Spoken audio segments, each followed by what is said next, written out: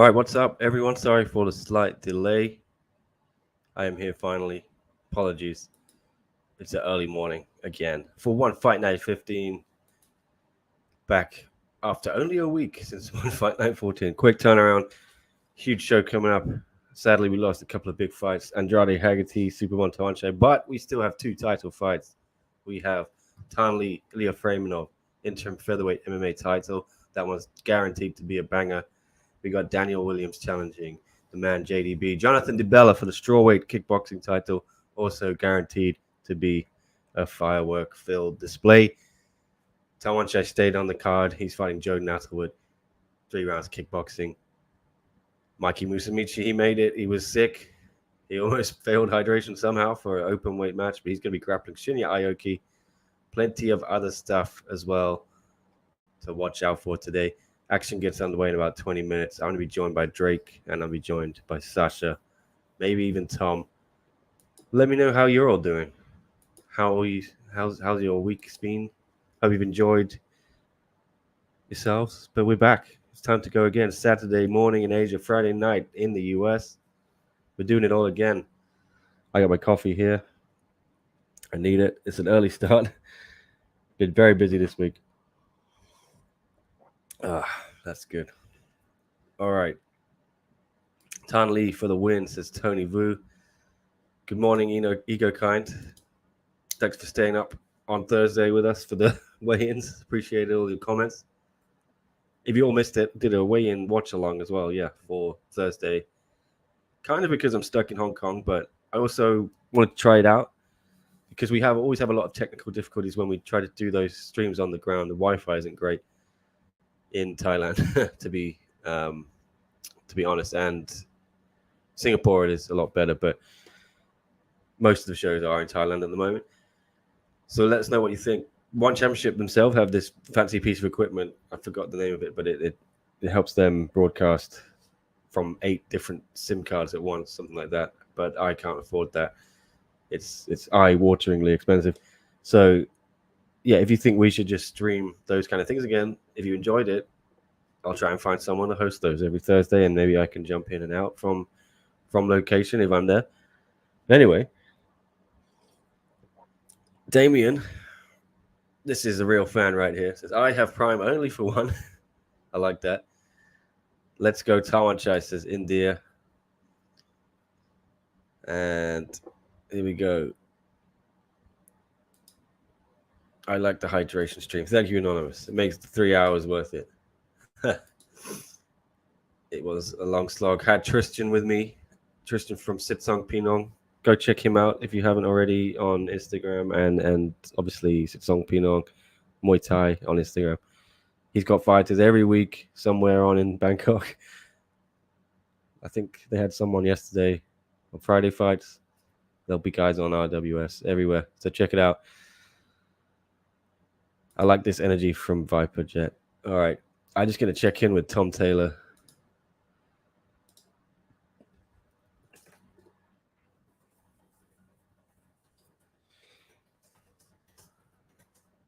See if the live blog is up and running. I think we have a live blog. So if you want to read along instead of just watching this, or if you want to do both, you can do it all. We got multimedia for you. Go to scmp.com/martial arts. There is a live blog here. Tom Taylor is manning this from the deep, dark woods of Canada. He will be pushing out content all day. But yes, I will jump in on the blog as well, but hopefully Tom can come in here. John is on the ground in Bangkok. He will be doing a lot of social media, so keep your eyes on our Instagram, Twitter, YouTube. There'll be post-fight interviews from John. It's all the same. We'll try and keep it going. Apologies I'm not there. I'm still in Hong Kong because of the Asian Games. I have to work. I have to cover that for SCMP. Closing ceremony is tomorrow, though. Water is good. Right. Is it true Chatrian 1 tried to absolve Bellator but backed out? I don't know. Actually, what's going on with Bellator at all? It seems quite strange. Are there any beautiful women on this fight card? Asked Pan Purdue. I only tune in if there are beautiful women like Danielle Kelly. Well, maybe Celeste Hansen for you, Pan. She's got a bit of Instagram following. Go check her out.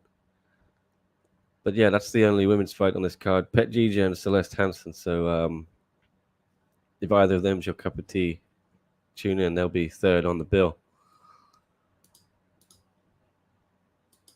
But yes, that fight was added 2 days out before, which is crazy to me. And there was another fight added 2 days out, and I did not know who either of these guys were.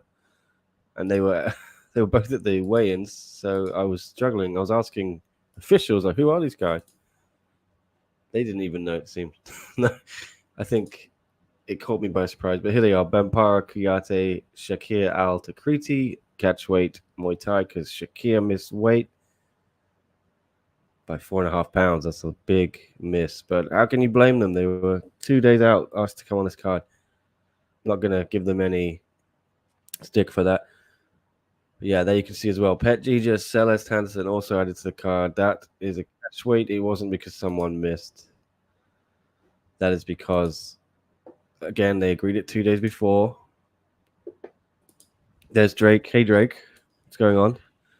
What's going on? Do I sound okay, Nick? You sound great. Awesome. I am in the mobile studio here in my nice San Diego hotel room, as I got this good curtain background here. And yeah, I got the mic positioned.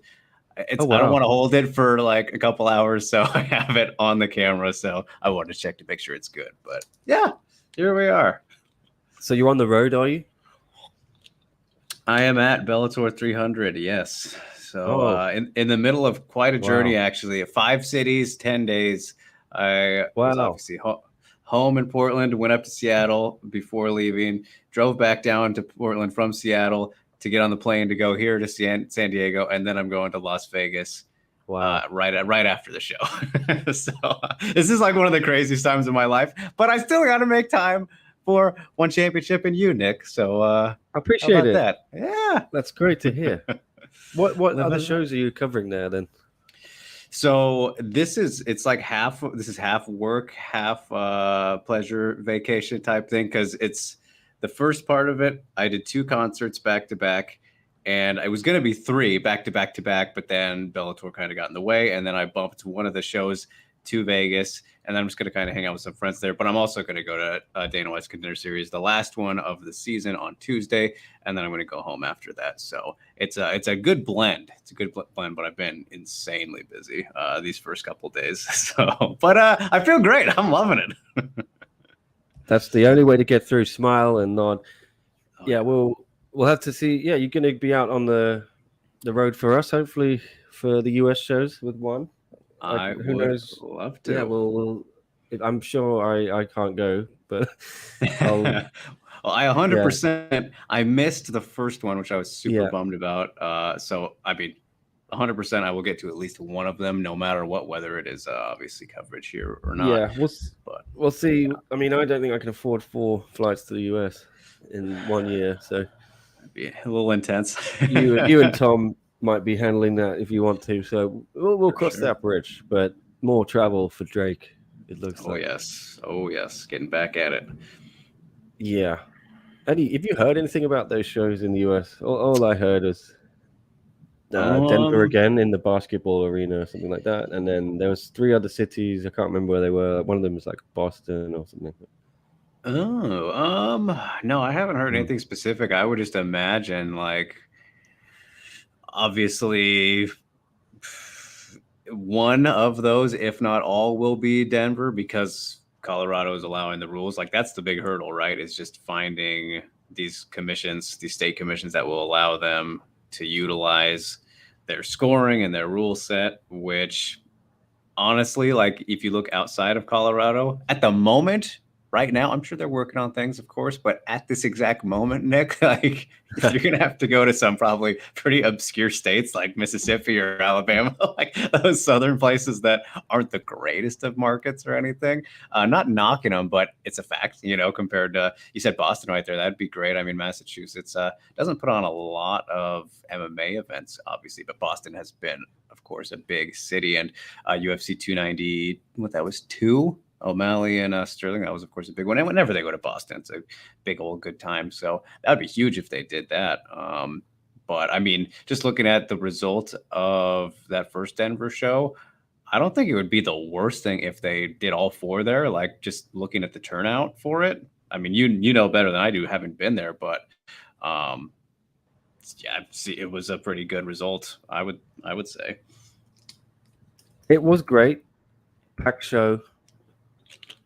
3,000 or 3,500, I think it was, something like that, maybe 5,000. Can't remember the exact number. It was sold out weeks in advance. The crowd was really hot, legit hot. Whatever anyone tries to tell you, it was very loud. I was surprised. Yeah, I think everyone in one was quite surprised by the turnout, but very nice, very nice. And I can't remember the cities they're going to, but some of them were interesting.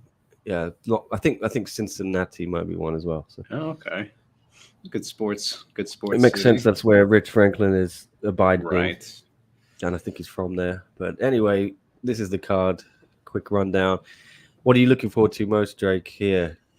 Ooh, you know what? this might be. I'm not going to say this is number one, but I'd say a comfortable number two. But our late fight here, our day's notice Phetjeeja returned, just because I love her. You know, she's great. She's very talented, very fun to watch. The queen. Yeah, getting kind of a surprise appearance from her.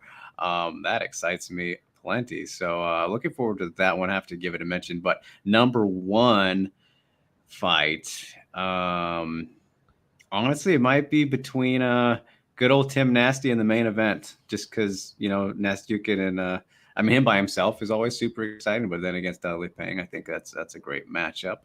And then, I mean, it's same thing with Tan Lee and Ilya Fremenov's fights. So putting them together is kind of like just waiting for a bomb to go off. So I know no one ever likes when you pick the main event fight, but I mean, this is one of those where you can't really argue against it, I don't think.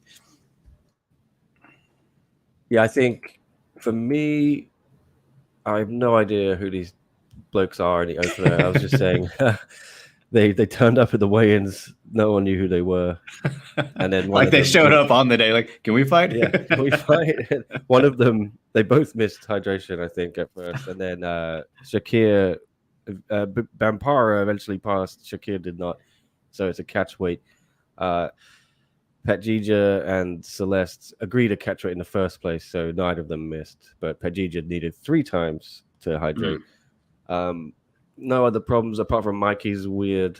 That was so strange. I don't know what happened there. Really, just drink a load of water, right? It must be something to do with his. He was very, very, very sick from food poisoning, and I thought maybe he's just still dehydrated, which can happen. Right. And I think having electrolytes doesn't. If you drink electrolytes, that doesn't help in some way with the testing. But Mikey eventually passed, so. Strange one. I'm looking forward to JDB and Daniel Williams and Tanley Ilya Fremenov. I'm gonna be honest. Yeah, the rest of the card, Joshua Pasha and Mansur Malakiev. I'm intrigued to see who wins that. I don't know if it's going to be the most exciting fight because I think Mansur is probably just going to try and wrestle him. Let's see. Joshua's always exciting. So for me, yeah, those 2 title fights are the ones I'm most looking forward to. I love seeing Tawanchai always as well. He usually brings it and mangles someone's arm or leg. And yeah, Zhang Li Peng and Timofey should be fun. Hu Yong and Echo Ronnie always bring it as well. They're fun to watch. Yeah. Phetjeeja is a KO machine. And I don't know too much about Jin Tae Ho and Hiroyuki Tetsuka. So the first couple of fights are going to be I interesting. mean, hey, maybe they'll make some good first impressions. Obviously maybe we're not alone. maybe Bampara is about to stamp his name all over the history books. And in a year's time, he's the future lightweight champion, something like that. Who knows? You never know. You never know. Could be Reggie Ursul's next title challenger right here in the opening fight. Who knows, guys? What limb do we think Toronto is breaking?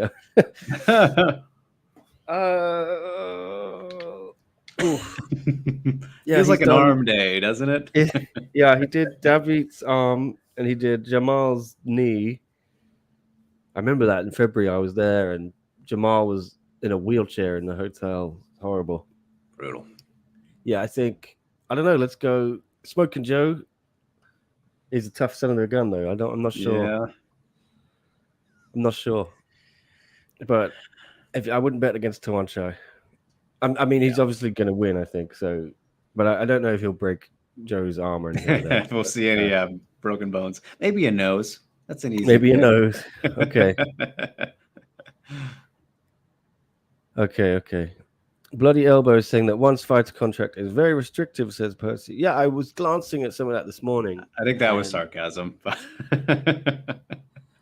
Oh, really? I mean, from what I saw, I mean, I've been super busy. I saw they posted, what was the Adriano Moraes thing on, was that yesterday? One of these days this week. I mean, it looked very, very like short, like a very brief contract, which is why I think it was a sarcastic post. And just knowing Case, shout out to him, Case Hartz, who runs the social media page, she's that kind of guy. So, but I don't know. I mean, we can look at it. I mean, it's caused a huge storm where everyone is saying, "Oh wow, one championship contracts are horrible," and Chatri is like, "Yeah, I don't think he's happy with that." Interesting. Well, maybe we'll ask him. I could have missed something too. So yeah, I think it's legit. Like everyone is ripping it apart and analyzing this contract from Adriano. Well, I did. Oh, okay. Yeah, I missed the timing and that stuff. I just saw that it was Adriano's thing, and that people were like complaining that what he was getting like 50,000 for like his position, and so I don't know. I definitely did not look at it close enough. But give me 1 second here, Nick. My battery's done charging, so I'm gonna do those. Well, Adriano responded to it. I'll just read out what he said. First of all, I haven't worked with my ex-manager since 2019. And I'm very grateful for the years of work. Since then, I've always negotiated directly with one. I believe this is the difference of the organization that facilitates communication with the athlete. One has always treated me well and has always paid me very well. I'm living the life of my dreams and I'm financially secure. Let's be aware of fake news. Take this opportunity to thank Chatri, who is one of the most generous people I've met after my mum, of course, LOL, and one for being my second home for so many years. Grateful for every second I've been inside the one circle and had the best support an MMA fighter could have from an organization. Big news coming up. Doesn't sound like Adriano is too unhappy with his current deal. And yeah, I'm sure there are some fighters who are on bad deals in one. Mm-hmm. But a lot of people were bringing up the Friday Fights contract that someone had, and it was a one-fight deal. And so what do you expect? It's Thailand. And that's actually more than most people get it's more than anywhere pays in Thailand, that deal. And it pays someone's gym fees and food and accommodation for months. That is the whole point of it. It's Thailand. It's not going to be 15,000 US. You know what I mean? It's going to be like 3,000 max. It's just the way it is. Yeah, I mean the top argument I've kind of seen for that, and I don't know if you mentioned this when I was gone, but what the one I saw was I totally am blanking on her name, but I think that the Chinese girl, or that young prospect who fought a couple of months ago, she ended up winning. But the argument against that is like, well, if you're gonna call yourselves, a top MMA promotion in the world, which I think it's fair to say one is, then it's kind of if you're gonna criticize one or the other between like them and UFC, you got to be fair about it, because that is extremely low for the top, right? The best, biggest promotions in the world. So I think though it's more comparable to Dana White's Contender Series. It's yes, yeah. Friday Fights is not the main roster, and the bonuses are smaller than the main roster. It's essentially a farm, or whatever you want to call it, a system. It's, the feeder system. Yeah, Right. purses are lower, bonuses are lower. You win a contract Outside of the main events, though, right? Because I mean, Malik and Bullar was on Friday Fights earlier this year. But that right? so if you're on a Friday Fights, but you have a main roster contract, you still get your main roster pay. Okay. I was told. I asked. So Sexan was on that show after winning a main roster contract, so he got his whatever his fee he has now in his main roster contract plus a bonus. So he did pretty well out of that fight. He got, I think at least he got a 50K bonus or something. I can't remember. Not bad. Look into it. But yeah, either way, these guys are making more money than they ever did, ever before in Thailand. Look, Sexan he was selling fruit during the pandemic to make ends meet in the markets, and now he just bought his family a house and stuff. So yeah, it's a very different system than the US. I think one is not going to get away with paying fighters that kind of money if they started the US feeder system. That's it. I hope it doesn't look like I'm just defending them blindly, but if you go to Thailand and you know the scene there, like the money in Friday Fights is way above anything you get anywhere else. And everyone wants to fight on Lumpini. That's just a fact now. Anyway. Don't tell it to Kent. No, I blocked Kent. Yeah, he got blocked. I know. Panperd is not happy. Celeste is not beautiful. The only reason to watch WMA now is how good looking the women are. Neither are good looking, it's just bad. Wow. MMA. It's Muay Thai as well, Pan. So Strong disagree. Anyway, guys, the show's underway. So keep a browser open for us and watch along. Don't just close this stream down. Have some fun with us. We're here. Sasha's joining later. I'm not sure when, but I'm going to take this off the screen. There we are. I'm hyped for this. No better way to start your Saturday morning than with some fights in Bangkok when you're sitting in your room. Wicked. You wish you were there. Getting that extreme FOMO. Yeah. Missing out. All right, just chatting to Tom. Is our main man Sasha going to join us here? He's got his next fight lined up, Nick. He's taking the gloves off. Francisco Trinaldo, right? My goodness. Is that it? Yeah. Bare knuckle, game bred. I'm sure he'll tell us all about it. I might actually, I've been covering those, so I might actually get out. I mean, that card is pretty insane for them, top to bottom, bunch of wild fights on it. So that's good. That'd be awesome. Go, meet Sasha in the flesh. Mississippi, wow. Yeah, never been really to that part of the country. So that would be quite fitting that it would be for a gloveless MMA event. We'll see. Why is a solid step? Well, I'd go if I was there. I'd love some Mississippi action. Yeah. Why is this an open weight? Well, Shinya is 170 pounds. He pretty much walks around at that. So Mikey, it has to be open weight because Shinya's not going to cut 35 to get to flyweight. It's not possible. But it's what was interesting to me during Mikey weighed in at 154 pounds, which is 20 pounds above his usual flyweight where he competes. So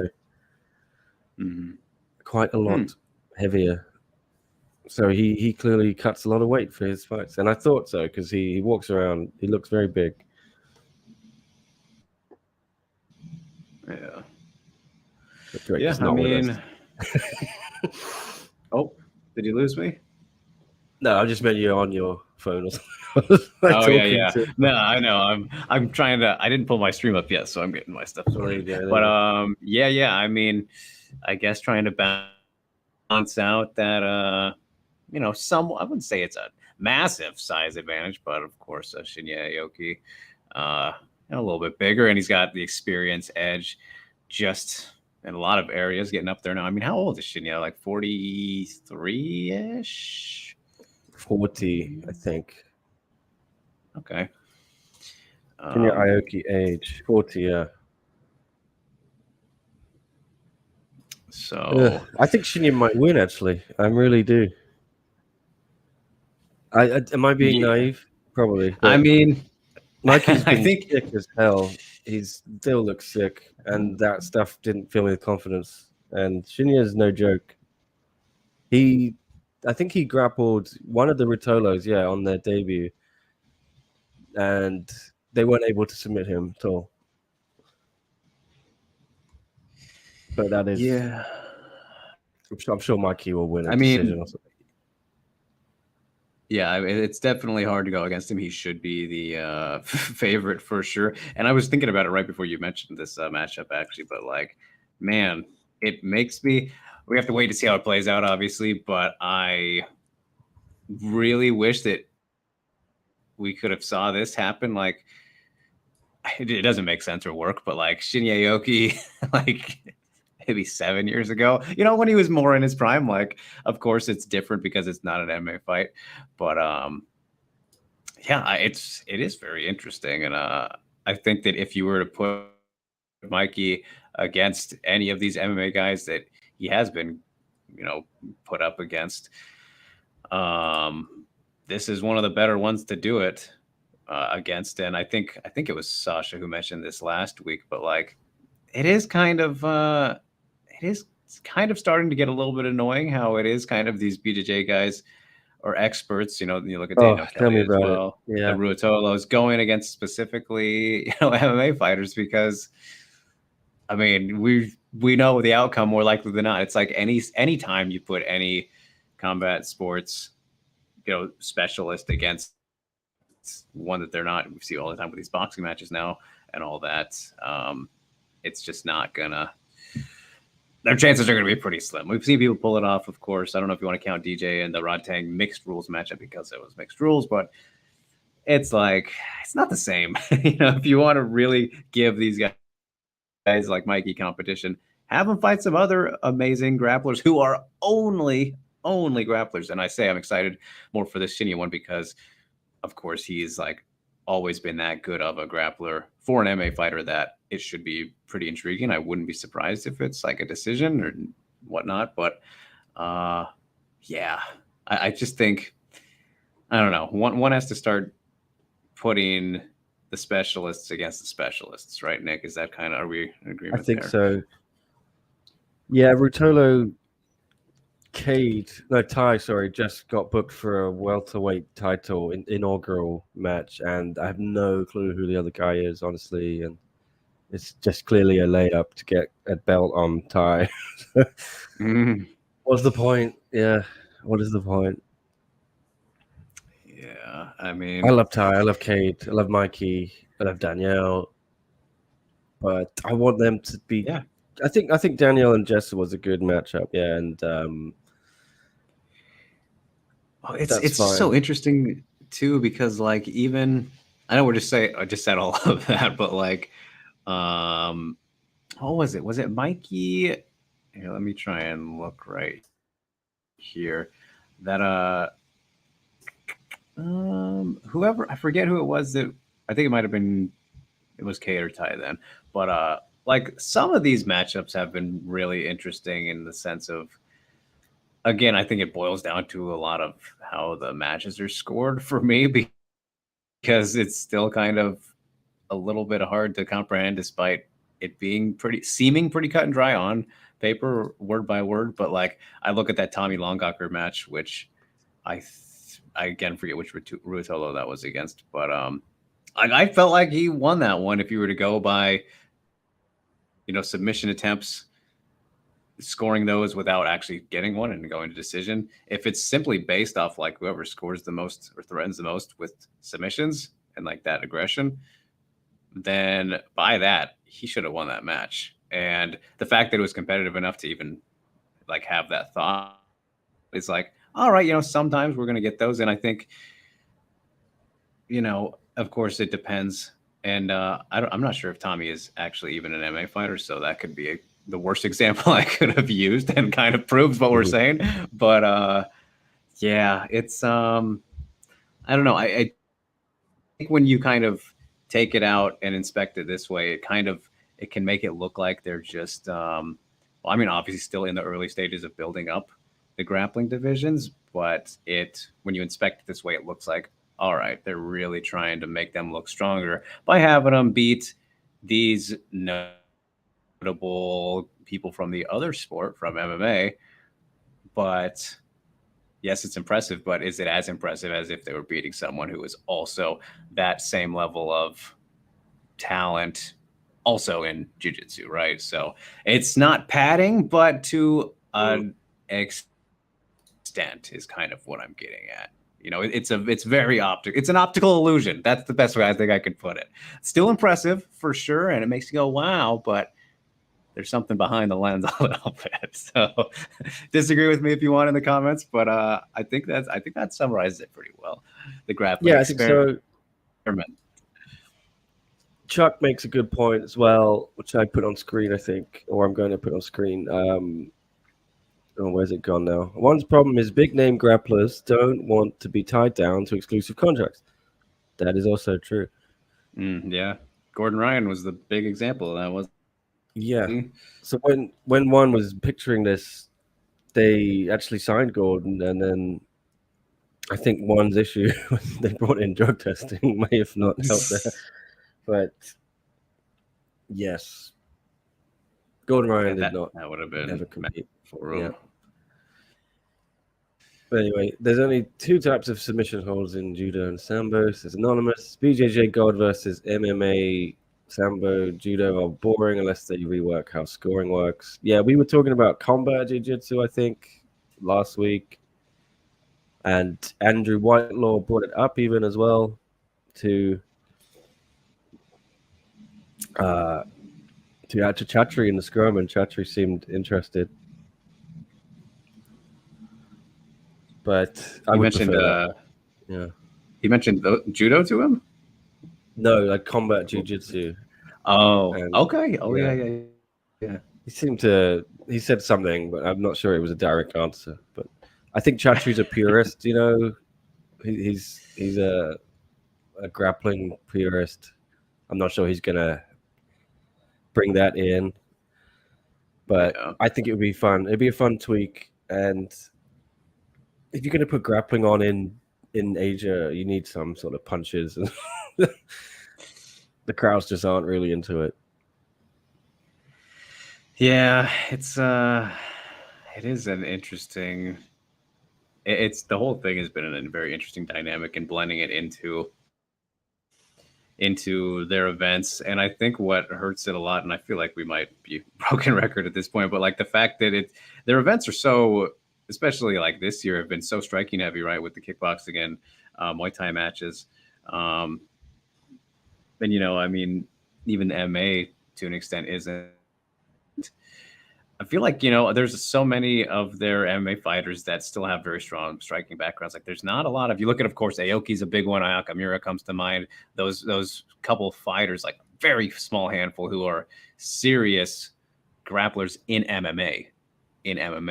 But a lot of like the one MMA fighters, of course, you look at Stamp now, are, you know, striking based. Like just, it's a very striking heavy promotion. So when you throw in the grappling, it's the break for a lot of people, right? Like as great as some of these, you know, champions now are, it just slows down. It slows down the pacing unintentionally. And again, I still really enjoy like grappling matches just in general, despite my confusion a little bit about how these ones are scored. But I totally get why it's why we get complaints every single stream, right, Nick? Yes, exactly. Here we go.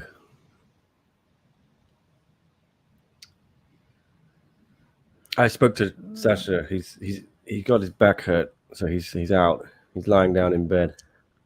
Oh, yeah, he's got to be you got to heal up, rest up for it. Gotta heal up now that he's got his next fight booked. Yeah.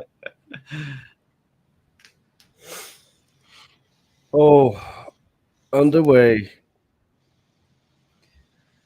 These are the two lads. Yeah, I had no idea who they are. So put on a show, guys. Just let's do this. Yeah.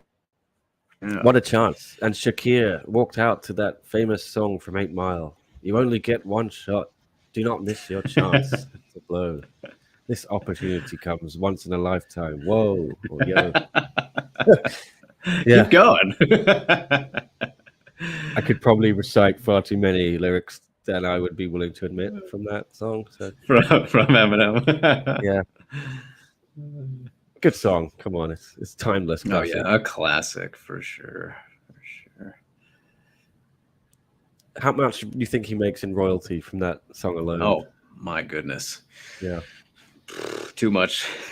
Too much. Like, that's one of those songs, if you can get just one of those, that's going to be on the radio forever. Like, not bad. Set for life. Yeah, not a bad deal. And like, it's one of those two where you got to play it at every single show you do now for the rest of your life. You know, people will be upset if you don't. It's like Freebird. It's like, one of those songs. Do we think Tawancha is winning by KO? I think some sort of finish is coming, yeah. Yeah, not a terrible bet. Tawancha by violence with his legs. Mm-hmm. I thought one solved the problem of weight cutting. Oh, Kuyate down. Oh, yeah. I'll get back to Percy soon. Let's see how this goes. 1 minute left in the first round. Early trouble here. Is swarming. Referee breaks them up.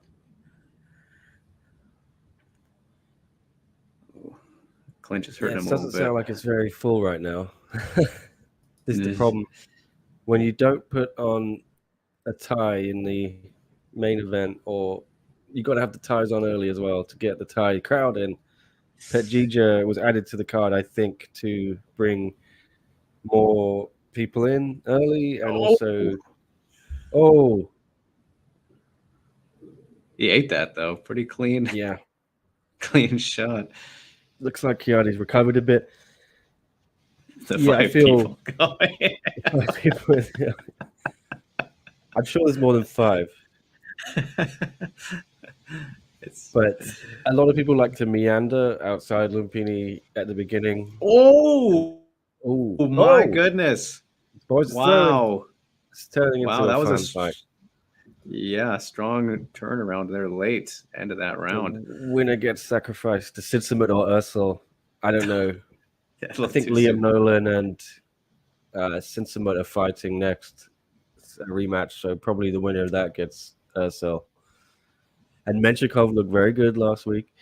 Rungarawi, I still think is going to be around in the top part of that division. One's been having a lot of catch weights lately. Yeah, the thing is, Percy, when they bring in a late notice fights, it's hard to get people to cut weight, right, on a few days' notice, obviously. So they have to agree the catch weight. And if you look at Friday fights, a lot of the fights on there are just catch weights. It's not because people miss weight. It's just they put them together so quickly. Mm-hmm. But yes, there's always a few misses. To be honest, it's better than it was at the start of the Prime Video era when there was about 10 people missing every week, it seemed, when I first started covering those Prime Video shows. Now it's 1 or 2 max per week who fail. I mean, a lot of people will fail their first attempt but then get it down. But I think a lot of people use this stick to beat one with, the sarcastic, one solved weight cutting. I don't think they're trying to solve weight cutting per se. Chatri might say that or whatever, but I think their main, having spoken to the doctor there, it's more about just we don't want people doing really bad weight cuts. And I think it stops that, to be honest. I've seen a few people, though, who have done bad weight cuts in one and still made it. So it's not solved it. No, it has not solved it by any stretch of the imagination. Like Superbon looked really bad for his last fight with Tayfun. He was pale almost. And it happens. Yeah. Oh, my goodness. But here we go. This fight is quite fun. Yeah. Yeah, they are. I was skeptical, Drake, of Kuyate and Shakir. They're flying all over right now. They are. Freaking almost went out of the ropes. The thing is, even if one puts together short notice fights, I think they do it with the best intentions of making a fight that's good. If it's Muay Thai, they know they get people they know are going to fight. And one's whole system of Muay Thai is encouraging people to just come forward. Yeah. If you watch Friday fights, you'll know what I mean. If you watched last week's event, you know what we mean, because the refs were a little bit antsy. They're very antsy, yeah. If there's any hint of inactivity, it's quickly stamped out. No pun intended. Yeah. Or pun intended. Pun intended. Yeah. What do you make of that stamp? Because the post-fight, she said the doctor told her that she broke Ham's arm with the kick, with the Tawanchai kick, and then that story kind of blown up a bit on our Facebook. And did she say which round? No, I think after the fight.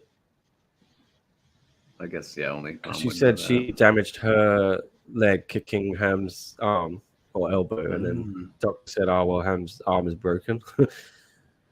Wow. Yeah. Yeah. I mean, not super surprising. I mean, it's just kind of even more impressive. I mean, I'm still kind of speechless just thinking about the fact that she did finish that way. But yeah, I mean, she hasn't posted a whole bunch. So I don't think from what I've seen, but what I have saw, it seems like she's still, I was kind of speculating last week if it was like, a loss. She's been saying she'll end her career in one. Wouldn't have been surprised if she would retire off a loss, but she doesn't sound from the very, I think I've only seen her one post. I don't know if she's posted more since, but her like immediate reaction didn't sound like she wants to, or any hints or indications of that. So I would of course love to see her continue, but obviously now we got to wait for the arm to heal up. So we'll see. I think she'll be back. She seemed to indicate that. Yeah. Like I said last week, I think she still beats everyone in that division other than Stamp was the one and Angelo, where I thought, that's going to be interesting to see. But she's beaten Denise twice, and Denise is probably next in line. She's her against Jingnan, maybe. If Jingnan wants to come down to Atomweight, would be a good title eliminator. Yeah, I think Tiffany Teo's floating about in the division. Jihin got a win over Jenilyn Olsen. I think I like Jihin. We were meant to have her on the show ASAP. I'm trying to get her. She's the best. She's just so fun. That kind of sucks for her though now, because like it's your friend and teammate is now the champ. You're like, oh well, I'd have to fight again. Yeah, I mean, not that she wouldn't, but like, of course, that always makes it a little bit harder. Yeah, you could do Jihin and anonymous. Like anonymous. Yeah, that's doable. I'd be fine with that. The problem is Stab is friends with everyone, so she's friends with Denise. Yeah, that's a good point. Friends with Jingnan. She's friends with Angela. I think she wasn't really friends with Ham, but not like there was beef or anything. Yeah. I think that, the biggest one is, of course, very clearly Panda dropping down and, doing another champ versus champ fight, trying to get 2 belts again. plenty of story there they could tie into all of that, but real big risk as Kuyate drops him there, or was that a trip? I might have missed it. Trip, it looks like. Anyway, yeah. Getting excited, Drake. Too excited. I know. I'm overexcited. So much going on. Yeah. What was I saying? Oh, and I just think that, I mean, Jingnan, even though she's getting older now, still don't think any sign of slowing down. Of course, the weird boxing match that she just had was not the most technical of performances, but wasn't exactly made out to be just that was what it was. Let's pretend that didn't happen. But in MMA, like that's a big test for Stamp. Not that she's not ready for those, because obviously, even though she lost, Angela did very well against her, and then beat So Ham and finished her. And I'm going to say this right now, Nick, and I said it last week as well, and I want to get your thoughts on it, because I think that win right there is the biggest win that Stamp could have possibly got in one. It's a bigger win than if she would have beat Angela, bigger win than if she would have beat Jingnan, because you look at just the entire career of Sohyam and the streak that she was on at the best, on the best stretch of her career, pretty undeniably until right then. And Stamp did that to her. Of course, I thought she was losing before that, but she went out there and finished her. She's the only person to really finish her, the only one by strikes, that is. The only other striking finish, again, I mentioned, was in her Ayaka Hamasaki rematch, and that was from her corner, throwing it in. So she had never been put away by strikes in 35 fights. I mean, I still can't really believe it. I think that got lost in a lot of the coverage, because it was just all about Stamp being 3 sport world champions, Angela giving her passing the torch. A lot of people didn't really focus, myself included, on that. I didn't know that. It's good to have such a WMMA expert giving that analysis. I should have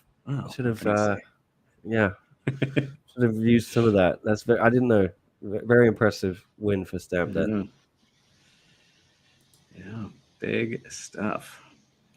Got a decision here. All 3 judges have scored this contest in favor of your winner by unanimous decision. Nick Atkin. Shakir Al-Takriti. I'm coming for your job, Tom Lau. Yeah.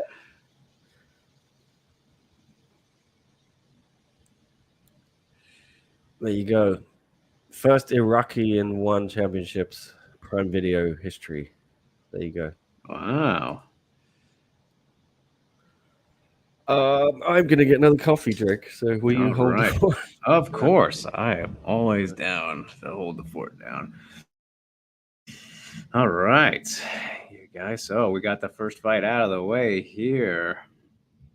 Bambara Kuyate taking the L in that one. Unanimous decision. Pretty fun fight, though. Well, last time we didn't pay a whole bunch of attention to it, but that's all right. We're just getting warmed up. It's the appetizer, as we get rolling here through the rest of this event.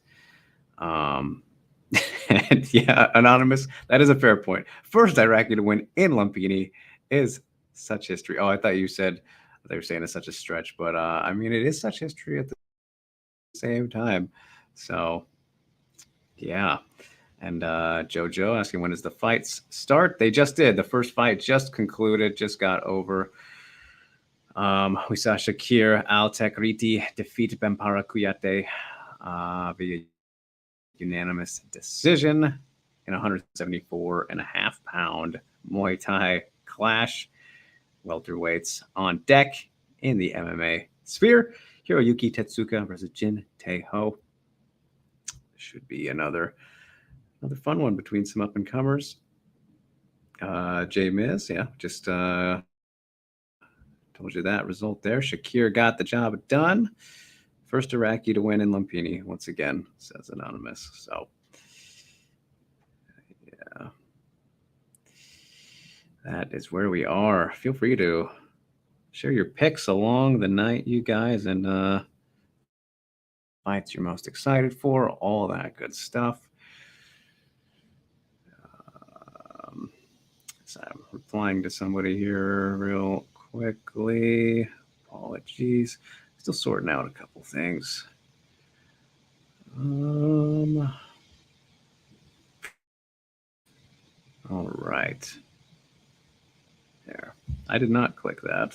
That was me. Back. I was like, what happened? You just love that bit of history. Yep. Yes.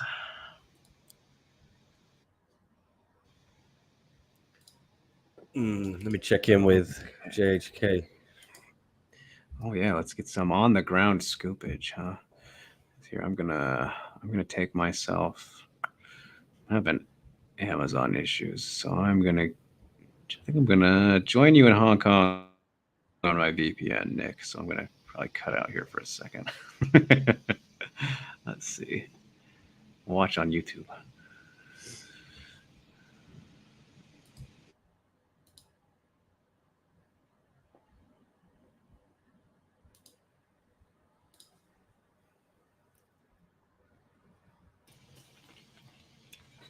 All right.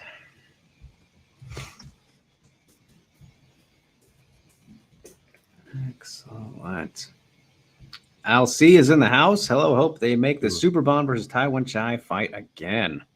Yeah, no, that was a bummer when that fell apart, wasn't it, Nick? Yeah. That was a big bummer. They have to remake that, right? I mean, say I think they will. Of course, yeah. Taiwan Chai is good. I think it could happen in Qatar, which is, from what I've heard, going to happen on December 1st. I've seen a few. Okay. I've heard a few fights for Qatar. Am I delayed on here? The image looks slower than I'm hearing back. Yeah, you are getting a little bit of response time dipping for some reason. Oh dear. I think it's because my laptop's running out of battery. Let me try and rejig some stuff. Could do it. I have this really bad. I know you're looking better. Yeah, the plug doesn't charge sometimes, and I don't realize till it runs down to like 3%, and then the laptop goes crazy. It's happening again. I might cut out, so let me try. All right. Do your thing, sir. Yes. What is Percy these saying power here? sockets in this room just don't actually work. Not cooperating. Yeah, there's like no power comes from them sometimes, and then I won't realize till it's too late. Okay, we're charging now. We're good. Yeah, yes. They're gonna do Taiwan Chai Super Bowl again. I think it's in Qatar, or they might try and get it there. But that's a very significant injury for Super Bowl. You know, that's a bad one. I hope he doesn't rush back because you want to be 100% to face Taiwan Chai. I don't think he's gonna. I think he's not even started fully training again yet. He's got another week of rest. So 2 months out from Qatar already, or we're already like less than 2 months. So is that perfect time? You said December, so yeah, December 1st, yeah, 7 weeks or so. Yeah, they should walk back. Percy mentioned, yeah, that is on the card. Yeah, I think that's the plan for Qatar. Well, Chatri says he wants it there. Sorry, and you put this up, didn't you, Drake? Yeah. Yeah, I mean, I 100% think that's great. Yeah. Yeah, I don't know, like who's the number one contender? Like who makes the most sense even for DJ to fight, like to defend against? I can't even think of anybody right now. I think they wanted to do Kairat, and then Kairat had drug positive. Yeah. Time to play the game. Jinte Ho walking out to Triple H. Love it. Oh, I got to turn my audio on. Oh, this is great. New favorite fighter. Yeah. I never would have thought I would have heard that for a one event. This is amazing. I forgot. I think he did this for his last fight, and I was also chuckling to myself.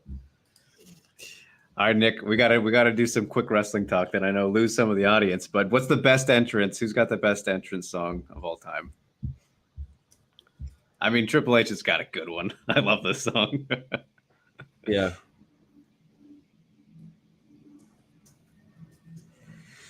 Let's see. Gotta think what I would say. I mean, Stone Cold's hard to beat. I don't know. It might be Triple H. This is a great one. This is a great one. Kurt Angle says Colleen. Yeah, Kurt's is pretty iconic. Yeah. Edge, I mean, just debuted for AEW. Did you see that, Nick? Crazy. I saw on Twitter. Yeah, I didn't see the show. I have too much work lately to watch. I know. Else. I'm not keeping up very much either, but I saw that and I was like, wow. Let's see. Yeah, somebody to choose from. Mm-hmm.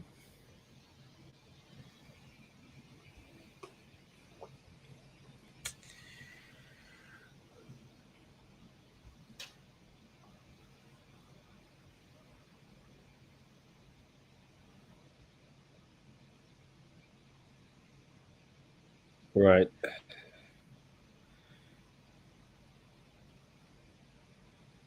Jonathan DeBella is the co-main event, Mariana. We have the whole card to go until then. So we're at fight number 2 out of, what is it, 10 or 11 on this card? Just getting started.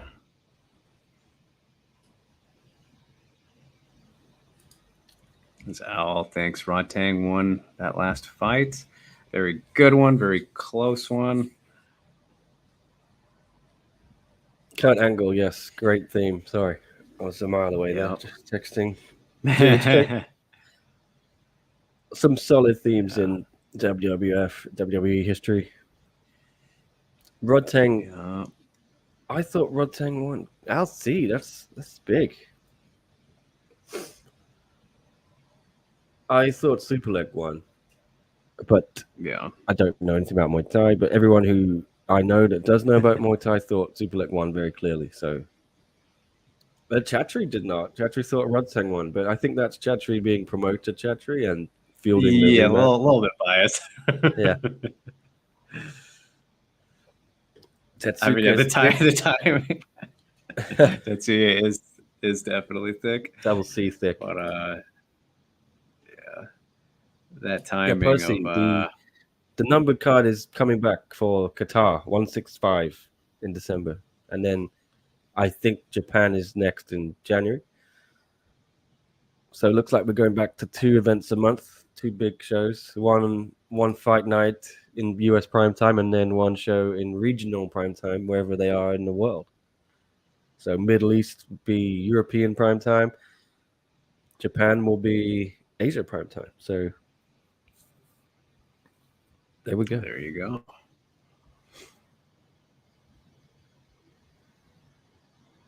When is Panpayak coming back? Well, Chatri told us they had offered Panpayak, Nabil, and Nane for 3 times, and he turns it down.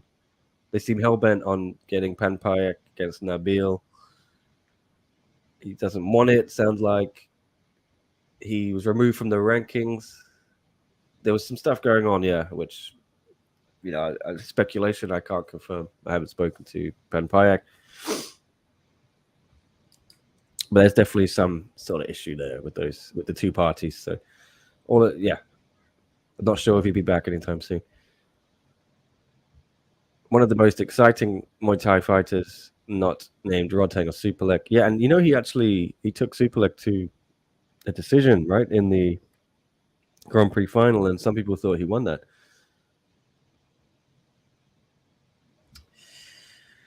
It was a split decision in Manila, December.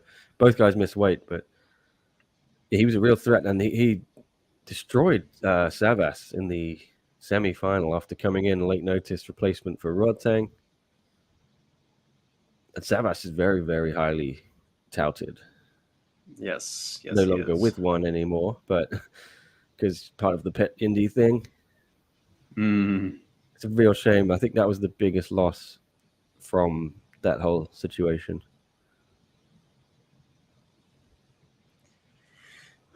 Early leg kicks out the gate here from Tetsuka. Thick Suka. He needs a nickname here. Yeah. But yeah, just spamming them to the outside of the longer man. Oh, a little bit of a Superman for Tetsuka. Tetsuka. Are we synced up Jojo. here? Yeah, I got we synced up. 350. I've got 348. Yeah. All right. Yep. we're We're synced. just perfect. I went to Hong Kong for my VPN. So Yeah, there we go. I can feel the connection.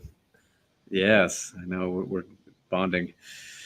Jojo, where are you in the world? Basically, if you're in the US, you need to watch it on Prime Video or slap on a VPN like Drake has. And then you can watch it on YouTube. Try Hong Kong. Yeah, it seems to work. Yes. I'm watching it in Hong Kong on YouTube. We don't have a TV rights deal. So if one has a TV rights deal in a country, the show will be on that broadcast partner's platform, whether it's TV, digital. If you don't have a deal in your country like Hong Kong, you can watch it on YouTube. So Gage Benson, I hope that explains for you as well. Mm-hmm. But Prime Video, if you're in the US, you can watch it on there, high quality. No shenanigans with VPNs and buffering. But I always enjoy the YouTube streams. Yeah, I'll flip flop. Every other event, it seems. I watched on Amazon last week, and now I'm on YouTube again for this one. So Tetsuka in the half here catches the kick to get the takedown. Now control a bit. Teho was threatening. There's kind of feeling it out still halfway through this first round. It's Gaia Nightlord, our man. Always love hearing from him. Yeah, I agree with you, Gaia. XMS, incredible KO, and agree with Ego Kind. Biggest loss for one, biggest game for traditional Muay Thai. 100%. Ego Kind was with me all the way on Thursday. I just want to thank him again. Oh, wow. With the weigh-ins, and we had Tristan from Sitsong Pinong, and those two were just going back and forth. And I'm going to have to get out to Sitsong Pinong gym next time I'm in Bangkok in November, I think we'll be. Pay them a visit. There you go. I think it's very close to the airport, apparently, 20 minutes. So maybe I'll get off the plane, grab my bag, go check it out. Get going. Yeah. Oh, my. Oh, wow. Jinte threatening really nicely with a Americana from the bottom here. I mean, that wasn't too close to a finish, but that was kind of surprising. A torque he was getting on that.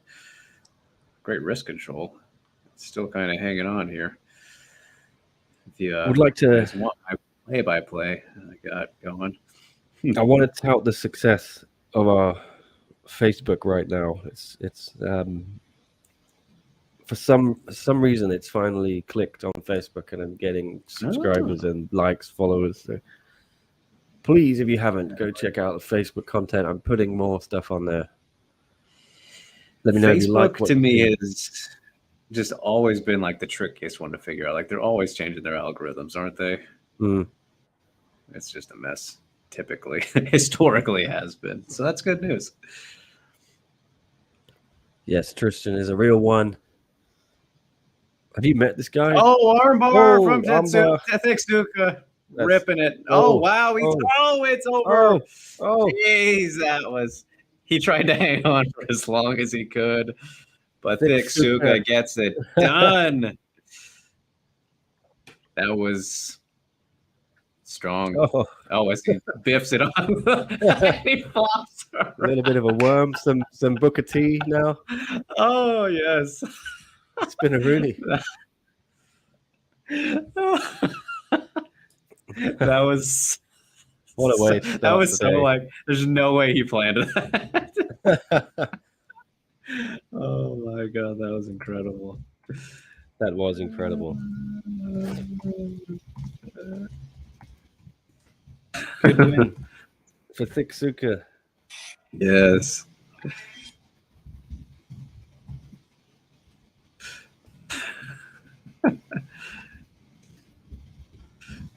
Oh my God, I'm like crying a little bit. That was so funny. I just did not expect that at all.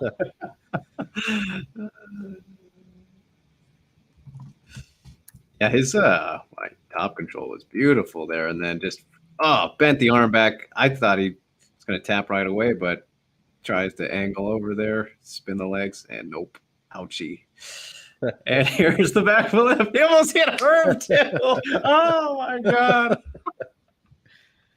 You're loving it. dude. Well, I mean, it's just so funny. You look at last week with with the Danielle Kelly's entrance, and then this. We're getting some good moments here. Yeah, that blew up, didn't it? So Dana commented on it and started using it to knock Espinoza and Showtime. Right. And then someone put it to him at a presser or something after an event, UFC event, and because Chatri was, someone brought up Chatri's comments about UFC having low-level striking, whatever.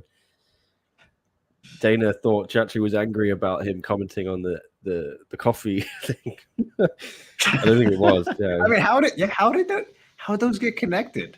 Right? Yeah, like I don't know. They got lucky that Dana was thinking that way, because Dana probably could have gone in harder and been very critical of one. But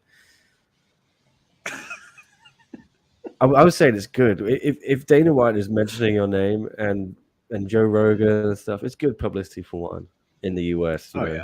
Trying to break into that market. And I mean, Joe was fully positive too, and he typically has been. But that really got me, dude. Wow.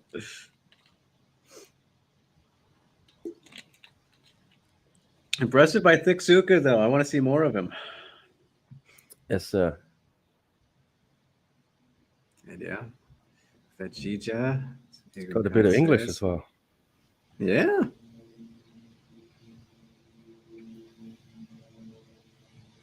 I remember his debut, actually. I think it was in Singapore.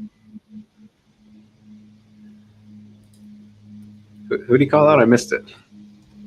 I missed it too. His nickname is Japanese Beast. That's not as good. Tetsuka. I'm going to try. I'll interview him after this. I'm going to convince him to change it. Yeah, he beat Edson Marquez. That's a big win. He beat Tani, too. In January last year. Beat Aguilantani. He's been in one for a little bit. How have I been missing or not remembering? So much going on. It's been a while since he's been. Oh, yeah, he hasn't fought at all this year until now. Yeah, he's been out for a long time, almost 2 years until this. The Japanese Beast.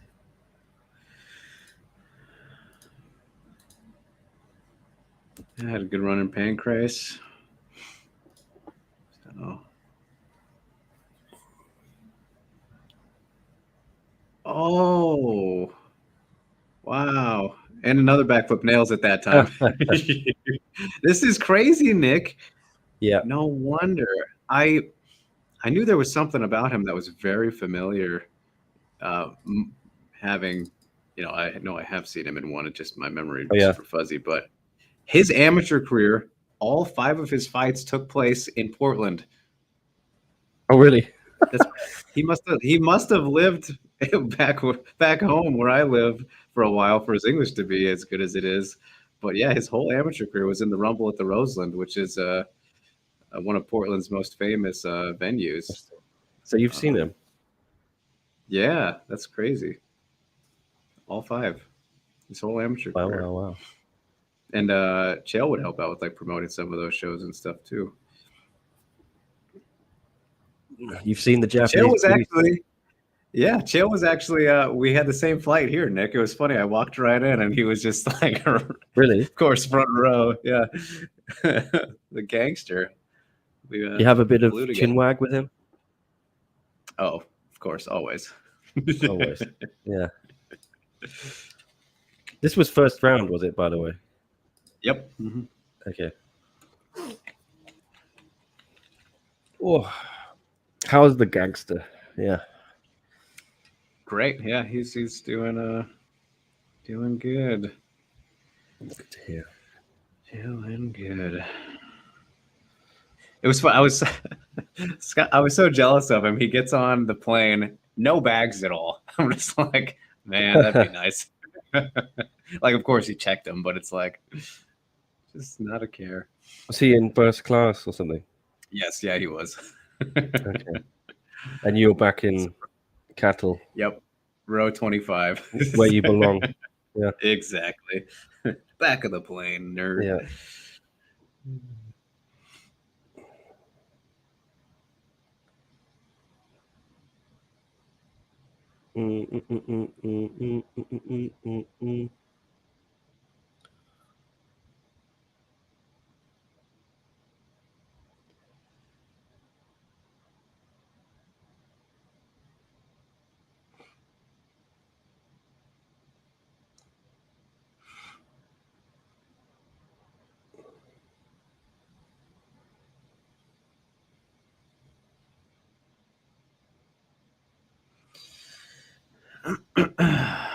Alrighty, you guys. So we're advancing on now.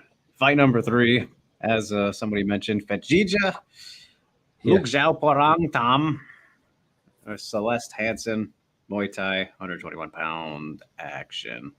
Celeste the best. Celeste the best.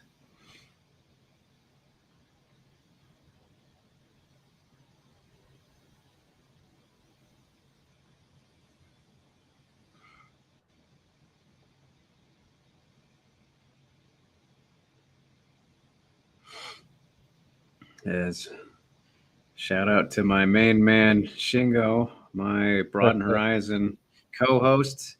He has arrived here in San Diego now. He just got into the hotel, so might go grab a brewski with the fella after this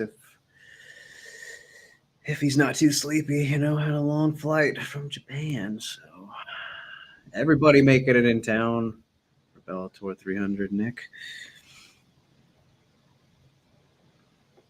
could be one of the last shows. Nobody knows. Could be. Nobody knows for sure.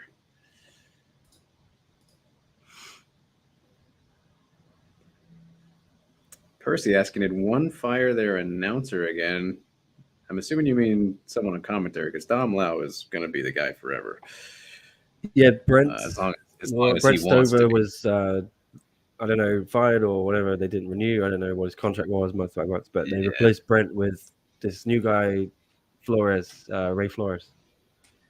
He used to be, or I mean, I'm sure he still does do announcing as well. But yeah, this is like his first time I've heard him do commentary. It's been for one, and he's been doing pretty all right. Yeah, he's a boxing guy, and he's done a few. He does a lot of big boxing fights, and I think they want that type of voice, for America. It's fine. Mm-hmm. I like Ray. He's a cool dude. I think his Muay Thai knowledge, like me, is limited, and kickboxing, but he's getting to know it. I still say it every week. I want my man Michael Chiavello back. Yeah, he's all over all these sizzle reels and highlight packages because for a reason, yeah. Unfortunately, I don't think that's happening. Yeah.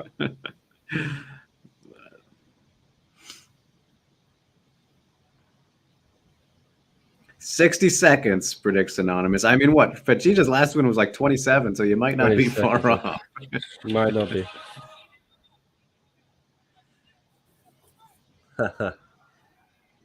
Yeah, here's the highlight right there. Just slaughter.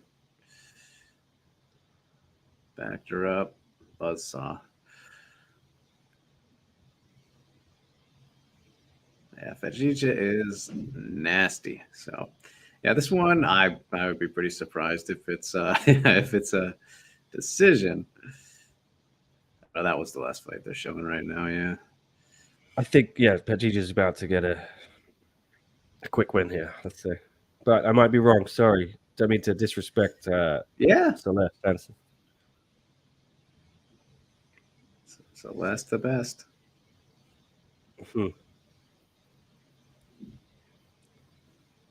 Oh.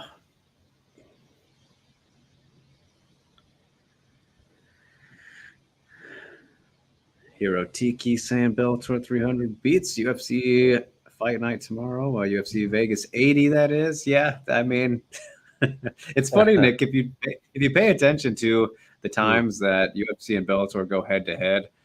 Well, I did a story on this actually in like a couple of years ago, but from like 2018, 17-ish to now, like if you look at every single time they've gone head to head, Yeah. Bellator's cards are always like way better, like on paper, you know, like the way that they're stacked. And I asked Coker once if that was like by design, and he said no, like that it just kind of shakes out that way. We don't pay attention to what they're doing. I'm like, it seems like you definitely are. Seems like maybe a bit of a deflection there, but yeah. Yeah. I feel for Bellator. It's just they put on some great cards, in my opinion, but it just something doesn't click, and they cannot grow their audience. You know what I mean? And it sounds like they're going under. What have you heard about that? Is that just an open secret? Yeah, pretty much. Like at first, when it like first kind of came up, it was like the things that it seemed I talked to both sides, you know, kind of things, sources and whatnot, and it was kind of like, no, not. One side was a little bit more defiant about it, but then the other was like, no, the money being involved is way kind of too much kind of to organize. But now it is, from what I've been hearing, it's sounding a lot more like just, I don't know how to describe it. I guess, yeah, finalizing kind of the loose ends, because I mean, really, you just look at the schedule, Nick. Like they only have this event tomorrow on the schedule, 301, which is, I'm pretty sure that's next month. That's all they have planned right now, and I'm assuming that ideally you would have ended it here because 300 perfect number, all that good stuff. We're gonna do 4 title fights, and now we're down to like 2.5. But I think it has to do with like these fighters being owed fights out of their contract, right? Like especially the champions who they have to finish up, and then presumably they can negotiate better rather than just getting completely absorbed by PFL, like we've seen when like Strikeforce is bought and WBC and stuff like that. So yeah, sounds like it's all over. Yeah, unfortunately, I mean, it's crazy. I mean, you never know. You never know what can happen, but you never know.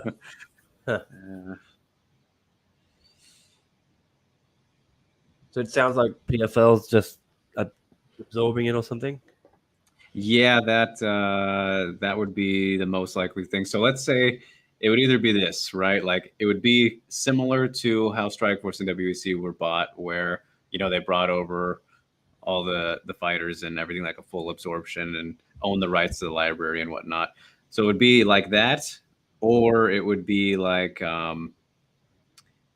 somehow the fighters are just kind of free and the promotion is kind of gone, but then PFL would still take all the rights to Bellator type stuff, you know, so like the history, like the library, they would have then all like the past fights, and they could own those essentially, you know, like how AEW bought a Ring of Honor, if you remember that happening. Okay. Like, last year or something. You've always got to make it about wrestling, haven't you? I couldn't help it. It's the first thing that came to mind.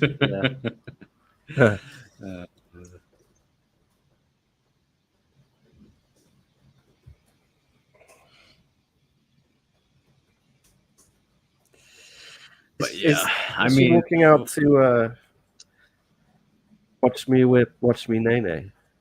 I like that. Is it? I don't know. There you go. Bust a move. I know the dance. I never remember like hearing even that song, so I don't know if I don't know if this is it. Of course, I know about the dance and all that, but yeah, this was quite the craze 5 or 6 years ago, I think. Mm-hmm. Alcy upset, saying mad Bellator is a better product than PFL. I mean, yeah, it's there's still some things PFL's got to work on. Specifically, the big one is their pacing is just oh, it's a nightmare. Watching those events and being there, unfortunately, they're just so slow, man. Like, Really? oh god, it like sometimes there's like 20 to 30 minute breaks between fights. Like, it's just unnecessary. A lot of exposition, a lot of desk talk. Like, man, we don't need all this. Just get to the action, please. Yeah, I thought one had some pacing issues last week as well. Chattery said they did. Yeah, He yeah, admitted last it. week was a little slower. Yeah, But I Yeah, think I mean, that was that just because one- there were so many finishes that were so quick. Every fight was finished apart Oh. from Lineker, Loma. I disagree with that though, because like that was like a 6 hour stream we did, and then but the past ones, couple before then, like when I was doing them with Sasha, just me and him, we would get maybe a decision out of those, if you remember, Nick, like for 12, 11, 10, Yeah. like kind of those ones. And they were like, we were doing 4 hours. Like, they were pretty quick. They shaved off 2 hours. They added 2 hours last week somehow. Yeah, I don't know So- what happened. Maybe all the Angela stuff took up some time, and Yeah, that was definitely a big chunk, but still, I Yeah. don't think it should have been that much time. I don't know. Because, I mean, yeah, they're typically around these 11, 10 fight cards. So, I mean, this one's moving at a nice pace. I mean, two fights at a minimum should definitely be fit into an hour. So we got that going. But here we go. Phetjeeja, Celeste the best. Underway. Take the center of the ring. Pawn out the jab before a right outside leg kick from Phetjeeja. No colorful hair this time. A little bit bummed about it, but we'll let it slide. Oh, backing her up in the corner early. Phetjeeja. yeah, Olivier, he caught some criticism from Chatri after the special rules fight. Yeah, it was. But I don't blame Olivier. I don't blame Olivier for that. Yeah, the rule set was weird. Yeah, I think it was a bad matchup as well. And it was new. I mean, hammer fists in boxing is weird. I mean, my biggest issue with those kind of controversies was the fighters are not allowed to call their own timeouts. That was my issue. Like, what are you doing? Don't let them do that. I think Olivier was hurting a little bit. He holds himself to high standards. Yeah. I usually agree with everything, a lot of his decisions. Some people don't, but I think he gets it right a lot of the time. Mm-hmm. Some people hate him, I understand. If you're a referee, people are going to hate you. Like some people are going to love you. Phetjeeja ripping the body nicely here. I like how she teeps to the thighs there. You don't see that too often.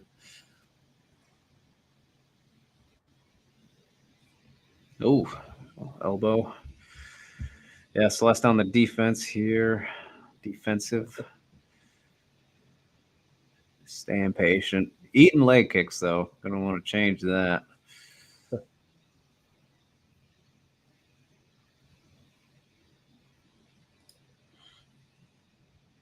Oh, man.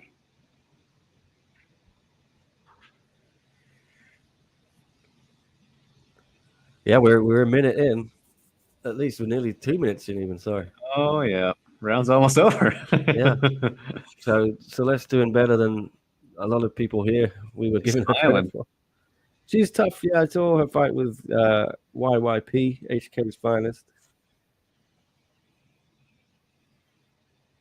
Oh, that was a stiff straight to the body. She's not doing much. Yeah, as Anonymous says, she's forgotten how to punch. Yeah, I don't know what her idea is. Try to tire Phetjeeja out by taking the absorbing the damage. Yeah. But she is smiling this whole time though as she plays punching bag. Yeah. I don't know what's going on right now. Interesting. Yeah, Al, there was a pre-agreed catch weight just because they didn't make it official till Thursday, I think. So no one's going to want to cut that much weight, right? But I think Phetjeeja came in at like 119. So yeah, I'm not sure, but I guess Celeste was not willing to go down to whatever it is. 115 is it? Yeah. Weight in one. Yeah. I think Celeste's game plan here is she wants to counter, but she is not. She hasn't found the timing yet. That's what those highlights kind of pointed out to me. Any update on Christian Lee? Percy asking, no update. I think next year he'll be back. Just had another baby. Congrats. The family gets bigger. Yeah, I think Christian. From what I understand, there will be some interim stuff soon. Oh, there's got to be for one of those divisions, yeah. Yeah. So keep an eye on that. I'm hearing some rumblings about some matches in Qatar, and yeah, some interesting stuff.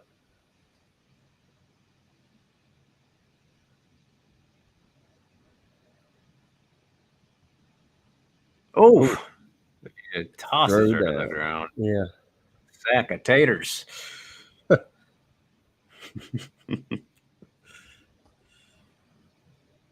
Dude, she's doing this approach, if you can call it that, from Celeste is just something. Something. She's she's just standing there and taking hits. Yeah. Yeah. It's the Homer Simpson, isn't it? Again. Yeah. She's wearing the crimson mask now. Another wrestling reference. Yeah, crimson mask.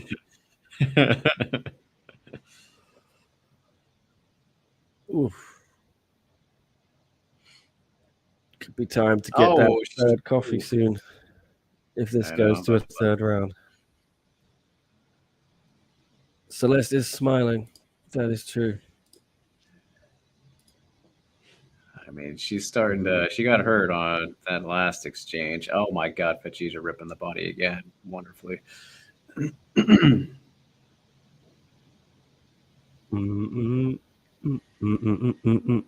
song is in my head now. Yeah. This is like, it's not a colossal beatdown, but this is one of those performances or lack thereof from Hansen where why don't you save her some trouble, because there's not a chance in hell she's going to win this. Just throw in the towel. Yeah.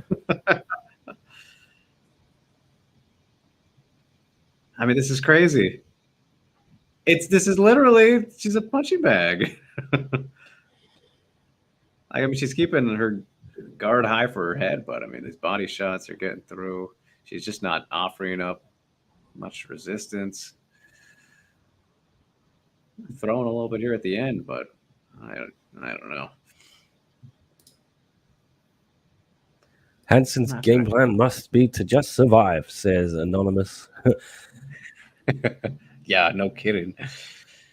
Percy saying, is Haggerty Andrade the last prime this year? It is not. I can confirm there's a December prime on the 8th or something like that. I can't confirm, but it's not official yet.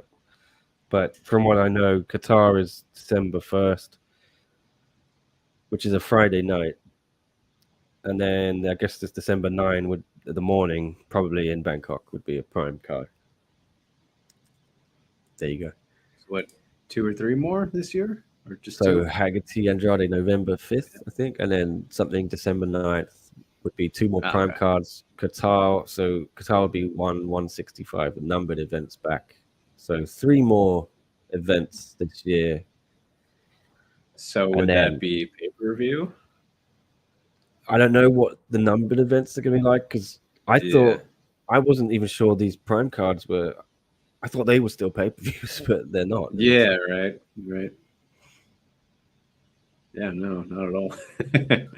Yeah, because I've been at the arena for all of them since a year ago. Last week was the first one I haven't been sitting at the arena, and then I had to pay for it on Watch One FC, whatever it is, a year ago for that first Andrade Lidica fight.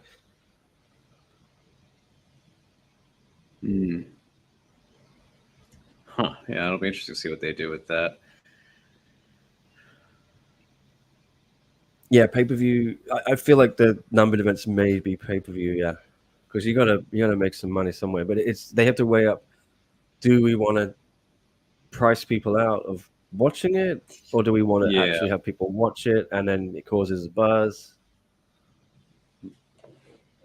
It's the I differentiation. think if they stack it sufficiently, they could drop a low price for it, like £5, $10, it might do well.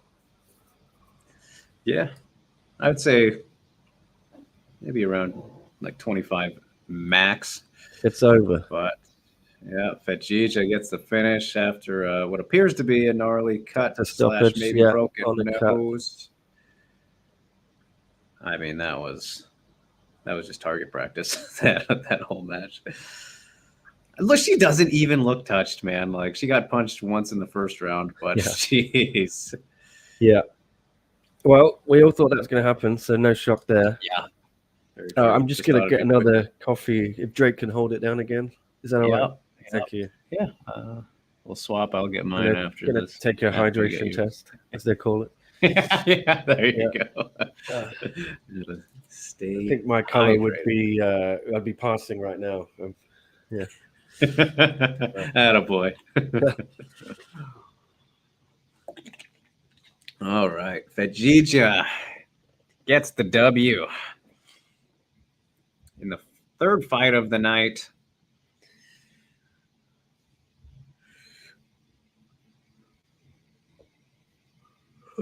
Excuse me. To get my Celsius after this, after Nick gets his coffee. But, yep, third round, doctor stoppage. Minute 1 second in.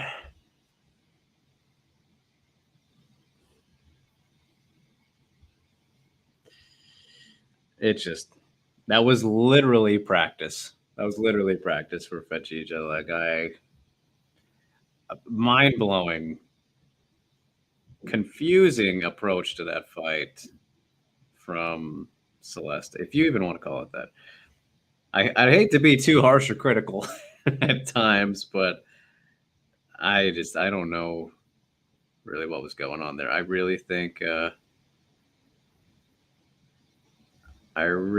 she was just trying to counter the whole time.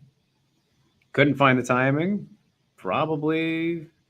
Not probably, but because Phetjeeja was just too quick.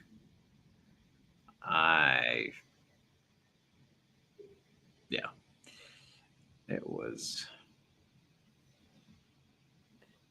a beatdown. A fantastic punching bag impression from Celeste. That's yeah. No, so I mean, this is one of those. I'm glad you mentioned this, Colleen, because entertaining performance from Phetjeeja, great win for her, all that stuff. Not a good fight though. You need competitive action to make a good fight. Of course, high level skill, all that good stuff. Most importantly, competitiveness, I would say. So no, not a good fight at all. I mean, by those standards, yeah, terrible fight. Great performance though from Phetjeeja. Did exactly what you'd expect and want to do as any fighter. But yeah, as anonymous making a prediction, I don't think Stamp is returned to Muay Thai as long as Phetjeeja and Rodriguez are active. Yep, I think that's safe to say. Not just because those two are excellent, but Stamp also doesn't need to, or probably care to, anytime soon. Like, why would she go back to Muay Thai aside from wanting to hold belts at the same time?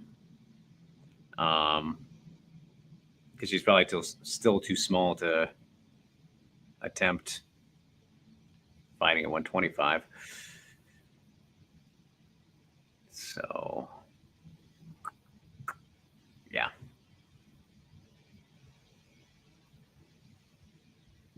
Anonymous. Say Hansen being from Fairtex. High chance. She could have won the decision if it went to the scorecards. My goodness. It would have been the biggest robbery of all time. Yeah, that would have been something. Ooh, good question from Percy. We talked about this last week. Do you think Smila Sandel will transition to MMA just like her teammate Stamp? I can hope so. I hope so. Smila Sandel is phenom of phenoms, of all phenoms. I mean, 18, right? 18, 19. And she is already one of the craziest talents on the planet. And her size for flyweight is ridiculous. Like, I hope so. And with the time and experience she's already racking up, I think it's very possible.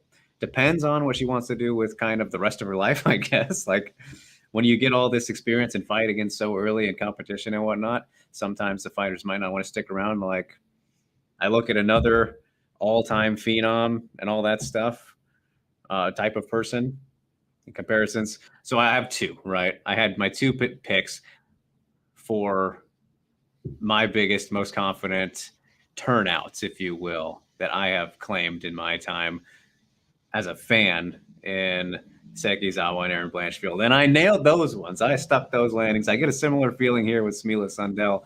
And I wanted to kind of mention that just because Sekizawa says she wants to retire by 30, which is such an insane bummer. I don't want that to happen, but she's already making so much history at just 25. So 5 more years of her and what she's done in this short span, who knows what the ceiling is. Like, she could be thinking, I'm going to do all this, beat every single person I possibly can, and we'll be good by 30. Smila Sandel could be the exact same way if she decides to. So I hope so. I think it's possible. I think it's too early to say if she will, but how do you feel about this question, Nick? The one on screen? Yes. Oh, yeah. Well, we were talking about that, weren't we, last week? I think if she's smart, and I'm sure she's doing this already, she's already doing what Stamp has been doing, you know, takedown defense and BJJ, because, yeah, she could dominate, absolutely dominate. I think she will do it, yeah. I don't think she's going to run out of people to fight in Muay Thai. Yeah. You know, is there a strawweight kickboxing belt? Am I just blanking in my mind? I don't think there is. I think they were trying to create one for Jackie to win, but right. Like, Smilla would probably beat her in that as well. Oh, this is a fun one. And I love Jackie; she's amazing, but Smilla's just incredible. Yeah, no, I think that she has all of the absolute perfect attributes to be phenomenal at MMA. Like, it's one of those cases where I said this about Marina Rodriguez a lot when she was coming up, but when you're that good of a striker and your weakness is very clearly takedown defense or grappling defense, only train that. Just do that, and you're gonna be fine. And I mean, I don't know. I guess you could look at some cases where that actually hasn't worked out, and the one that jumps right to mind, funny enough, is Ben Askren said that actually hurt him when he stopped training wrestling, like at the end of his Bellator run, I think it was. But I mean, when you're getting into something. Of course, you're still going to train striking and whatnot, but yeah. What do we got here? What is this? This picture, I just find it funny. Look at her. Yeah. That's my new favorite moment. That is wonderful. And with Jin on the ground, who pretty sure he might have broke something. He was holding in the arm after as the card was getting read. That's wonderful. But yeah, backflipping over a corpse, says Colleen. Yeah. And Chuck with a fun little hypothetical here saying, would 2020 Stamp have beaten 2020 Hom? And I think I feel supremely confident in saying no, she would not have. And that just, I think you know the answer to that, Chuck. You're just wanting us to say it. I don't think that's even a question. But yeah, so 3 fights down, getting a highlight package now here for old John Haggerty. They were showing Krikliov, right? A couple other fighters. Just a little one highlight fest real quick as we get ready for Iko Roney at flyweight taking on Yong. This is going to be a banger, Nick. I'm glad that you did mention this one before the fight started. Mm-hmm.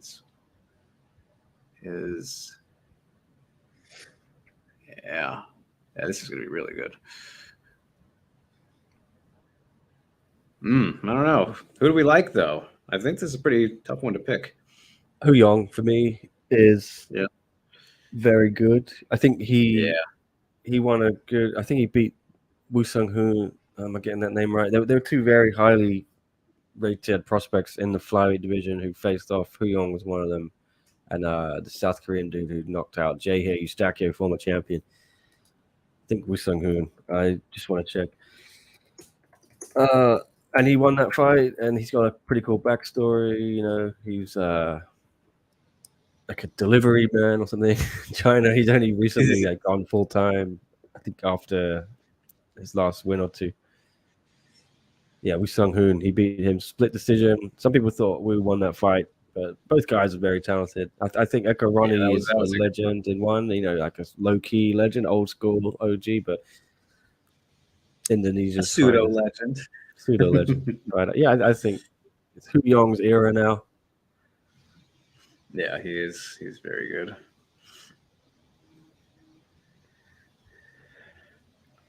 The Wolf Warrior, not hiding his patriotism he's wearing it on his sleeve.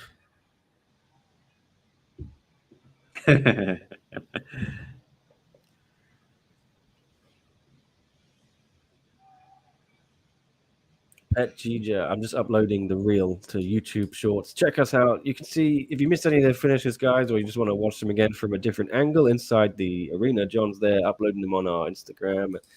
I'm working them up on the YouTube Shorts. You can watch it all. Get some of that atmosphere you may not catch on the broadcast.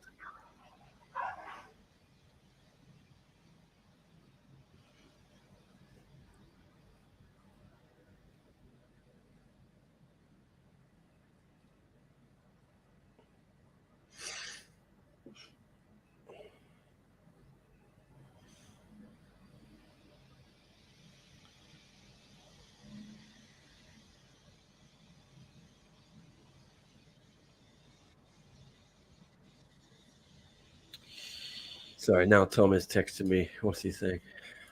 Just all go, Drake. All go here. He says what? What's that? What did you say? I think it's all go here. It's just all go. Oh yes, yes. Tom Taylor's messaging me. He's asking if we want him on the companion. Oh, could always use some more Tommy T in my life.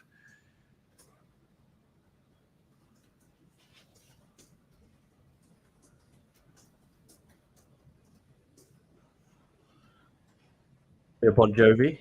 I ain't gonna live. Yeah, we get some podcast songs tonight. We got Triple H's theme song. We got Bon Jovi now. We had what Whippin' Nene.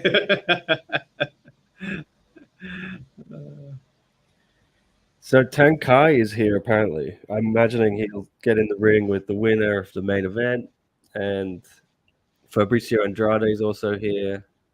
He's always there. Yeah, you can rely on Fabricio and Anatoly to show up, even if they're not cornering anyone. They're always there. Just hanging But around. they may do something with Haggerty Fabricio in the ring, I feel.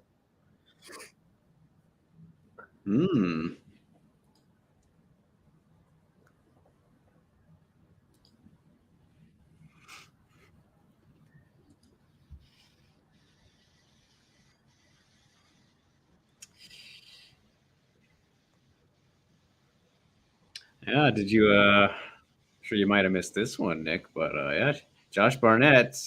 Don't think he's with AEW, but he did debut, had his first match last week, I think it was. He fought Cesaro. Or when Yeah, I against Cesaro. saw the buzz from that. I don't really know much about Josh Barnett. Hopefully he won't see him like Affliction. I guess that was technically his fault.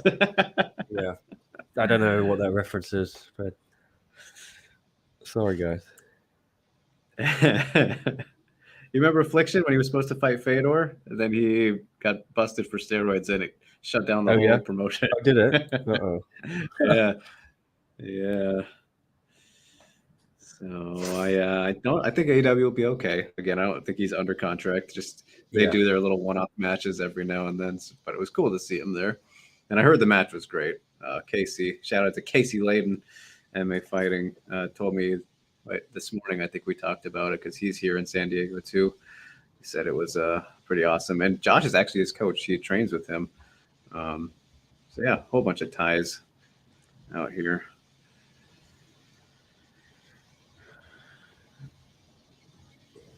It's really not a whole lot of Indonesian fighters in one, is there? Like, we get Ego here. No, they're not. They've kind of backed away from that market because I think they were trying to go in February this year was the plan, and then it got rescheduled for Bangkok.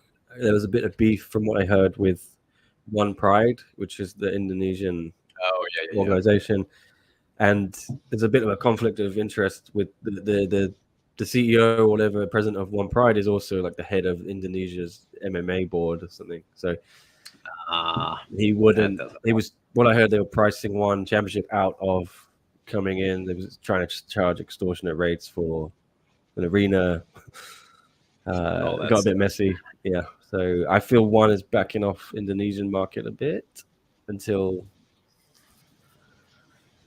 that situation could play out. And yeah, they don't really have many fighters.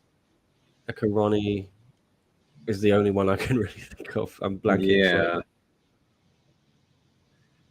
Very fast-paced 30 seconds here, too. Yeah. Yong opened up with a flying knee. Didn't land, but an ambitious start, to say the least.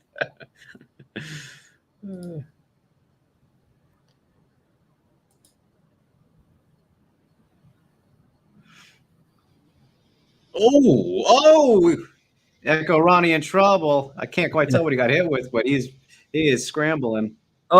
Big left puts him down. That's it. Jeez, Yong. Maybe Yong was a monster. Tad bit early, but yeah, he was gonna thump away. Wow.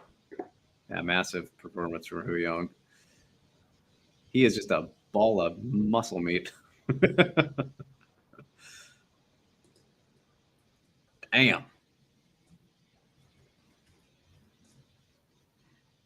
Yeah, I do think that was a little bit early, but not that it wasn't going to end there, but you know, it is what it is. Let's see the replay here. The kick. Oh, and he caught him with the left over. Wow, that's what stunned him. Started it off. There you go. Rushed in, punched the forehead, bang, bang. Oh, good left, right combo. I'm just gonna grab my food. I'm back in a second. All right, sounds good. And then the one hammer fist, two maybe, one clean one gets through, and then he pops right back up. Though I mean,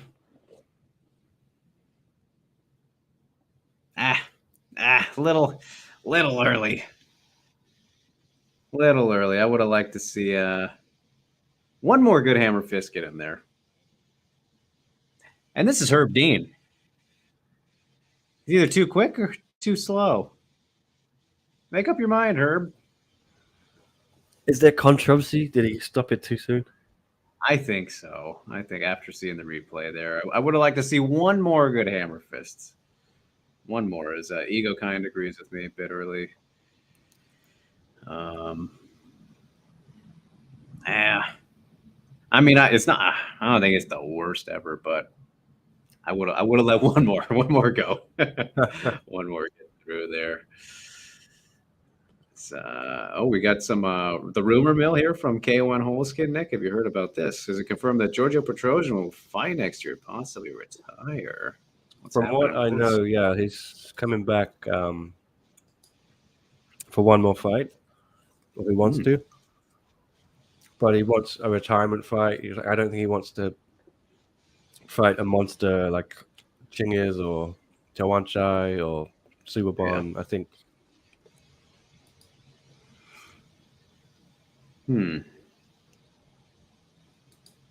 Oh, we shall see. You think you give him a layup then? Someone to highlight reel? Why not? Yeah, I think so.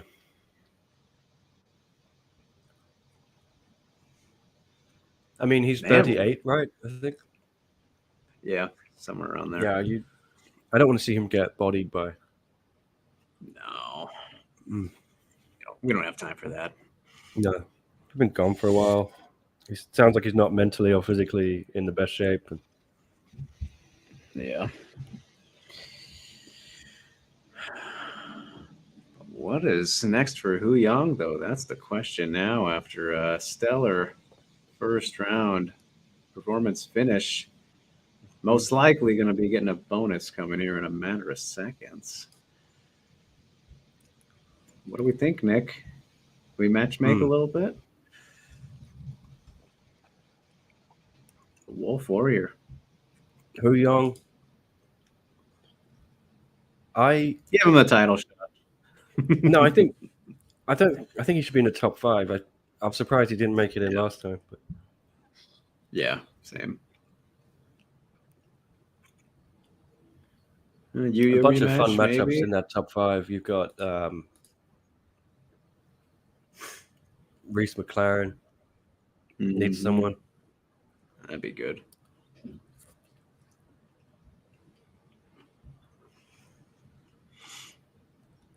I just stuffing my face. Gotta get that breakfast. Yeah, I'm starving.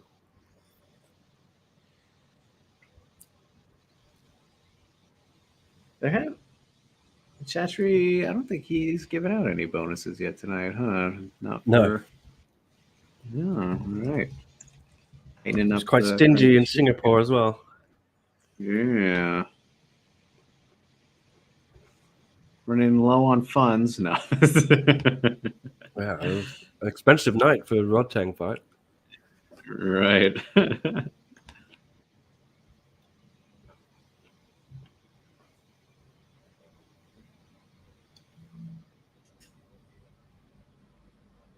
I mean, Tetsuka should have got a bonus for that one. I would have given him one. Yeah. Come on, just for his celebration, I would have given him one. That's just me, though. He's my new favorite. Gonna have to hit up Sammy. Get me that interview tomorrow. Exactly.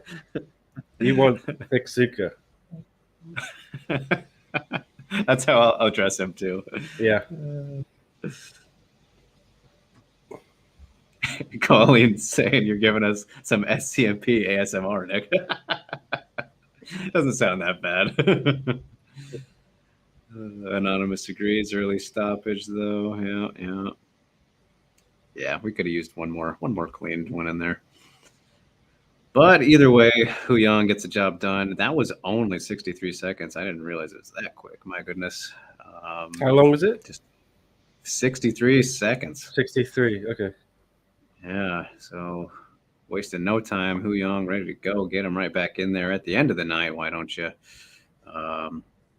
4 fights down, everybody. 2 MMA, 2 Muay Thai. We got 3 more MMA fights, 1 grappling match, 2 kickboxing matches. Still plenty to come. And oh boy, next one on deck. We got Tim Nasty, Zhang Lipang in the lightweight division. Gonna be good. It's only heating up. That's what I kind of like, is the way these cards do progress with very proper name value type of matchmaking placement, if that makes sense. UFC is just all over the place, complete shit show match card placement these days. It drives me insane with the just complete lack of logic behind where some of the fights are put. But with one, for example, yeah, like these progress nicely into the where they things should be. Like, I mean, you could even swap Tim Nasty and Pasio's fight maybe, but I think they're fine. They're fine where they are. And again, that's one that'll be good. Then, of course, crazy open weight matchup with Mikey and Shinya. And, of course, Taiwan Chai. And our 2 title fights at the top there, right? So, yeah. Looks good. Some fun action so far. Percy asking, do we think the Sage versus Shinya is still happening? It doesn't feel like it. It sure doesn't feel like it.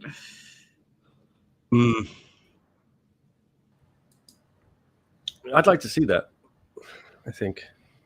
Yeah. The older Shinya gets, the higher Sage's chances are. Yeah, that's true. Just waiting for Shinya to get to like 45, and then then they're good. I think it's kind of it's kind of interesting that Sage hasn't tried to maybe fight sooner, right? I mean, his last fight was under a minute, wasn't it? He got that knee bar, whatever it was. I think it's just they want to save him for US. Don't want him to lose in the meantime. Someone in Asia, I don't know. Yeah, he's probably on quite a big contract as well, like fee-wise. Right. It might land on Qatar. You never know. Yeah, that's true.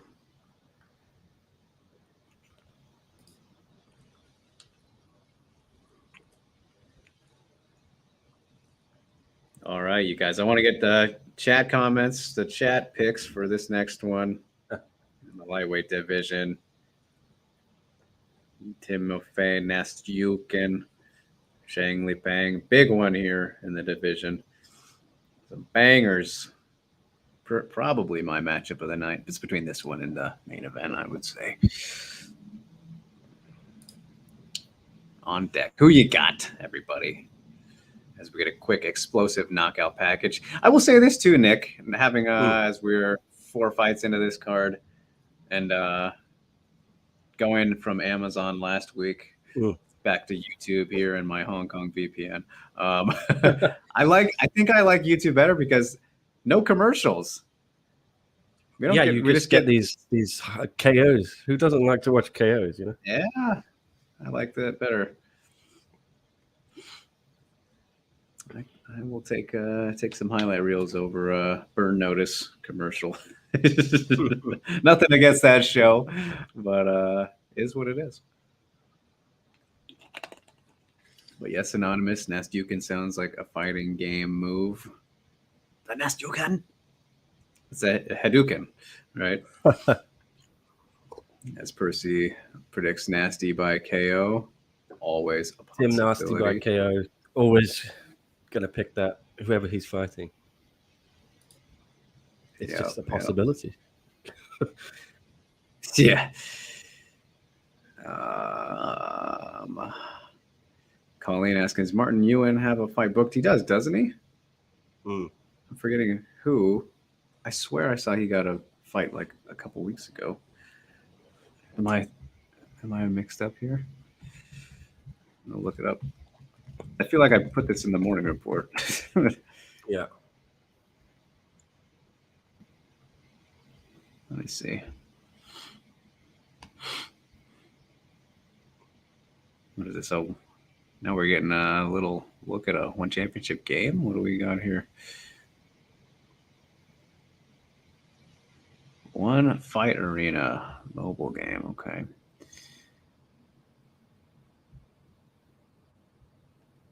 Oh, it looks like Tapology's got a VPN blocker. Oh dear. Bastards. I don't know. Maybe I'm tripping about Martin. Martin Nguyen has a fight booked. Yeah. Oh, is it just not public yet? Am I revealing secrets here? He's in camp in Florida, and he recently signed a contract, new contract. So I think he's going to be on the November card. Awesome.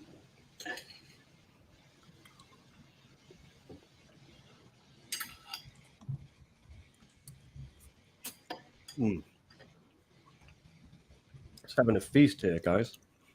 Oh yeah, it sounds like quite a time. Yeah. I'd be upset if I didn't have a pizza before I got on, but no joke, one of the best pizzas I ever had in my life. I was very impressed. It's a big claim. Oh, seriously. I did not expect it.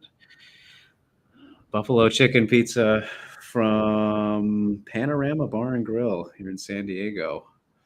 If anybody listening ever has a chance to stop by, definitely.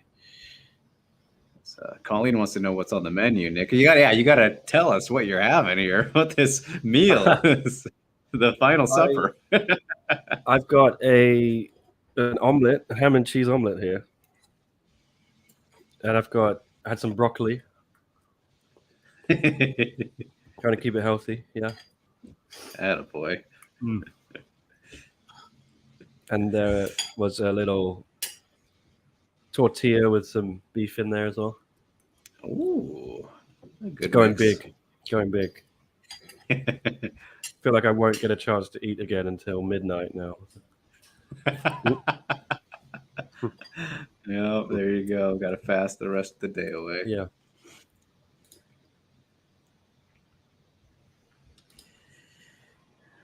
I am the warrior. Warriors. Come out to play. Yeah. Classic. Oh, yes.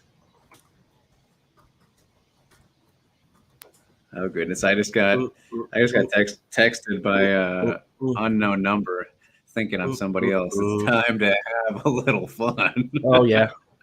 Who is it? Is it Yong celebrating his win? Is it Tetsuka? Yeah, it's Tetsuka being telling me he misses me.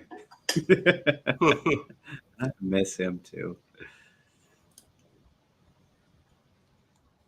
Rising up, I'm back on my feet.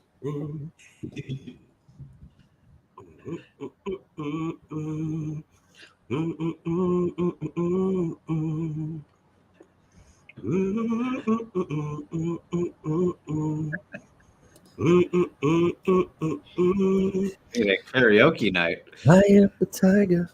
No, I went too soon. I jumped the gun on the chorus. Oh, just in time. Who's here? Just in time. Oh, yeah, who's this vagabond? Tommy? What's that, Drake? It's the eye of the tiger. It's the thrill of the fight. Rising up to the challenge of our rivals. I didn't realize I was arriving to a musical concert here, man. This is lovely. Forget the fights, man. I know. Now you know. That was just delightful. I was serenaded. Just the only way. That's the kind of welcome I always expect now. I would like to be welcomed with song anytime I show up anywhere. We can make this a reality. Yeah. Maybe get a 2-part harmony going next time. You know, Drake, you take the high notes or something. You know, like I can hear it. Yes. Background How vocals. you guys doing, man? How you enjoying it so far? Yeah, good. Excellent. Nice, man.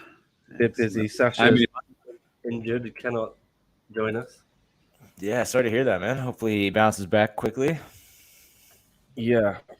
And I've got to do some Asian game stuff as well. So I may not last the whole. We'll see. I'll try and cling on as long as I can. I don't think it's going to be a long card anyway. But Yeah, I guess we'll see. They just added 2 fights kind of at the last minute, eh? yeah. Because it looked like it was 8 fights yesterday or the day before. I was like, that's not a very long card, but, you know, it's kind of appealing sometimes, you know? Yeah, I was kind of looking forward to an 8-fight card. And then they just decided to make it longer. Yeah. I like a nice 3-4 hour show, you know, not 6 hours. Last week was really long. Yeah, was it? I guess it was, eh? Yeah, I think this one should be about 4 hours, I think. Hopefully, though. What do you guys think for this fight? Ooh, I was telling Nick this is maybe the one I'm most looking forward to, and I'm torn. Tim. Yeah. I like Zhang Liping, though. He's low key. He can handle himself. Oh yeah, he's super good, man. He's a real veteran for sure. I think he's the only guy that Sagid has not finished in one. Yeah, good point. Timofey though, man, he's fallen on hard times, man. I kind of feel like as adored as he is, he may have you know, had his last run, I think.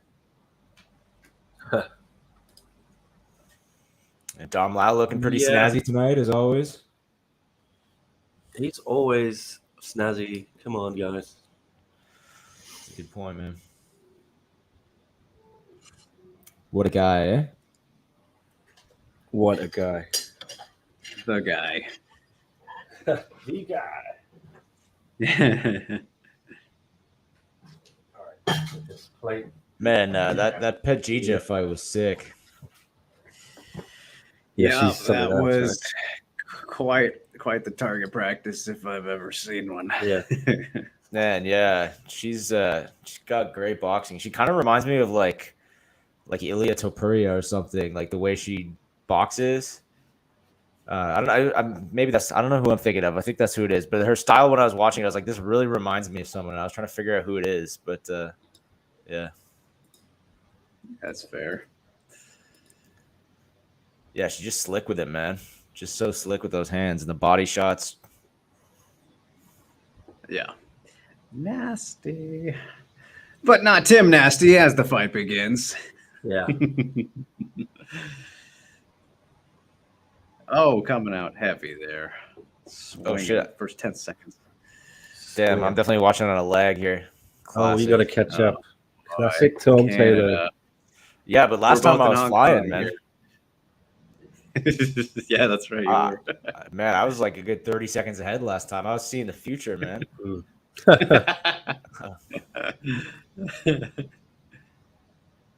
Man, that was a big punch early there. Mm-hmm. Do you think the last stoppage was a little bit early, Tommy? I think most of us are in agreement here in the chat. You thought it was early? Yeah, I could have used one more good hammer fist there at least. Yeah. I mean, it's always so tough to say, right? Like, maybe he would have bounced back, or maybe he would have gotten a terrible concussion. You know, it's like, what do we prefer? It's one of those things, man. Well, it's like, you know, you do wonder, like maybe it would have been one of those dramatic comebacks where he'd somehow, you know, surge back from that. But how often does that really happen? You know, it's yeah, we can't all be Chef Congo. That's true, man. That was crazy. I didn't expect Tim Nasty to go to the wrestling here, man. No. Doesn't last. Guess he wants that W, man. Yeah. What was his last fight? Halil, or he had someone after that? Yeah, it was Christian and then Daggy and then Halil. Yeah, all So 3 stoppages. fights scared.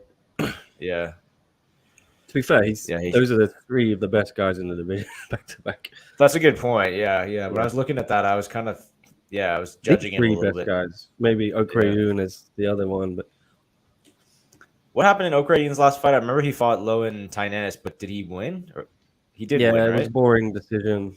Yeah. I couldn't. I knew it was a close decision. I couldn't remember who actually got it. My gut feeling is they're doing an interim title thing involving him and it's tough actually. Halil, maybe? Daggy, maybe? Yeah. What's going on with Daggy, man? He's like fights like once every 6 years at this point. Well, oh boy, Tim Nasty eats a big one there. Yeah. He's in trouble. Defense going out the window. Oh no! Oh, gets hit with another one. Yeah. Well, I'll let you know when I get there, Drake. Yeah. Thanks, buddy. Nothing yet, man. This is a bad leg. Jeez. Oh, there it is. Full All minute right, behind. yeah. I'll probably jump out after this round and update the blog. Okay, I yeah. wish I could stay longer, but it's kind of hard to do both. Sure. But I'll jump back in. I'm all set up here now, so I can. Lee Bang, big right hand uppercut. It's over. It's got to be over. It's over. It's all over. That's it. Wow, man. Tim Nasty, he's sort of entering that glass cannon territory, eh? You know, he's like Alessio Sakara, man. Just he's got that power, but doesn't have the durability anymore. Although, that's a big win in his defense. That was a massive bullet, man, that he got hit with there. That was a big punch, man. Yeah. Have you seen the second one? Yeah, it's over now. It was ending right when you said that, yeah. Okay. Have you seen the second one? Have you seen the sequel? It's pretty gnarly. Oh man. Man, I like Zhang Li Pang, man. I've always liked him. I remember when Eddie was still in one, I thought he would be a good guy for Eddie to fight, just because he's like so experienced and not exactly like a world beater. You know, I didn't like the idea of Eddie fighting people like Christian Lee and stuff. But I always thought that Zhang Li Pang would have been a kind of a fair fight for him. But obviously that ship has sailed. Yeah. Here's a question. Should we answer a question from Percy? Yeah. What has he got? That's the classic question. Who came ahead in the DJ Ben Askren trade? I say one, man. Yeah. They got like one of the best fighters ever. You see, the thing about this question is it depends on if you want to take it purely from results standpoint in action results, right? Because if you want to go off because this is the argument I've heard, right? Whenever I've listened to people talk about this or talked about it with people, is like Askren's ripple effects from even the losses were arguably greater, right? Because it essentially created Masvidal superstar, right? And then all that rippled into. So if you want to look at purely in cage / ring results, undeniably, DJ, it's not even a question. But grand scheme overall and outside effects and business wise, maybe even slight edge to Askren, I would say. To UFC, I guess. Yeah. That's fair. But then, if you use that argument, you can go all the way back, be like, you can thank, Bellator giving up Ben Askren for Jorge Masvidal's rise to fame, like, that's true. I'm going to jump out and get this result in the blog, but I'll see you guys in a little while, hopefully. All right, buddy. See you in a minute. Have fun, Thanks, man. Yeah. Oh, it's all too brief visit from Tom. I know. All too brief visit. He just likes to tease, doesn't he? Yeah. He's all about that foreplay. Blue ball does. Yes. All right.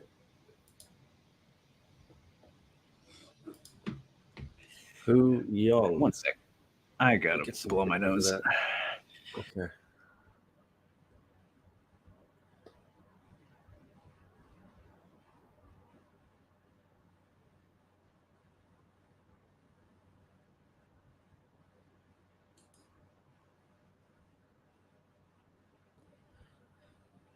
I'm gonna uploading a picture of Yong into the blog. 1 second. Kind of multitasking here. And Zhang Lipeng is talking. I'll try and I'm sure you're all watching it, so you don't need me to relay it.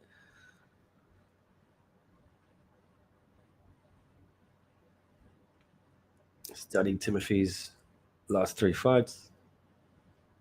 Had to be patient.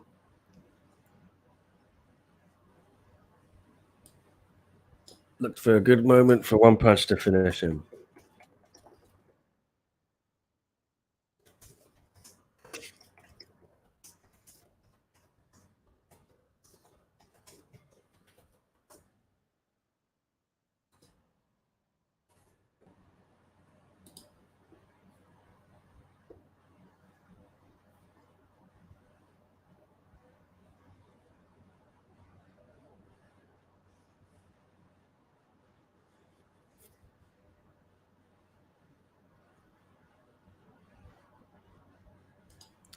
Talking about a potential title shot, what he needs to do. No bonuses tonight, says Percy. Yeah, it has been a little bit sparse. Let's see if Zhang Lipeng gets one here, but I don't think he's going to get one. Seems like Chatri's, really slowed down the roll on the bonuses. A lot of money was handed out to Rodtang's card, especially to Rodtang himself. Got 270,000 fee. Must be saying, "Oh, thank God he didn't win." I don't know what his Yeah.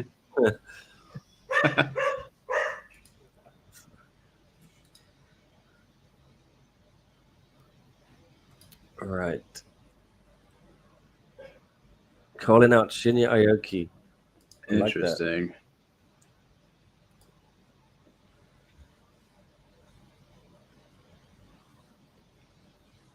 Oh, there it is. We did get one. Yeah, right. Chatri's woken up. Existence. Chatri's here. Welcome to the party, pal. He deserves it.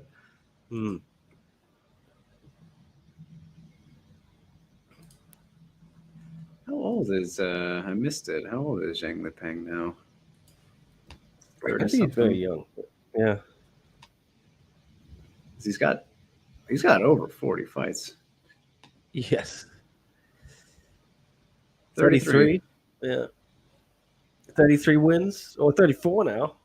33 years of age. Nearly 50 fights. Crazy. So all these guys in China have insane records, right? Because they just fight every 2 months or month on Kunlun or something, or WLF.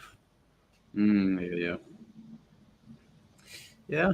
Kunlun, he fought in April and May in Kunlun 2016, and January, and then June, and then July. Wicked. And then September, and then December, then January 2017, February 2017. You get what I'm saying? Yeah, I think they just feed them these foreigners who they can beat, and then that's they get typically big what they records. like. Yeah, and then they get signed up for the Shanghai Institute, and then they come to UFC, and a lot of them struggle because it's a big level jump. But yeah.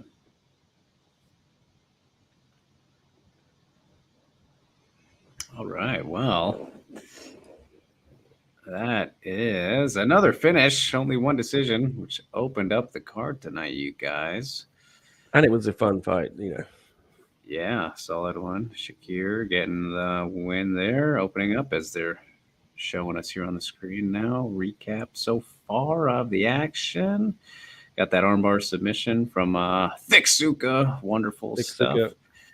And then 3 TKOs in a row. Dr. Stoppage followed by 2 first-round TKOs. Yong and Zhang Lipeng. China representing. Getting the back-to-back dubs.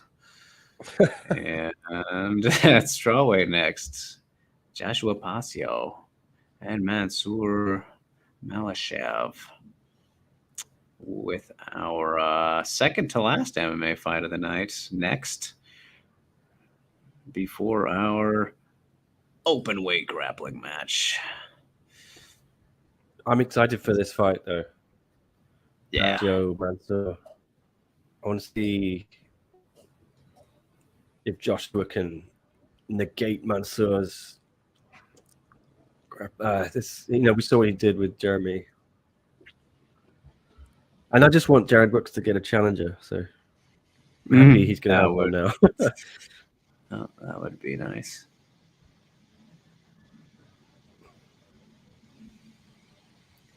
The birthday boy, Smoking Joe's birthday. Birthday, nice present. Get to get bruised and bloodied by Towan Chai. There you go, pal. Yeah, that's not very nice. Mm-hmm.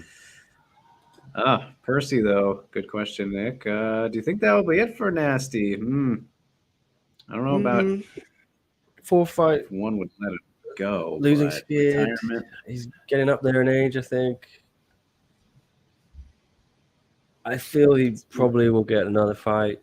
Just someone they want to build up, or test. He's banked a lot of goodwill. Tank Kai in the ring, though.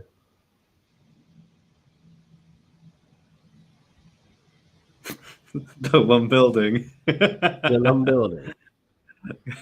I like that a little bit better, Mitch. Nice. Nice fumble. The building. Timofey also is 33, though. So, I mean, him and Li Peng the same, just vast difference in experience and trajectories at the moment. Timothy looks old. He's been around. Yeah. And he's had so many wars in one, I think. Mm-hmm. That Daggy fight seemed to age him a lot. Yeah.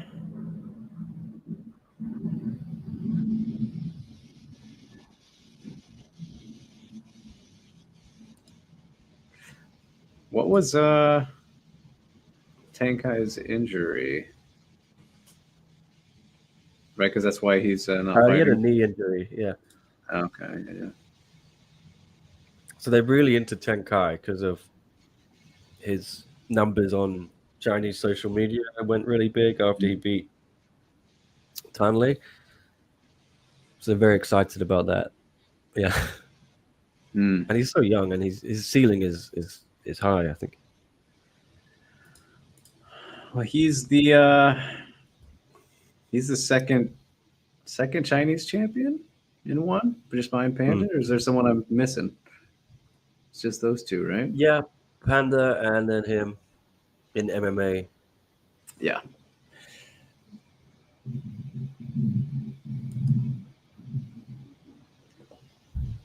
Let's see what's up. Yeah, I agree. Percy, best outing was the Alvarez win for sure.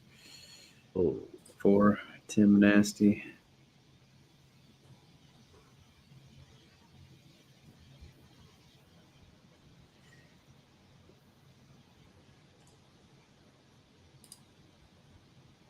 This is weird. Yeah, I'm not sure.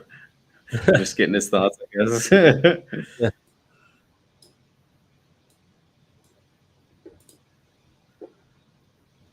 Throwing down.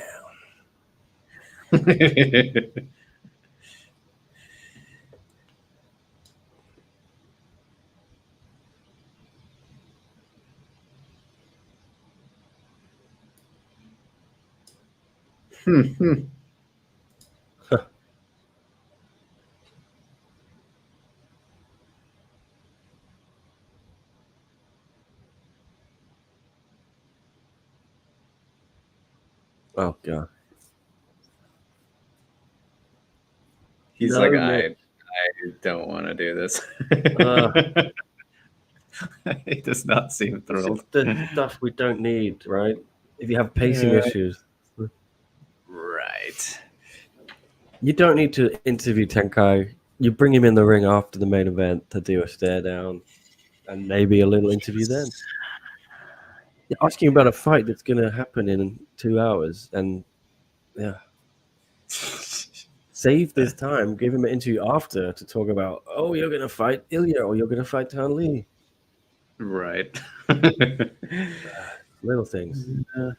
Yeah, it's a interesting move. Mm-hmm.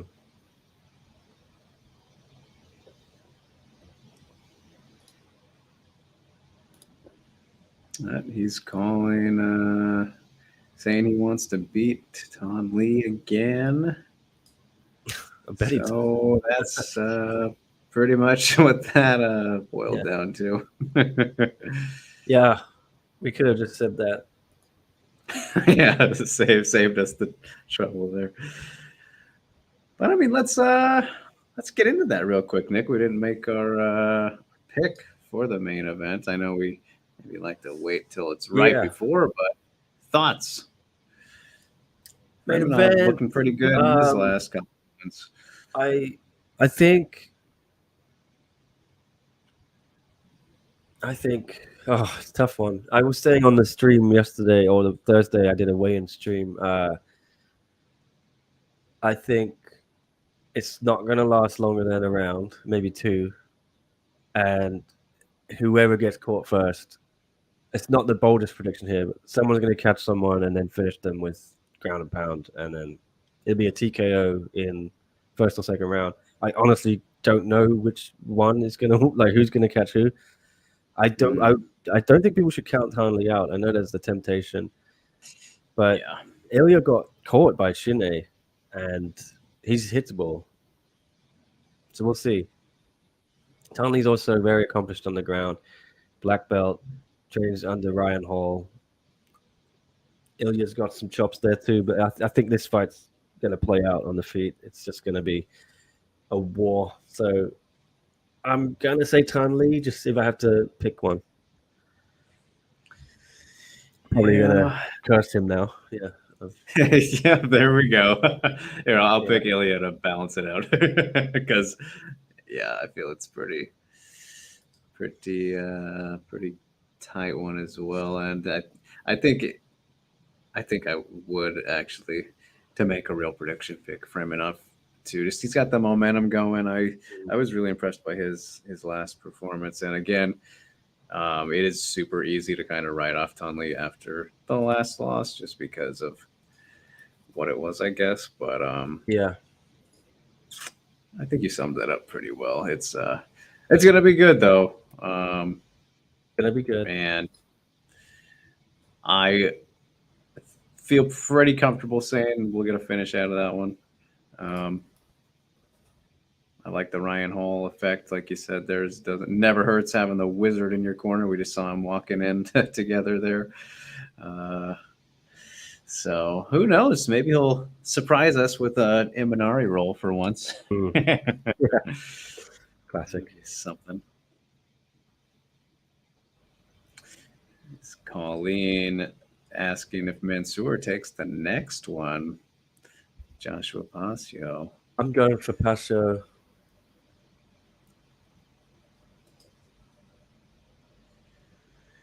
Just look out for that wrestling.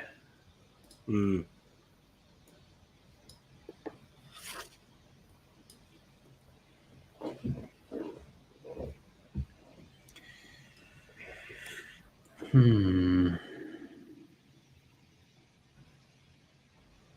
get another highlight package here. Yeah. After a pointless interview. You know what I mean? We talk about pacing issues. This is it. Yeah, a little questionable. Yeah. The ghost of Michael Chavello living on through the highlights. God, that knee was filthy.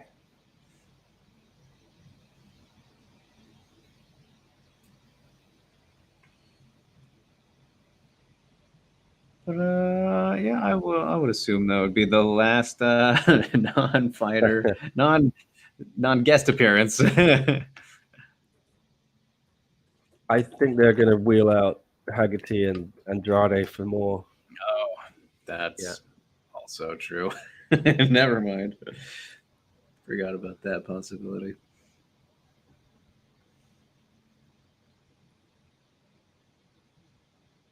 and a Mikey package for some reason. He's not. He's the next one, guys. Not the one after the next one. What are we doing? This is overkill. Huh. They're making they're trying to make a 5-hour show again, aren't they? Could go to 6 hours again. Oh boy. 3 hours for the undercard, 3 for the lead. Is that it?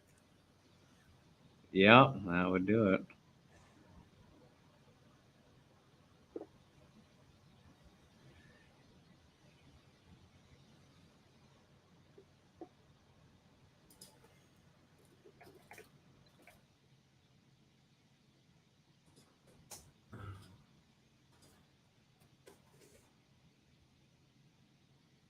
Yeah, I don't know what's up with this. It's very random. Mikey package about depression, yeah.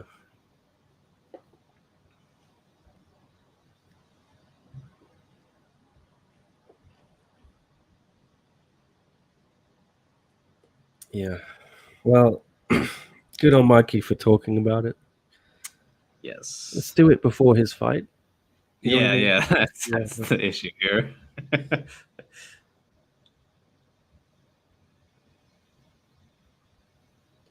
I want a Joshua Pasha hype reel. Come on.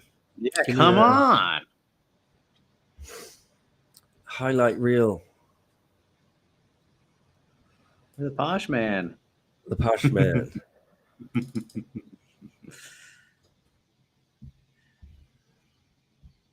You know, give some love to Mansoor. I don't care. Either one.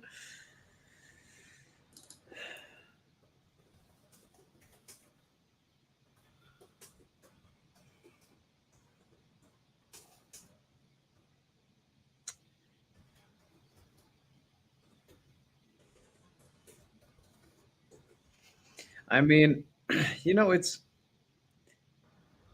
kind of interesting to see like how they're putting together. We're getting ready for this match, this open weight match. I guess what I'm getting at is like it's normally a risk, right? Doing these kind of things with a champion of your new kind of thing, you know, the grappling side of matches that one is putting on, and you take one of your champions and put them in this matchup that essentially means nothing. You know, it's an open weight matchup just for fun. Again against another MMA guy, so making it even more pointless to an extent. Like, I think it kind of highlights that you need more options, and this goes back to bringing in these grapplers.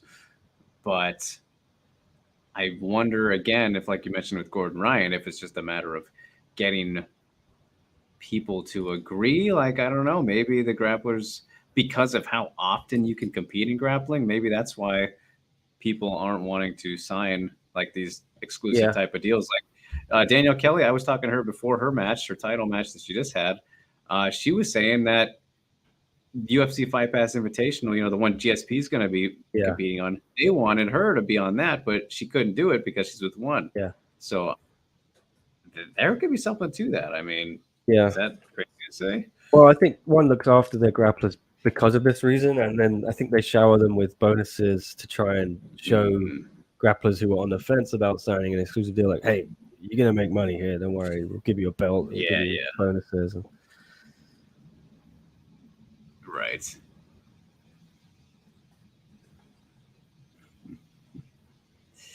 Yeah, that would definitely explain kind of like what didn't. Speaking of for Danielle Kelly, didn't they give her a bonus in her debut when she had a draw with she got a bonus, May? Like, that makes zero sense. Yeah.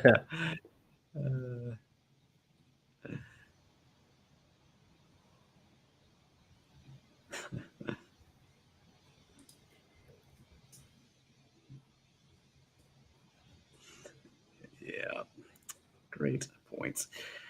But here we get the tail of the tape now. Joshua Pasio, 27 to 31 for Mansoor. 1 versus 5, 5'5" to 5'6", 125. I missed the reach, 67 to 66, I think it was, but yep. Walkout's imminent. Let's get some more good walkout songs here. Let's.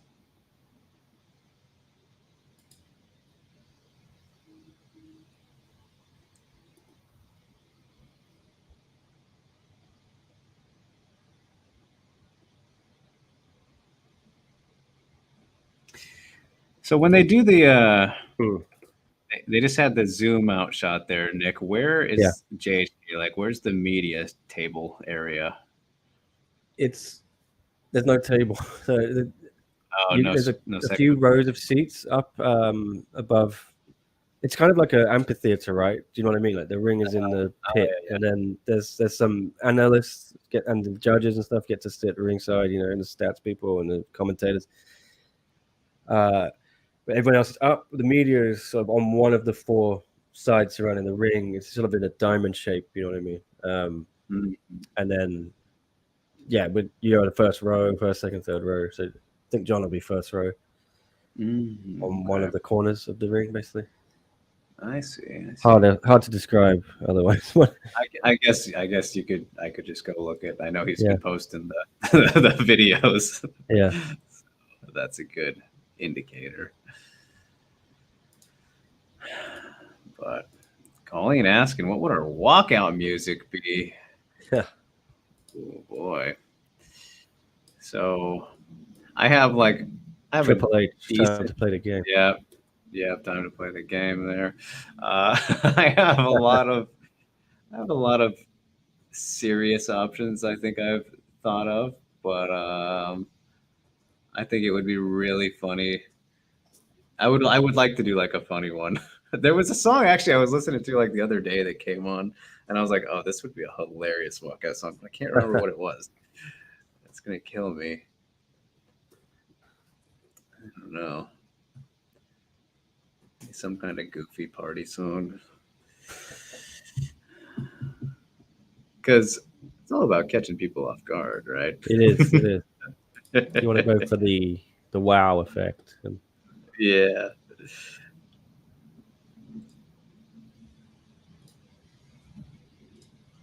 I like Joshua's walkout. Here we go. His walkout in Manila was epic.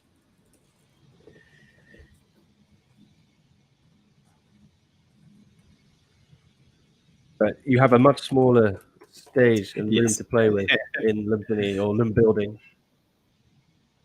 In the Lum Building. Yeah.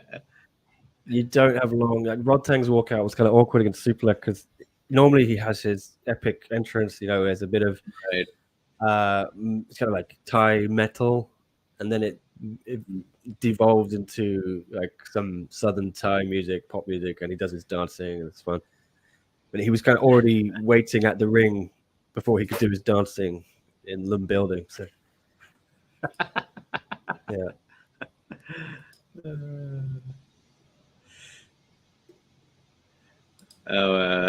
Colin says nothing will ever top Mike Perry's. But when he came out to Halo was it Katy Perry or was it the Halo theme song? Yeah. What do you wanted? Or but they mixed it up. That is such an excellent story. Is that a real story? Do love it. I think so. Yeah. He just said the song or the name, and they went with that instead. I love it. Oh, it's so good.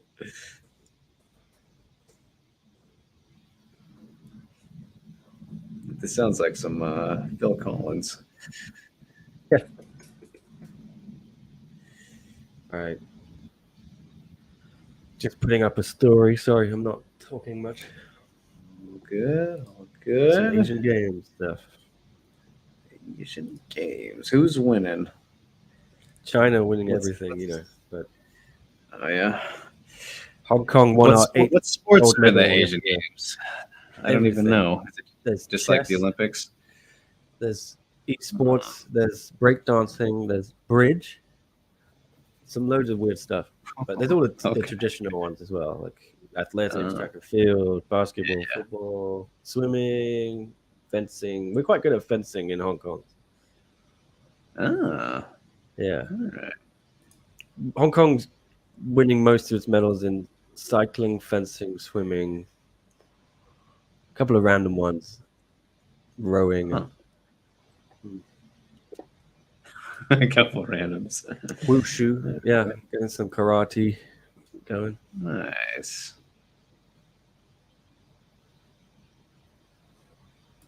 Voice crack there for the Dominator. Mm.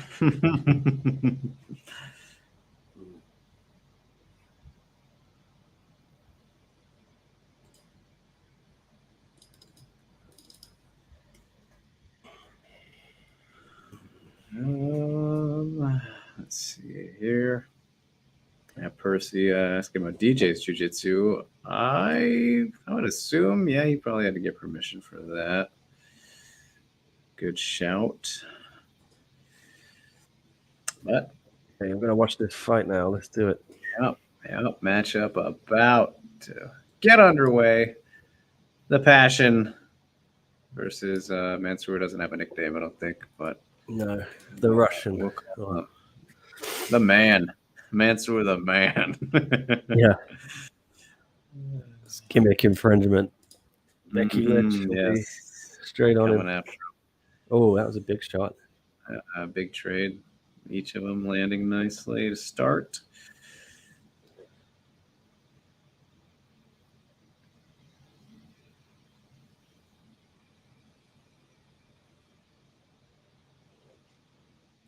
Oh, deep shot there, but nice sprawl. Yeah, nice, bro. Pushes him off. Get out of Yeah. here. Joshua Pasio is easily the best of the old Lakai guys. Oh, Yeah. he's now at Lions Nation, but I think he's got the most upside of all of those guys. I think he's very underrated. That's what I'm trying to say. Jared Brooks is incredibly good, and he is also very underrated.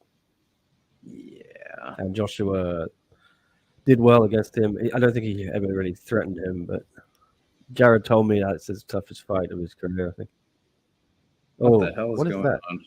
You have an injury? I don't know. And Mansoor, something's weird- happening here. Something's happening. He's his got leg. an injury. His leg's His leg. toast.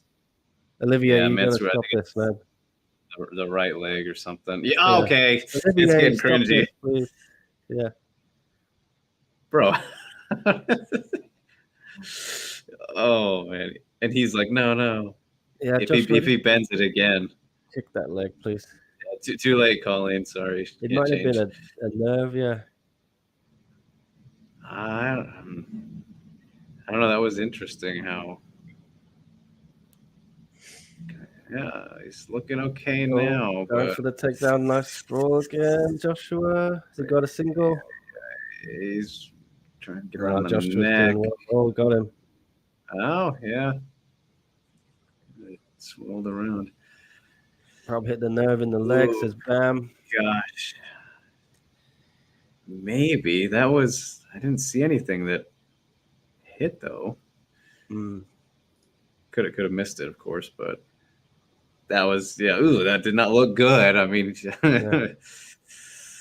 I don't want to look at his legs now as he moves around here. Yeah. But Mansoor, Joshua will not be worried here. He spent a lot of 5 rounds down on the ground with Jared Brooks. yeah.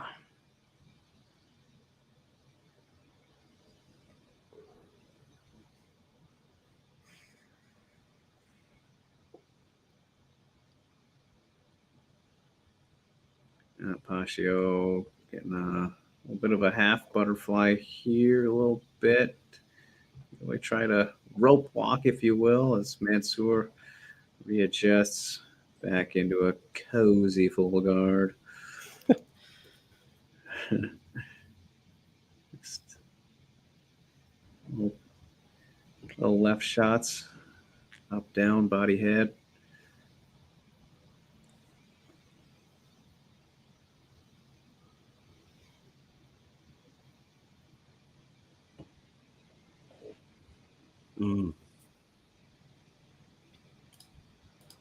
Trying to get out there again.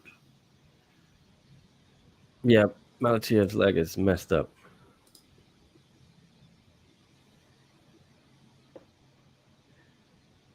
It seemed like the right one from those moments, but I'm not totally sure.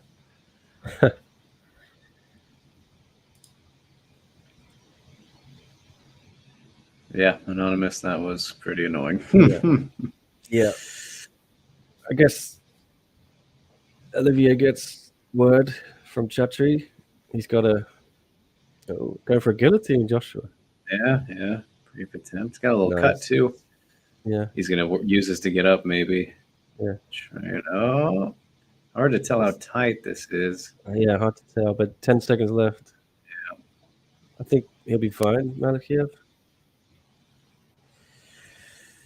Now we're going to get the replays, I'm sure. I'm not excited. Yeah. Let's see if he gimps away. A little gingerly.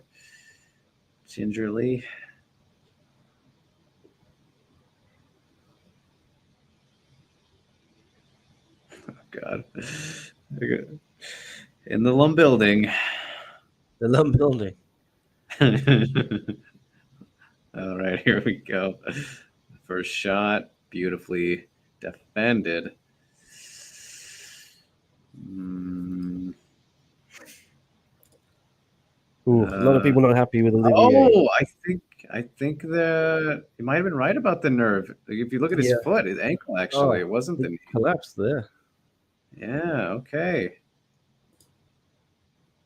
Weird though, because again, they didn't show any kick there, but that 100% looks more like a nerve thing than actually the knee on live watching. So that's interesting.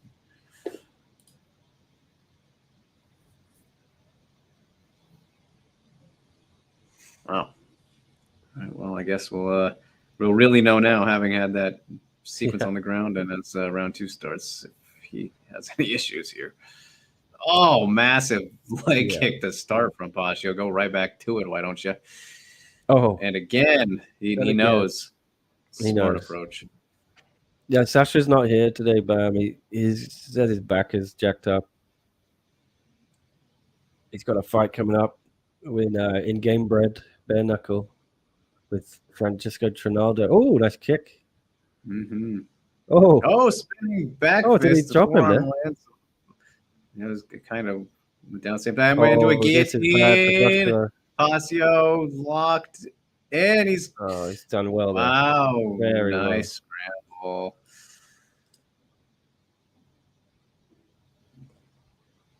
That's a chess match a little bit, yeah.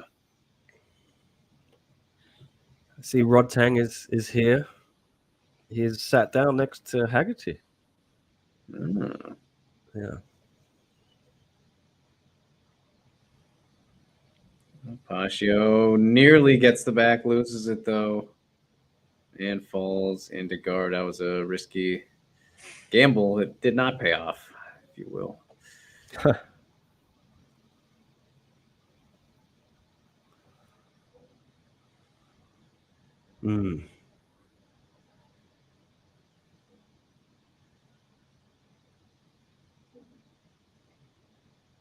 Watch out.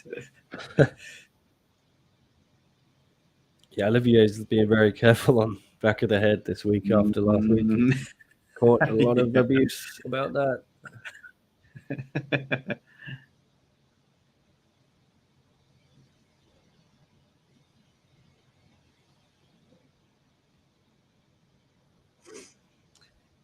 All right, so working from the guard here, we are at 250 mark.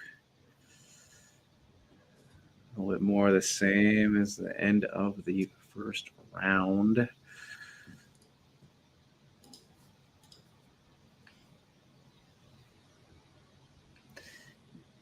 Josh has gotta find some kind of opening here. Yes. And that's where we're staying busy pretty nicely, just with some little shots. You know, they add up. And this is something that, man, this is the one thing I want to highlight to people right here, Nick, and tell me if you agree. Biggest experience difference in watching a fight live in person and at home is shots like in this position on the ground, whether it's to the body, to the head. There's a lot more impact than people realize watching on TV or like on screen. Like these actually have pretty good sound on them from what we're watching right now, but in person, there's a whole lot more impact than people realize. That's so true. They add up is what I'm getting at. Good point. And of course, they're not the biggest shots. I'm not saying that, but more. There's more to them, and definitely meets the eye through the screen. At least in my experience, I would say. So you're right. 100% right.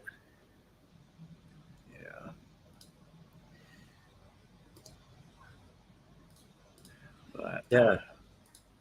But is getting too comfortable on the bottom though. Which you highlighted about his last fight too, right? Or the Brooklyn. He's comfortable there. Got threatened with a submission or something. I got to get a transition. He did good in that first round when he was getting that butterfly there a little bit, but can't quite.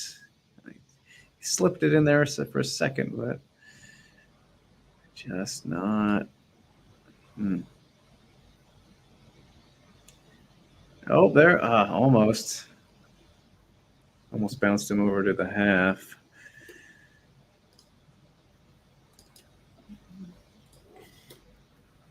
Oh, sorry, multitasking here a bit. Okay. Yeah, Joshua's he's comfortable, but you don't want to spend 3 rounds here. So Malkiev is winning the fight. It depends how much they score the leg. He's looking at the camera. No, that's the thing. Like this is, I pointed this out. I mean, a great example of it is Jones and Thiago Santos. You can't score that for the opponent when they're not sure. They may have started it, but if someone's having a thing, an issue, that shouldn't score because it's not. They aren't doing it in that exact moment, So judges better not score that against. But does it count for damage? That you damaged a nerve that your opponent cannot walk the single shot in the beginning, I think. But if he's, he had like 3 stumbles. So just because he stumbles shouldn't score for his opponent. But I'm going to grab a Celsius. 1 sec. Okay. That was a couple of spinning shots there. Oh, did for Joshua.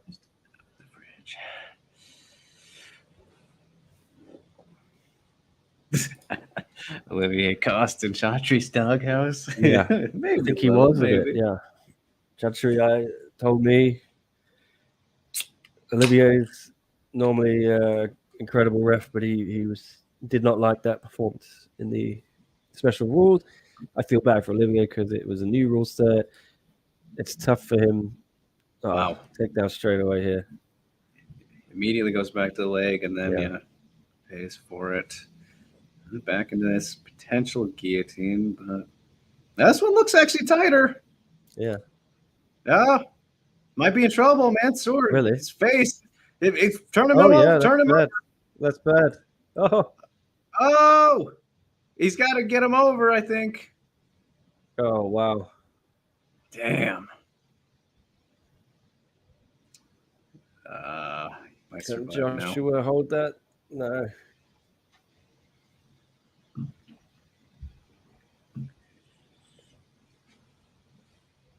That's near finish for Joshua. Yeah. Big moment. Oh, he called it. What happened? Oh no! Are you kidding me? Oh, it was the bell guy. Are you kidding? What? Wow. Oh, What I have happened? never seen that. Did Olivier call it?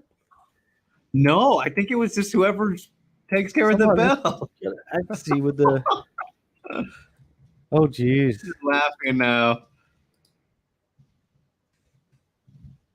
That was insane. Uh-oh, there's going to be some They were both so premonitions there. What a night of like silly things happening. Yeah. Oh, dear. Uh-oh. That was weird, man. Standing them up. I Did still he can't stood them up believe it. because of that? Or what? No, I don't think so. But like everything immediately after that felt very weird for sure. Yeah, trolled ego kind for sure. Jeez. That is, yeah, Chantry wouldn't be furious. That's crazy. Like whoever's doing that should only pay attention to like the referee signals. So that was a complete mess up. The bellman better just stand up and leave right now. Go pack those bags. Just get out of the building while before it's too late. It's been a fun ride, but yeah, it was a good got to ring the partner. bell. We had some fun. Yeah, I was a little too excited to ring it. That's for sure, dude. Oh man, that will make for a good meme. Both of them looking like in confusion there. That was interesting. You know, it's already on like Caposa or someone. Oh yeah, that was insane. I'm gonna look at his account. I'm sure he had. Of course, he did. It's a shame. There was some silly shenanigans the last show I was at, I think, or maybe it was July when the grappling matches with Rotolo and Jared and Mikey both had stupid ref moments where I think Daggy tapped and then the ref didn't see it, so Kay just choked him out. Do you remember that? Yeah, very briefly, yeah. And then the Mikey one, they like put Jared in an armbar basically for Mikey to just finish him. Right, yeah. Yeah, I remember that one too. Jeez. Bell guy ruined Pasho's momentum. Yeah, I feel bad for Pasho. He was working on that joke. Yeah. Wow. They should. Yeah, I wonder if they'll. Can you expunge that? I mean, Chatri may go full Chatri and just go immediate rematch. Yeah. Yeah, true. There's some knees from Joshua. That's good. He might be. I mean, he needs to do something. Still here. might be able to. Manster's got this. Oh, going for it again. Guillotine. I don't know. I think if he can turn him over. This one doesn't look as tight though. I mean, really, if you look at this overall, Nick, I think Pashio's he's been more effective with everything he's done aside from, being on his back and getting taken down. So I think I score this for him, actually. I think I have Pashio winning. Under one's rule set, do you score it, or under? Yeah, that's what I mean. I mean, I could probably even say, I don't know. I think he won that last round. If you were to go round by round, first two, I'm not so sure. I don't know. I think Pasho has a case for it. Yeah, the near finish is above all, so. Definitely going to be interested to see these scorecards when they come out, whatever the result is. And there's going to be a lot of rumblings on after that weird bell incident. Yeah, no kidding. Colleen says Pasho had the most damaging shots and dangerous attempts. Yeah, Malakiev is really celebrating, though, like he's won the World Cup. But, yeah. Not so fast, buddy. Now for Chatri versus the Bell guy. Yeah. The fight we all need to see. Yeah. Bell guy is done. Yeah, Sayonara. no. Yeah. I think I score that one for Joshua under these rules. Round by round, I feel a lot closer. I think he won the last round for sure. Yeah. But yeah. Oh, You got a unanimous. unanimous decision. This is interesting. Oh wow! They did it. That's Yeah, true. see? Told you. I think Damn. that's fair. Yeah, I think the right call, and I would have felt super bad for Joshua if he lost, given that Bell incident. Now, hopefully, it doesn't matter. So that's Yeah. wow. We're getting Joshua versus Jared rematch, and you have to do that in the Philippines, I think. So No. Unfortunately for Jared, that means it's going to be at least February. Because Yeah. I think January is Japan for the number card, and then they may do a fight night card in Philippines, but I wouldn't do a Filipino show in the morning, no way, because you can pack out that stadium at night, 15,000 people. Yeah.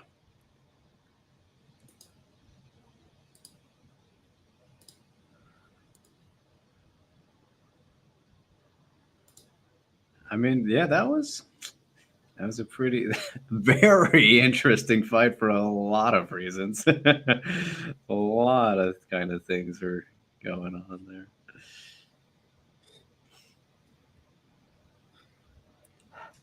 there.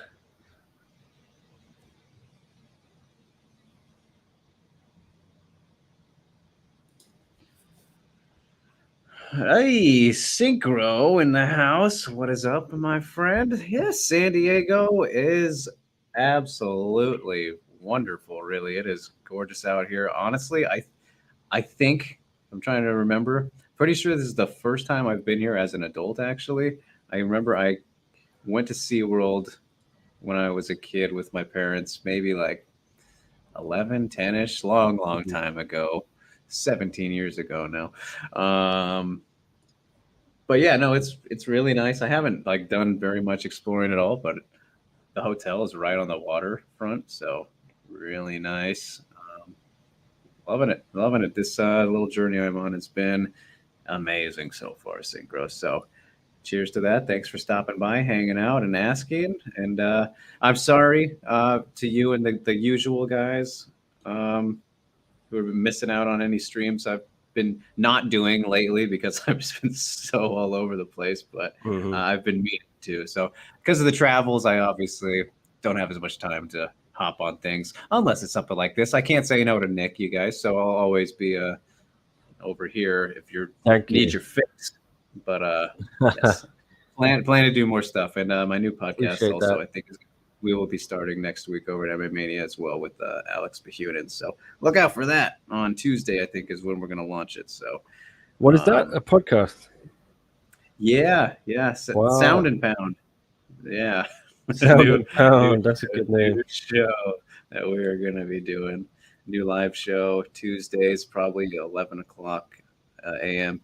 Pacific time is what we're looking at. Can I be a guest one week, please? Oh, I would love that. Nick. Yeah. Sure. And I don't know. Let me see what time that would be for you. Yeah, it might be weird. Yeah. I have to get a After Dark Nico. Oh, yeah. If you can. What time do you do it normally? I think we are going to do 11 a.m. my time, so that'd be 2 for you. That'd be perfect. 2 in the afternoon. 2 p.m. Like 2 a.m. Never mind. A.m. Yep. So that is Nico After Dark. Let's go. For while it lasted, yeah. Probably not. On a rare occasion, maybe. We'll see. But yeah, it'll be a good one.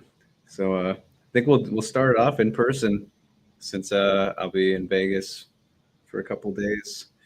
part of Oh, this nice. trip. Should be some excellent content there. Oh yeah, do it live, same room, all that good stuff. Yeah. But the Chargers, I mean, well, they've been there for what, 2 years now, Percy. So I mean, it's oh well, I guess I see San Diego tie-in here. I see now what you're doing. Yeah, they completely betrayed them. They abandoned the city, and they have no real fans anymore. Right? So I think it was definitely a strange move, but I don't know. I've never cared too much about the Chargers anyway. I like watching them play for the most part. They got some good players right now. Justin Herbert's pretty good. Eckler, Keenan Allen, Khalil Mack and Bosa are absolutely monsters last week. Yeah, I mean, I think it's pretty blatant that they betrayed this city. So that's how I feel, I guess. Wow. Yeah, Nick, I don't know if I've told you as well, but I've started doing some NFL writing too this season. Oh, I think I saw, or someone, maybe Tom mentioned, yeah. Mm-hmm. What who's it for? So yeah, I'm doing previewing a game a week for Forbes. Oh, great. Nice one. Branching out. Yeah. I might be going freelance myself in next year. Who knows? So I might be trying to find some non-MMA stuff. Yeah, there you go. Expand. It's kind of terrifying, but at the same time exciting to mix. Oh yeah, no, I feel like I've been terrible so far, but it is what it is. Gotta get the training wheels off, right?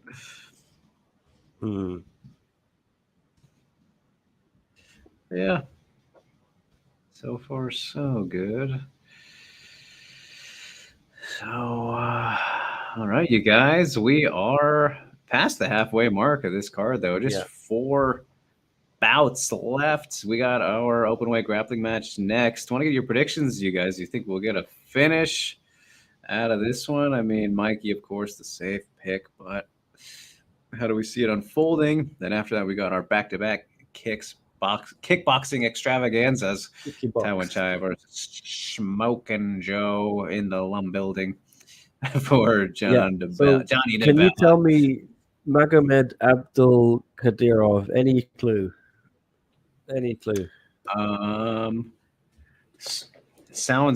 He sounds incredibly familiar, but obviously it's because a lot of their names sound like that. Let me look him up real quick. He sounds like somebody I've seen before, but it's a warm body for Ty to submit. Let's see. Saeed Abdul. Wow, he's got all the names in his name. Oh wow! Oh, you called it. Here it is. You called it. Called it.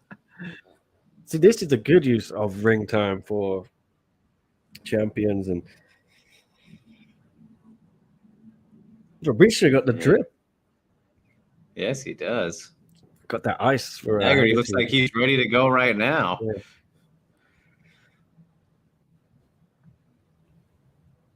Don't ask her how the camp is going. Oh, you got to be like, how much do you hate this man? Yeah.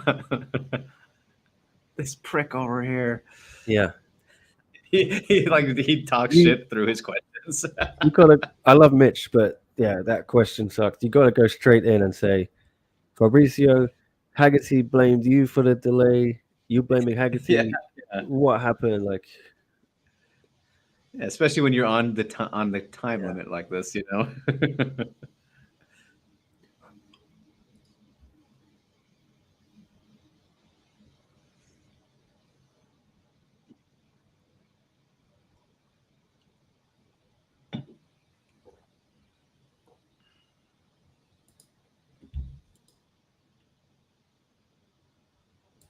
Yeah. Yeah, there was some shenanigans happened. Shenanigans with his with Training Haggerty. with what? Yeah, I mean, I don't know what I can say, but Hmm. he put something on Instagram. Yeah. Okay. Is it still up or? No, it got deleted swiftly. Yeah. With the swiftness. Maybe I can tell you off camera or whatever, but Okay. I don't Drop want it to in get the private sued. chat. Yeah, that would not be good.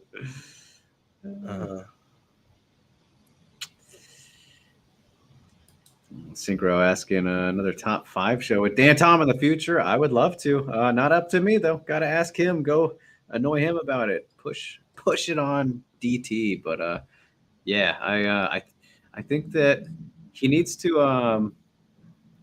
We did the flyweights, the men's flyweights last time. We should do the women this time. I told him that. I think we said that on the episode. But yeah, I think that'd be a good one.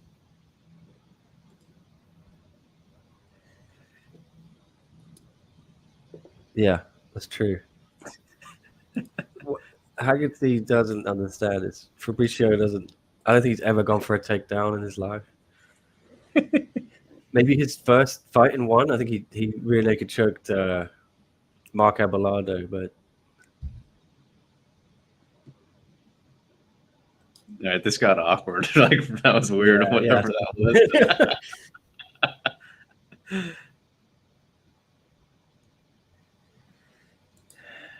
Yeah, this fight is. Oh god, they're like Mitch. Fill Yeah. up some more time. Stretch the show out to 6 hours. God.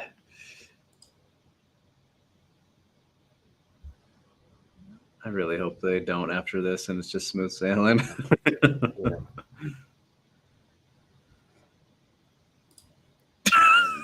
His delivery right there. Yeah. You don't belong. The problem with these two, and I feel bad for Mitch, is they're not the best talkers. Like they do their talking with their hands, and like this is what you actually want, yeah, like a shove and stuff.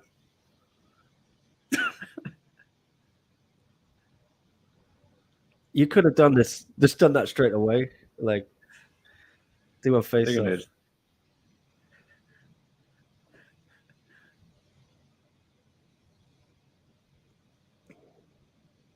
Oh my god.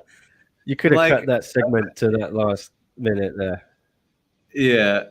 They got to Imagine tighten up though- this production. It's just Yeah. Imagine though, like they literally, it's just Mitch right there. If these guys were just a pinch more ghetto, it'd be just a brawl. They would actually have fought right there. You know, like, just imagine. Yeah, this has been an eventful card for probably not the reasons we expected. Yeah. I feel for them because this card was meant to be topped by that fight there and Super Bon Tawancha. Right. They've done their best to save it, but yeah. Disappointing. These Cone main and main I think are going to be great fights, but they don't have they're not popular the way Tawancha is and Super Bon and Haggerty, Andrade. I think like JDB is new for them and they iced him for a while. Daniel's coming off a couple of losses. He's always entertaining, but he's not. I don't think he drives numbers. And I think Tarnley doesn't drive numbers. I think it's fair to say. And Ilya is pretty new as well. Not doesn't move the needle. You know what I mean? Yeah. Unfortunate for them. Those two other fights fell apart. Like if you had the 4 title fights on the card, you're talking about an amazing card, right? I think they only booked those other 2 fights because the others fell through. Yes. Yeah. I mean, geez, just Tom Lee specifically, like that Tenkai loss was over a year and a half ago, right? I mean, Yeah. What Tanley Stands Tankai? I think it was August last year, so 14 months. They were meant a rematch in July. To be fair, Tankai got injured. And... Right.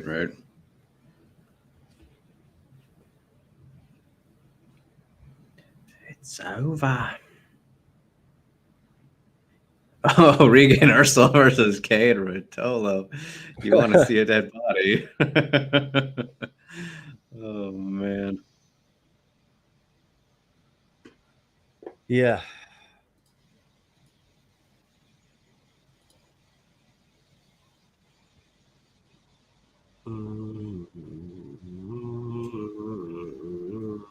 Oh, sneak preview. Oh, We don't need this. You already did it. Jeez.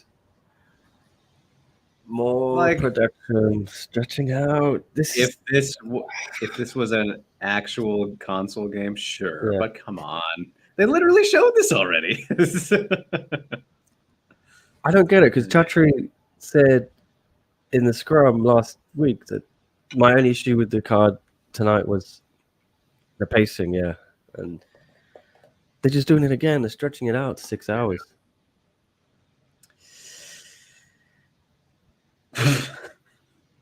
Maybe they have to fill contractual obligations. I don't know. But if you want to have 6 hours, you need 12 fights, I think. Yeah. Maybe the turnaround time was too much. Maybe we'll see a difference on 16. I don't know. I mean, how was Friday? There was a Friday fights card today, wasn't there? Or yesterday for you? Or? It was, yeah, but I just don't have time to cover them. So this is my issue. Well, their pacing is better, though, I'm assuming, because I can never catch those. The timing's just not great for me. Yeah, 5 a.m., isn't it, for you? Yeah, that's just rough. Yeah. But, all right, we're getting on to the open weight match, though. So. Yeah, here we go. So we're 4 hours in. We got 3 fights now, and 2 of them could be 5 rounds. So probably looking at another 2 hours, right? With all the bells and whistles in between. At most, for sure. Freymanov's a fun fighter. He does similar things to Phetjeeja. Says synchro wing. Yeah, I like Freymanov, and Freymanov trains with Phetjeeja, I'm sure, at Tiger and Bangkok. So,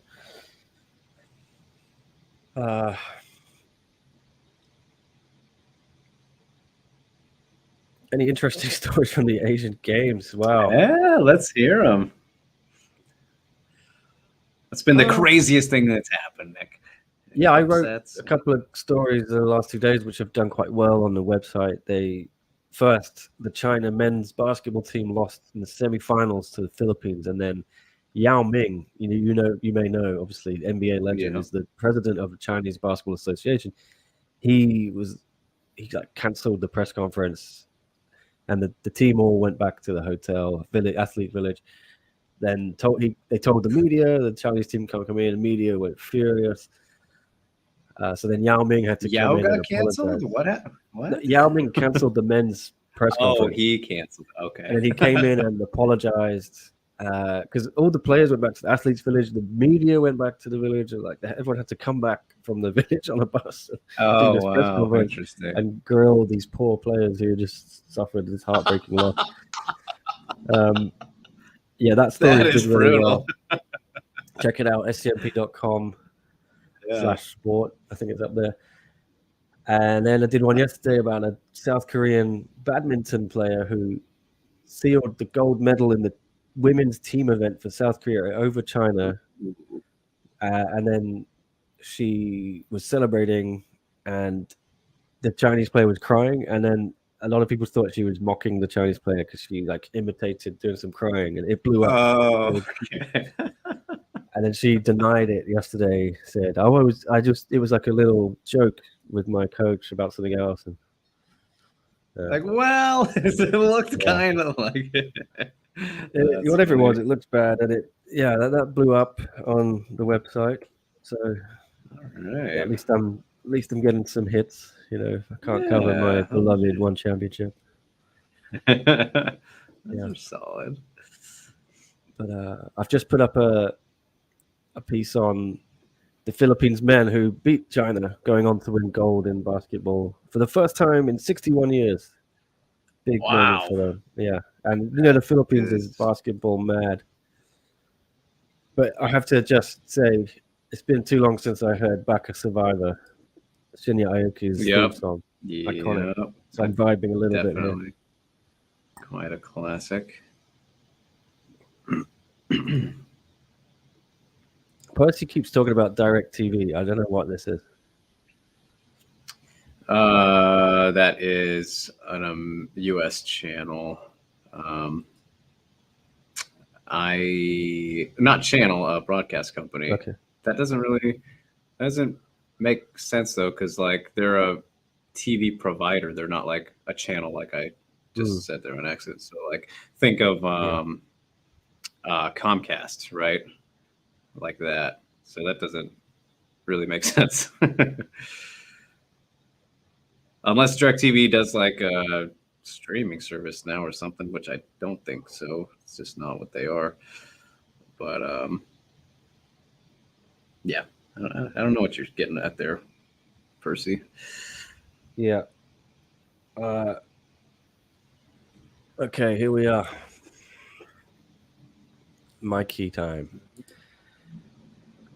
Steve Buscemi, you guys, back at it. I haven't dropped the nickname there. It's the whole show, 3 hours in, not a single Steve Buscemi name drop. Shinya Aoki's part of Team Landslide now. So random. Is that true? What is Falayan cornering him here or something? I was not paying attention to his. I wasn't paying attention. I was just listening to his song. Yeah, we were vibing. Yeah, I know that Shinya was like moving around, or I think he was wearing Edward's shirt. That's it. Yeah, they're friends, and Shinya went to train at Lakai last year, I think, or earlier this year. And I know they've met up again this week, and they've been hanging out. A lot of respect with Shinya and Edward. They've had 3 fights. I think Shinya won 2 of them. Edward took the title from him, first place, for his first title win. And then Shinya took the title from Edward for his second title win, I think. And then Shinya beat Edward in 2021. It was a COVID card. Topikanjuran. Yeah. So I don't know. Something was going on. I honestly think Mikey's just dehydrated from being really sick. He's in hospital. He had really bad food poisoning. I don't know if that plays a part. And he kept saying something like, it's really hot in here. And I remember last time I was in that room for the weigh-ins, they didn't have the aircon on. I don't know if that plays a part, but you got to imagine he's not just hanging out in that room for 3 hours. Yeah. Something was happening.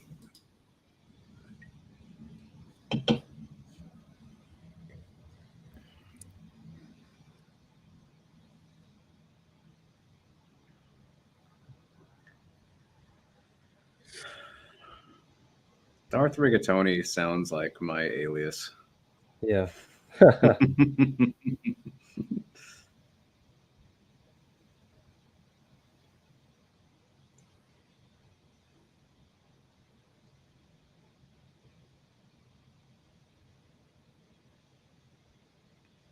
All right, you guys. Matchup about to begin here.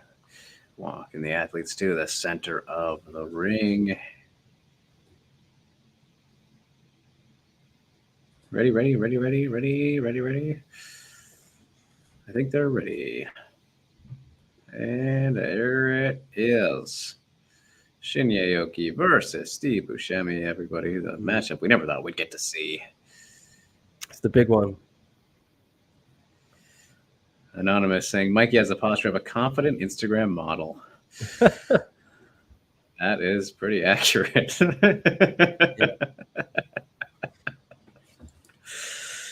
As he immediately falls to his back after giving up the foot, practically just floated to the ground there.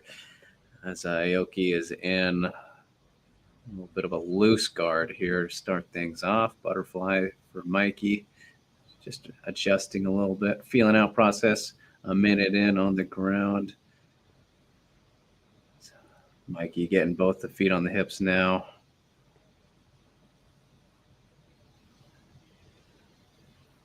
Trying to work his way under the leg briefly with the arm. It was Mikey. Trying to roll a bit. Aoki in defense mode from top position. Back a survivor. Yep.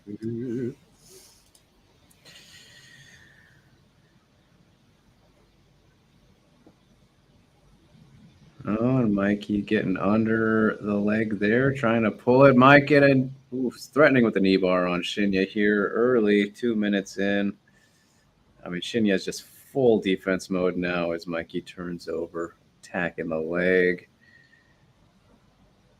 Giving up the back potentially if he can work his way up, but, Mikey's not just going to let that happen nice and easily.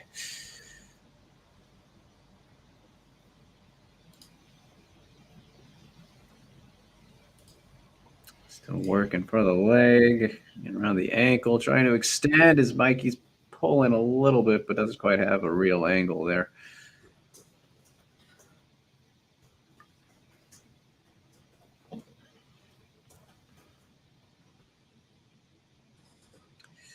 Yeah, just kind of positioning the hands on the Baka Survivor.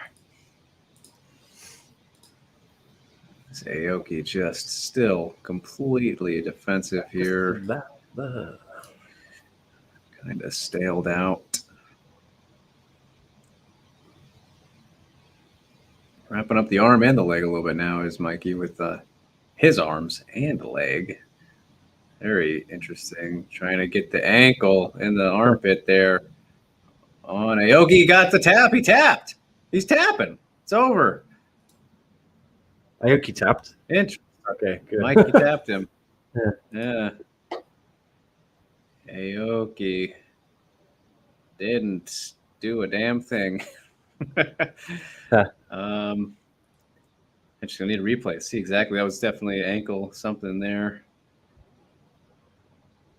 Just methodical, vintage, snake-like Steve Buscemi for ya, ladies and gentlemen.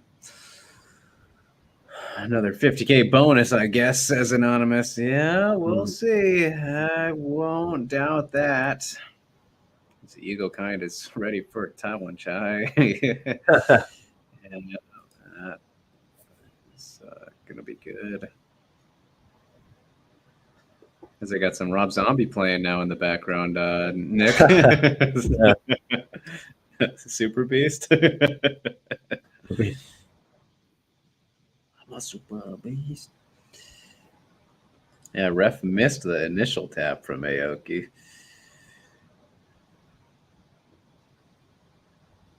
Yeah, just a tight ankle cranker. Can you hold the fort, Drake, briefly? Oh, yes. Give me a second. Elder abuse. Yeah. Thunder Fist Beefcake says there. 3 minutes, 5 seconds in. Easy work. Easy work for Mikey Steve Buscemi. Gets another win inside the one championship.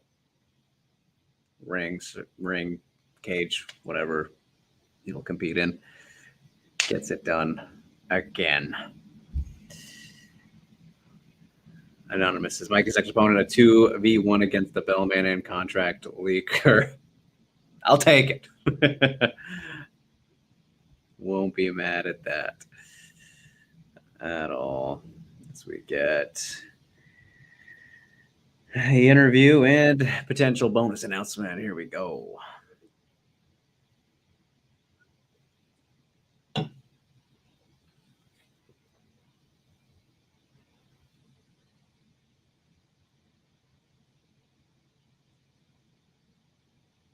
Mikey's saying he's still very sick. And it's like, get away from me.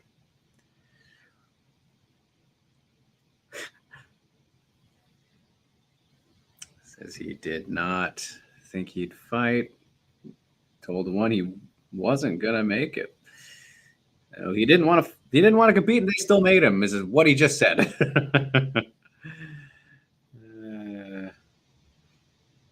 Essentially, he didn't say that, but that's what it sounds like.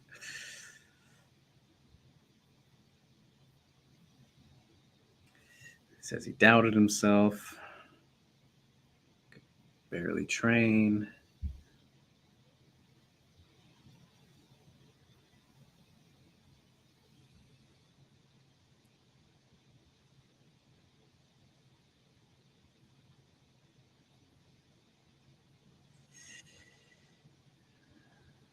All right, Mikey with a little inspirational talk, saying to ignore the feelings is what it sounded like, which I don't know how great of advice that is, but hey, he's just keeping his promises is what he's essentially getting down to there.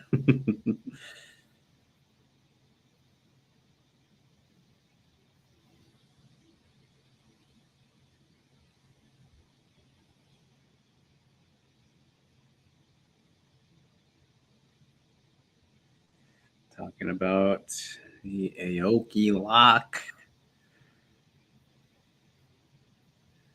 which he seemingly just hit.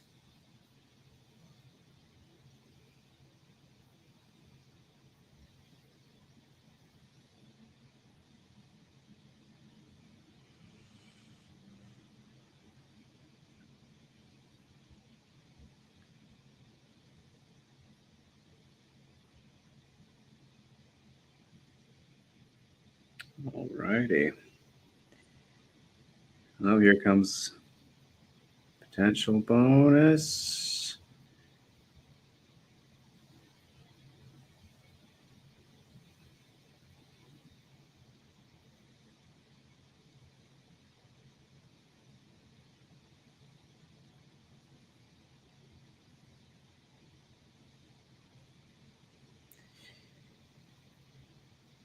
Oh, Mikey says he needs a rest week. Single-handedly pushing the show to 6 hours. He's trying, isn't he? Trying to go get some brewskis in me or something. Enjoy the Friday night a little bit more. Of course, enjoying it still, but we don't need to drag it out, boys. And there's the bonus. Mikey Musumeci, 50K. Is that 2 tonight? 2 bonuses. What did we expect?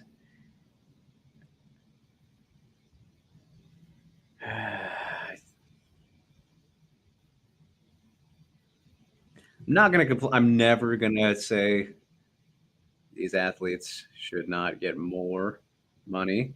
Always happy to see that. Just when some people don't, for certain performances is always kind of interesting, right? Like what qualifies and what doesn't. The politics behind it, as we mentioned earlier, these grappling purposes and reasons. And Anonymous, great point. Would love to read Mikey's contract. Would love to read all these grappler contracts for sure. Very fascinated by just the whole thing going on with these matches, of course. in all senses. Yeah. But there we go. So then there were 3. 2 kickboxing bouts and our featherweight interim title MMA main event. We'll see how long it takes to get to them. But the finishes keep on flowing, everybody. What's been your favorite so far? Comment below. Or at the side, on the side, I guess, to the right, it would be when we're live here. Or if you happen to some reason be watching this full thing on repeat, you can do comments below too. So, yeah. I mean, if we were to go by finishes so far, Nick, favorite, I think would be. I mean, clearly my guy, Tetsuka.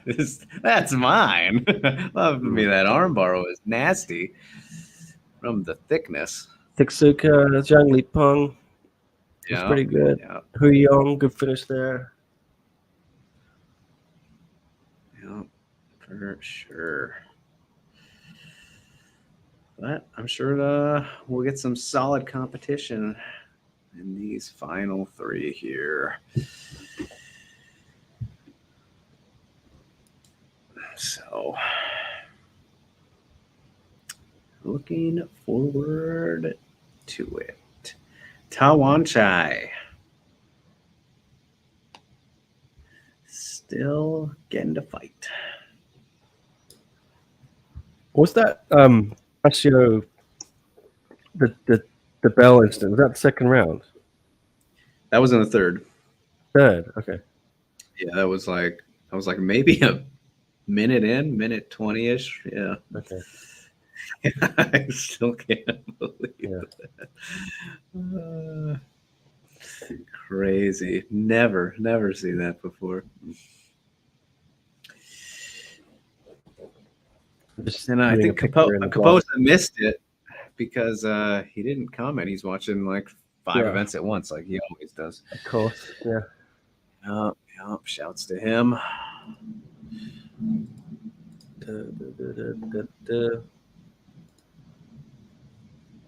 JDB? Oh no, Tamatray.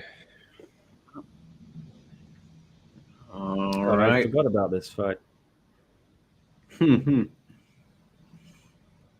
Make your picks in the comments again. Now, method, timing, all that good stuff. What do you think? Let us know as we get a little stamp highlight now for our YouTube break. Which, not going to complain about that. Poor old Chavello's voice all over it still. Yeah.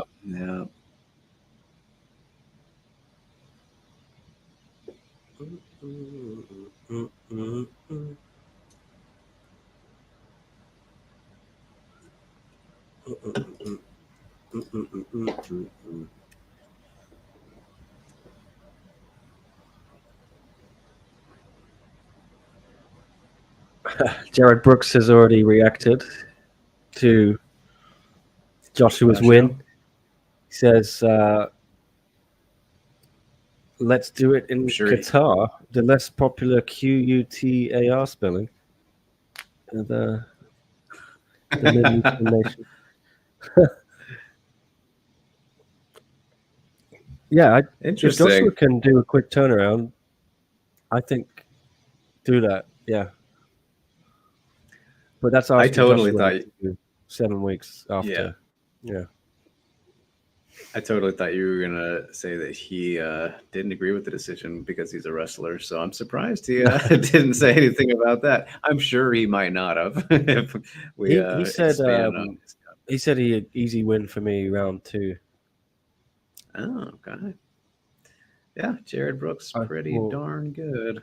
Yeah, I think he wants this fight because he knows he can win it. Mansour might pose a. I'm pretty sure he knows he could beat Mansour, but it's a different challenge for him, right? But I'm sure it's one he's confident of.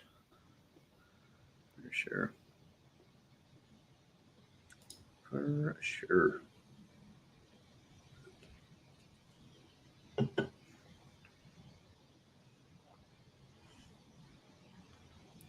Good win for Joshua though. That one. I'm just thinking about it more. Yeah. I mean, I still clearly he was too comfortable being on his back there. Yeah. But other than that, yeah, he did But pretty well overall. And I think it shows. first brawl. Yeah, Malakiev's a good addition to this division, which is always a plus. Because you never know how good they are until they test someone like the top 2 or 3. But now you got matchups there you can make, which is perfect.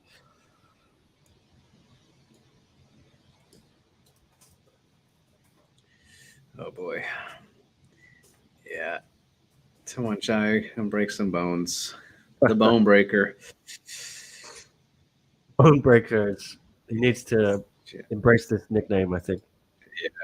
God, he's just filthy, man. Maybe like the breaker, or I don't know, the bone breaker. He is just a monster. Sheesh. Colleen so asking, humble Campaccio. well. Sorry. Yeah. Can Campaccio beat Brooks? I don't know if anybody in the division can beat Jared Brooks, personally. I think he's that good.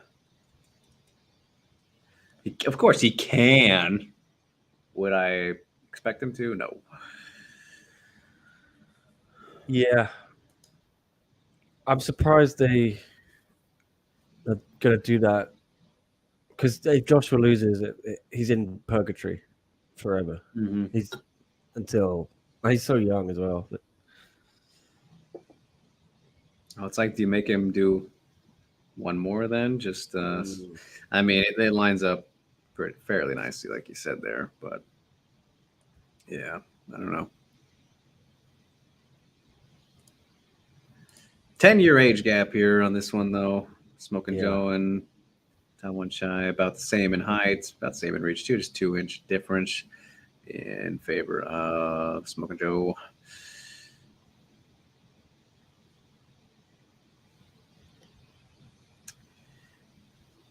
But gonna be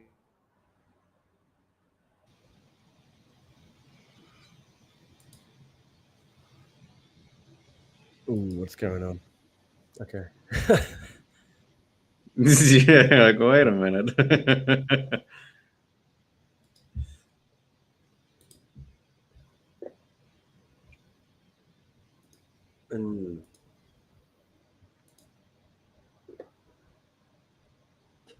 It's crazy because Back in black. The atmosphere is just so much better on those Friday fights, right? Yeah. I mean, I've seen it jumping in the morning, but it feels like they're not really hyped for this fight. But maybe they're going to get hyped.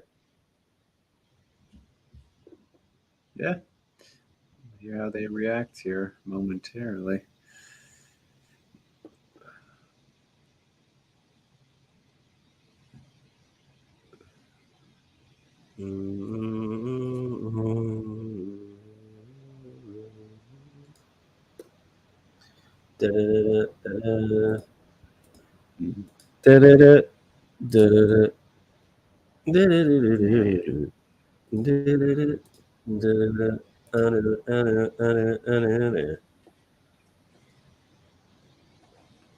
Not a who, not a what? Nicely done. Like it.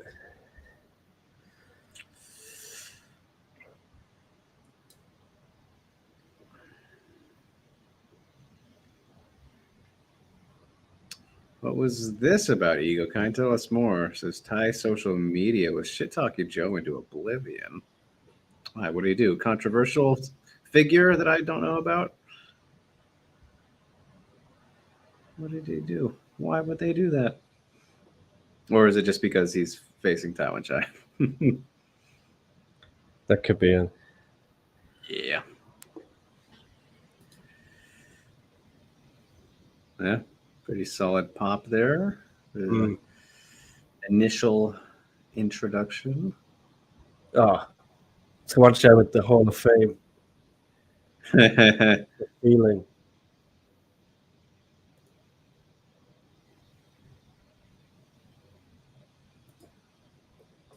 Oh, okay, yeah, that's what I thought. Ego Kind says no. They were sad you replaced Superbone. Yep, yeah. I think everyone was sad Superbone was replaced. But hey, I'd rather see him fight than not fight at all.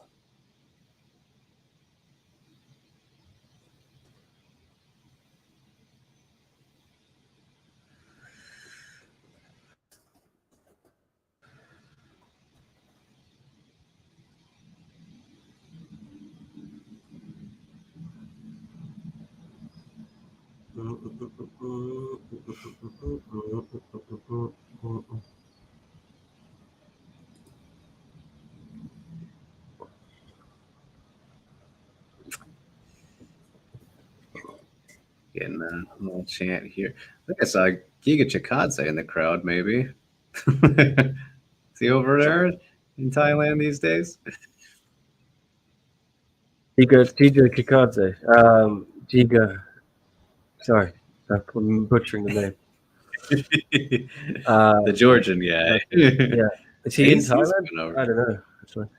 Oh, he's trained over there, I'm pretty sure. Looks like him anyway.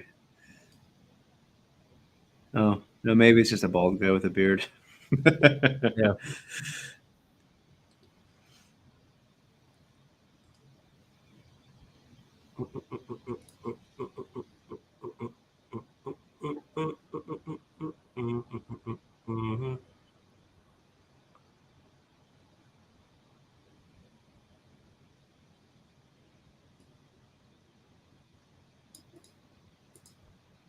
Standing in the Hall of Fame.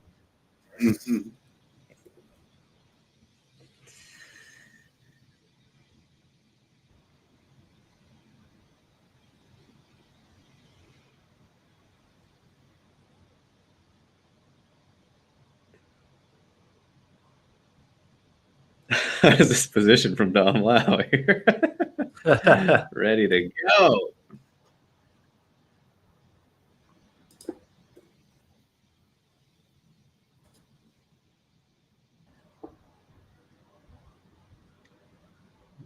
The boss, Olivier Cost, reffing this one.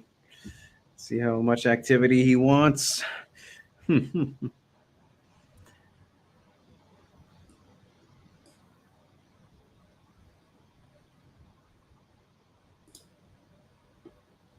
Pretty wicked record for Joe.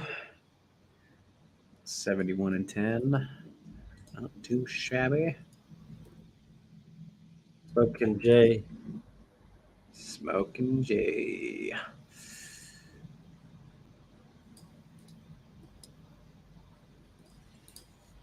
PK Sanchai. Standing in the Hall of Fame. Whoa.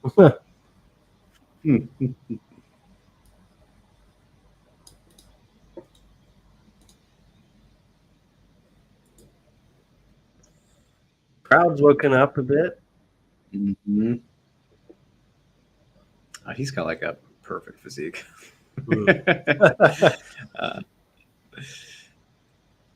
Yeah, Tawanchai is very popular with the ladies. He's a heartthrob in Thailand. Yeah. Understandable. He's already had offers for acting and stuff.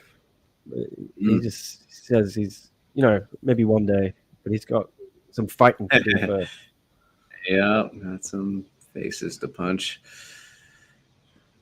As he works the leg early, off to a kick heavy start. Goes up top, hiding it behind the right hand, excuse me.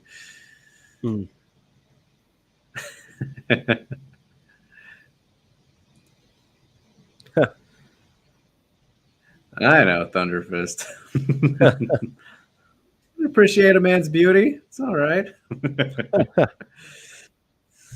Wow, Smoking Joe throwing some heat. Yeah. Oh, there you go. kick trading. Yeah. Crowd is finally here.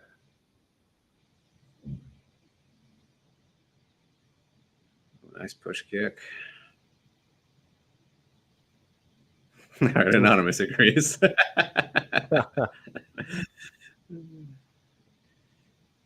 Oh, Ooh, heavy kicks from both. Good right hand. Taiwan Chai. What's Smoking Joe been doing, you know? Oh, Yeah. oh, They are just, yeah. some of these just missing.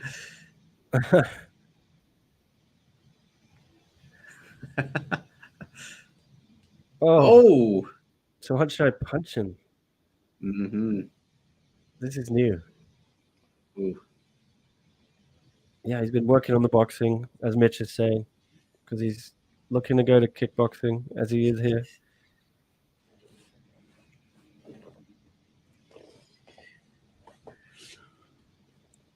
But he is hittable, you know. Yeah. I'm not sure Tawanchai in kickboxing is going to be unbeatable. He's been knocked out before in China, I think.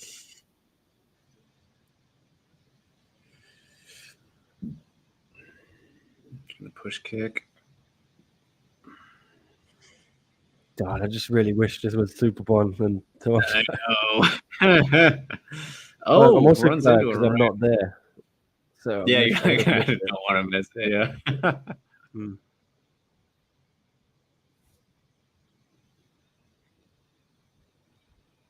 Yeah, good output from Smoking Joe, though. Nice push kick there. He's keeping up with them.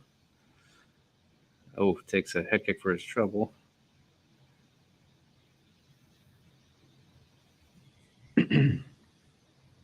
Oh, jeez, slapping kicks. Slapping hard, aren't they, these boys? Yeah. Oh, man. All right, interesting first round. You hear the difference, right, in the crowd? And yeah. PK chance.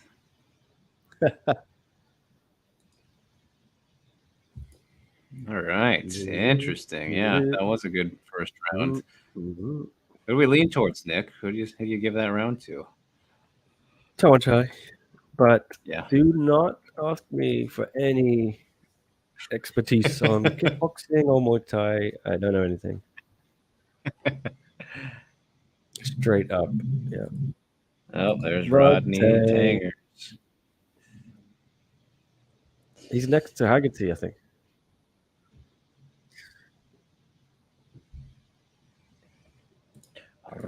Bit of a muted reaction for Rodney. Yeah. Everyone's thinking about this fight. Ooh. A duck. Evasion from Natawat. Oh, good combo from Smoking Joe. Landing the left hand. Pouring it on. Right hook gets through. Taiwan Chai 8. Couple there. Wow. Game. The Thai sensation. Ooh, then he lands a good one of his own in response. Yeah. Might have hurt. Not a lot. Got a little sloppy there for a second. Taiwan Chai loses there. Jeez. What happens? Costume in the way there. Yeah.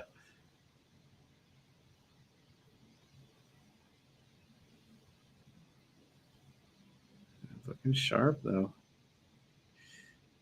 Kicks at the same time. We got a fight at least. Yeah, big time. Ooh. He's game. I don't want Landon's good kick there to the body.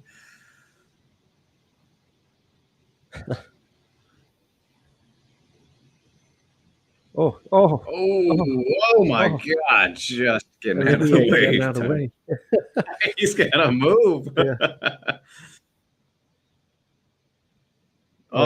Trading body kicks for each. Timing there. Taiwan Chai. Is this if Go Nadalwit does Oh. something here. Is that knockout? Is that the upset of the year? Or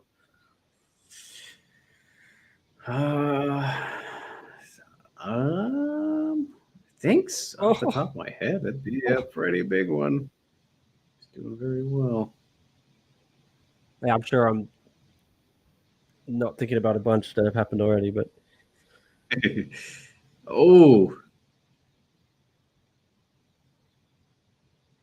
slapping outside leg kick from Nadawat. Inside there that time, then goes the body and the right hand. I mean, oh my god, Greg, I'm not ready for this. If I know he's winning this round. yeah, Oh, eats a right hand. I there, thought though. that Tawanchai had trouble against Kyrgia before he did the arm break thing, but Yeah. it's clear that these Yeah. kickboxing guys think they can beat him, you know? Mm-hmm.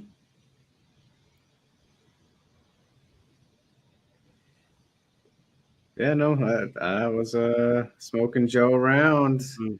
Tawanchai 1-1, appears to think he anonymous was. test. Yeah. Yeah. Joe might have the two ego contests.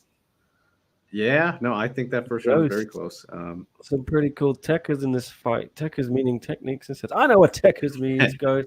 I'm from the UK, where that phrase was born on Soccer AM. Nice techers. And somehow it spread to the combat sports world. I don't know how you picked it up there. Yeah. Tell me how you found out about it. Joe using the fake teep into the real teep. Very cool techers. And again with the techers. I like it. Good to see. Look, Google Yeah, techers, Soccer AM. Yeah, that was a good round for Smoking Jay. But Ego kind clarifying. Yeah. He meant just the I've just second. realized I've not updated the results bar since the second fight. So Uh-oh. yeah, switch it to the other one because I can't be bothered. Just gonna watch this fight instead. Yeah, it could come down to this. Strong left there. Time we're trying to start things off.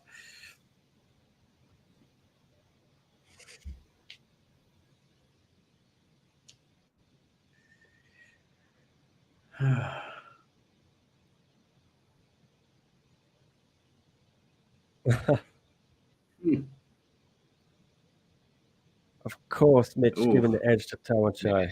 Yeah. Learn techers from Gordon Ramsay. Yeah. So Gordon probably got it from Soccer AM. Gordon's a big football guy. You know, Gordon Ramsay had a trial as a kid for Rangers, big Scottish club. I think he had a knee injury, so he became a chef because his football career fell apart. He was on the academy in Rangers or something. Glasgow Rangers. Interesting. Now you know. The more you know. Mm-hmm. Oh, gosh. Good golly.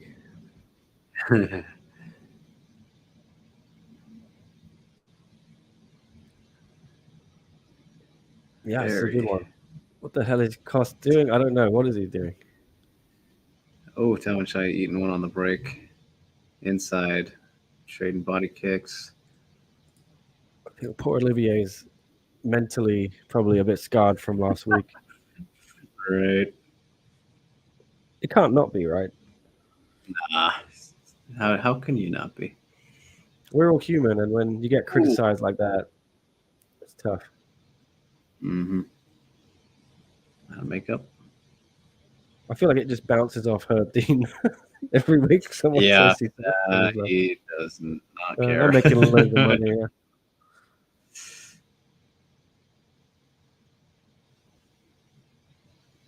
Yeah, probably. I mean, Tawanchai is going to win this, but yeah, he's come. Joe's done a lot better than I thought.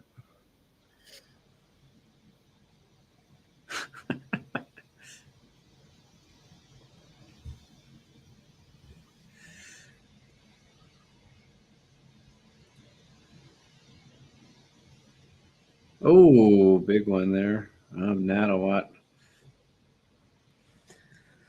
Oh, then he eats two in succession. Fires back though. Tawancha getting tagged a lot, says Percy. Yeah, this whole and they're taking some more right there. Body kick. This is Things good. heating up in the final seconds. Interesting fight. I can see this either way, but I'm kind of leaning Taiwan Shy there. But my I'm goodness. leaning Tawancha. Yeah. He lost the second round for okay. sure. It's just So Ghost is well up on Gordon's Rangers escapades. Okay. I haven't seen that documentary, but it sounds good. I love Gordon Ramsay. I used to watch every morning Kitchen Nightmares reruns on TV in the UK. It's coming back. Do you see this? Is it? Oh, wow. Yeah. Don't He's doing tease me. a new season or something. No way. Yeah. I even like Hotel Nightmares when he started doing that. Oh, did he? Yeah. I don't think it lasted as long, but he would go to these bed and breakfasts and just like chew them out. Oh, that's a great idea. Sounds like. Yeah, I agree, Ghost. That was warming up nicely. 5 rounds would have been great.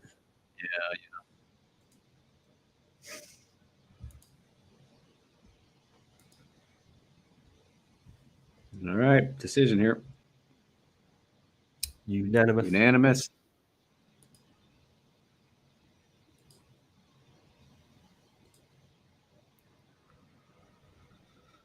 Tawancha. There you go. Joe gave a great account of himself, though. Yeah, he did very well. It's his birthday as well, of course. Terrible birthday present. If they would have gave it to him, then they would have been like, "Oh, it was a gift." That's what all the fans would have been like. You don't get many dodgy decisions in one. Like, I think that's to their credit. Yeah. But yeah, it's weird because Joe's been gone for 15 months, I want to say. Lost to Yusupov and he lost to Chingiz before that. Yeah, no shame there. Yeah. All right, now we get to play the bonus game. Oh, yeah. Glad to see Frank getting some action now in the ring. Mm-hmm. Frank the translator. Go follow this guy on Instagram, everyone. Frank Feels Fine. His handle. He's a lovely man. Oh, with a handle like that, it's gotta be.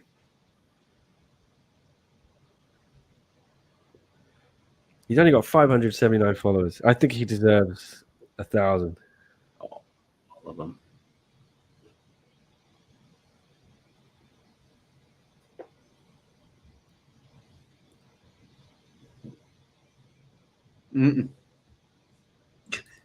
Oh, talking smack about Bond. Yeah, about the Bond.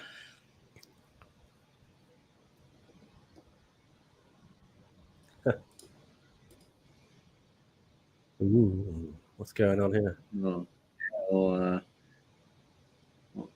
Fire.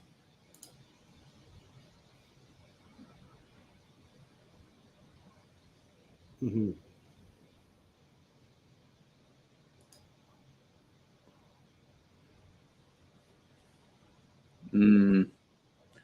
Not sure how strong he is until he gets his hands on him. Fair enough. Fair enough. Fair enough.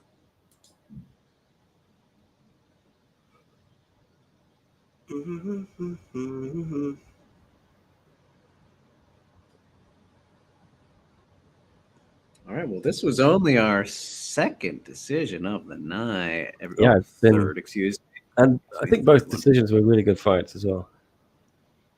Yeah.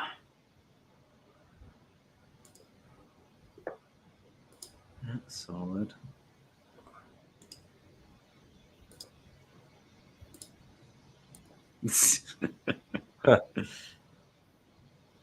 Yeah, well, you know, we take what we can get, Thunderfist. There's always next time.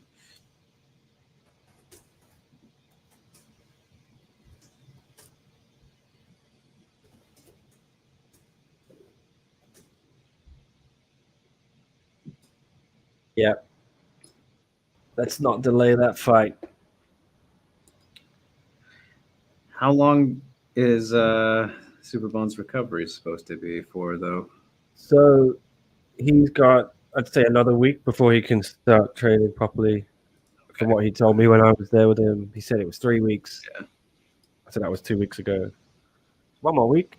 Oh, all right. And then, yeah, if it's Qatar, though, that gives him 6 weeks to prepare. Is that enough time? Probably just about, but Yeah. Yeah. Just enough. yeah, we had Tristan on last night from Sitsong Pinong. He was saying he likes 6 weeks. But that's when people coming from America to train there, with like 8 to 10 power because they're jet lagged for a week or two. Then you do 2 weeks of intense, then you taper down for a week, and then the 6th week fight week. Yeah. Right. But it depends, Bon, yeah, because that was a nasty tear. It was 3.5 centimeters in the muscle. You can't fight Tawancho on one leg. No, would not be ideal. Yeah. The way that guy throws. No. Of course, Mikey got a bonus. Yeah. Just seeing this.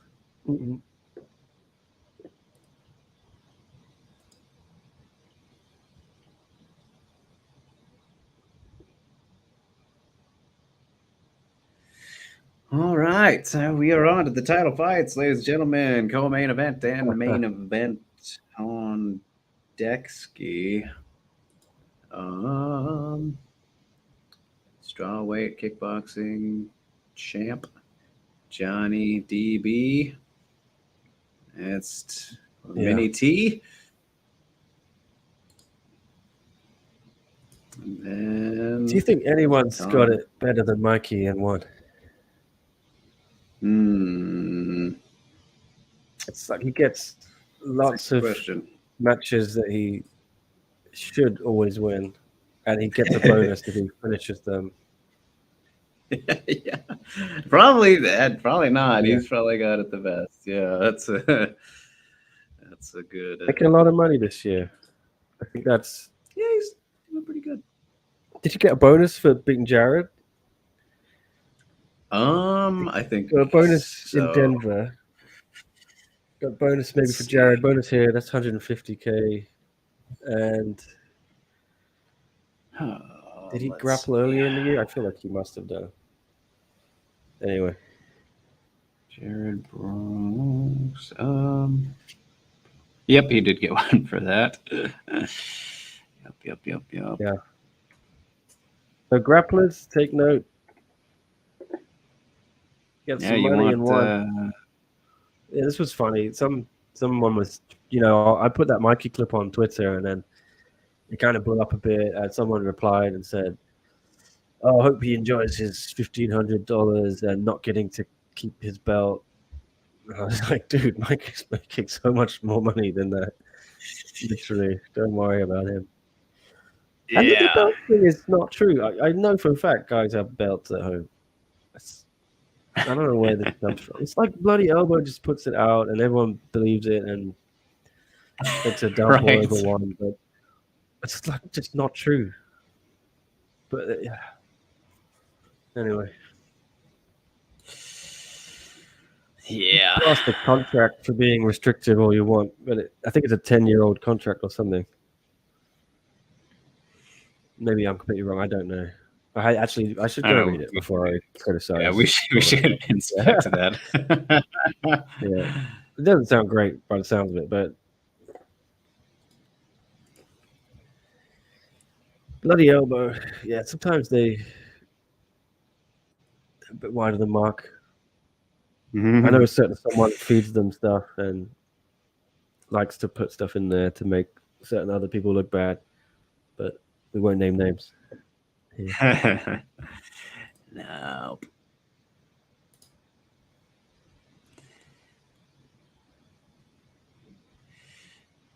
might need a bathroom break real quick. Yeah. All right. I'll hold the fort. What's up, everyone? Any comments? Any ideas on who leaked it? I do have an idea. Yeah. I can't say anything. I don't want to get any legal heat.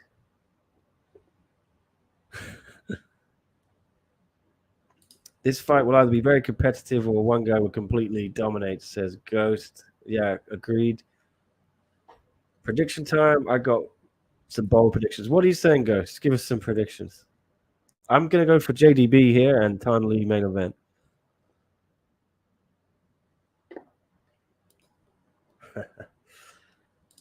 Yeah, let us know your predictions. Drake wanted to see more of Tawanshai. We get my drift.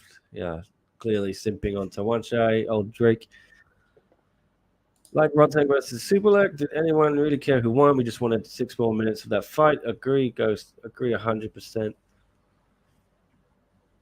That could have went either way. Tawanshai exposes being very punchable. Anonymous, yeah, that's a good point. I think Superbond, can Superbond expose something there? Or catch? Can he? He'll be watching that and thinking, you know what? But Superbond's, he's not a puncher. This is what I think. If Tawanshai faces Chingers, it's an easy win for Chingers and it's a knockout. But I know Tawanshai doesn't want to race to that Chingers match, so let's see. Don't care who won, just love the violence, says Ghost. I agree. Close fight. See you later, Ego Kind. Thanks for joining us. It is late in America. I don't know if you're in America, wherever you are. The fights will be very competitive or one go. That's not a real prediction. I want some names. I think JDB, I really, really rate him highly. I think you're about to see something special from him. And he's been out for a while. But Daniel's got a point to prove. The super leg loss was tough. But super leg is so much bigger than him. He's coming up a weight class, and super leg cuts a lot of weight, we know. He pushed Rodtang pretty hard, and he was then trying to get into MMA, trying to get to the belt in MMA, and that got derailed by Jeremy Miado, who's pretty handy himself. But I think Daniel realizes he should probably go back to focus on Muay Thai, kickboxing. Anyways. Let me know your thoughts, guys. I want names. I don't want some fence sitting like Ghost there. I want names to prediction.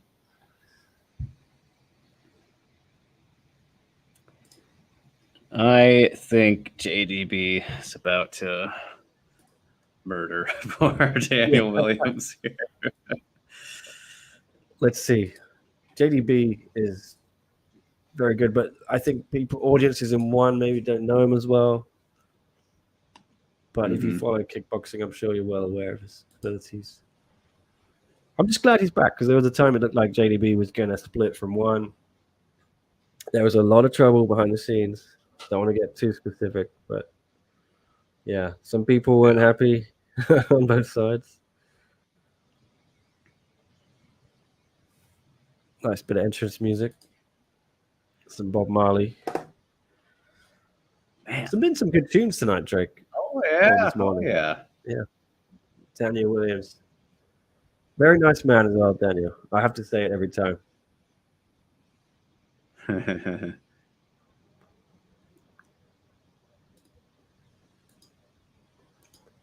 Let me love you.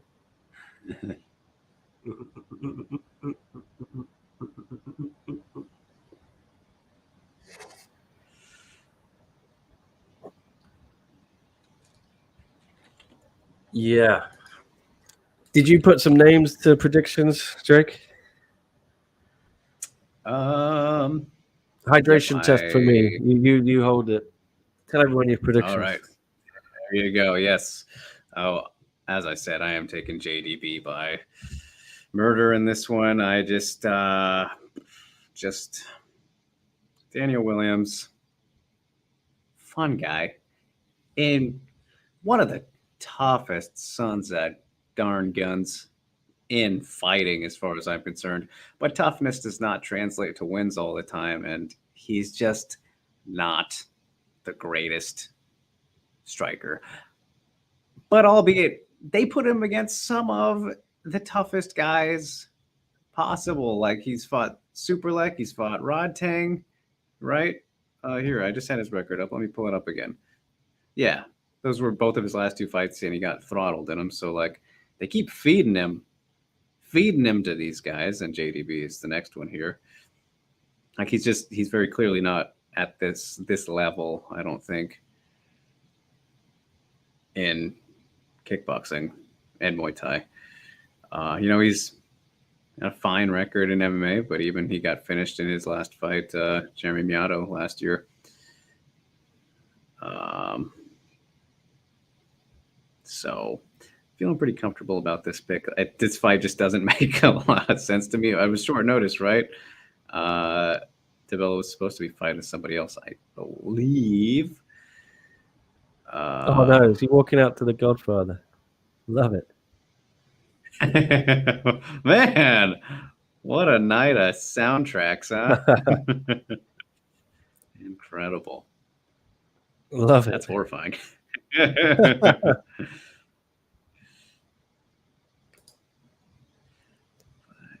Jeez, what a night of soundtracks. You're right. Mm-hmm. Such a beautiful song. This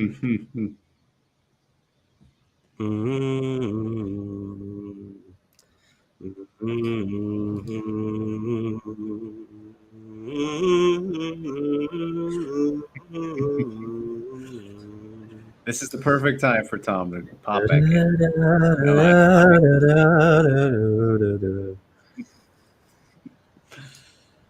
I feel like I need a glass of wine, Nick. Yeah. This is the time. Or one of Jonathan DeBella's coffees. He's got his own brand of coffee. He gave John a bag to give to me. It's so nice. Oh. Buying favors from good coverage, sure. Yeah. I'm easily bored. A fair guys. Get me a coffee. Yeah. Sell out. Give him coffee and he is pleased. Yeah. Yeah. You know what you should do though, Nick? When you get that bag, do a little review video. People love that shit. Oh yeah. Okay. Yeah, maybe do a I little will. Taste tester. I feel like this is from Godfather 2, this rendition. I was thinking about watching that recently, last night, actually. Maybe I'll have to go. That's the best one, isn't it? Yeah, I'm thinking doing a little 1 and 2 revisit. It's been a decade or so.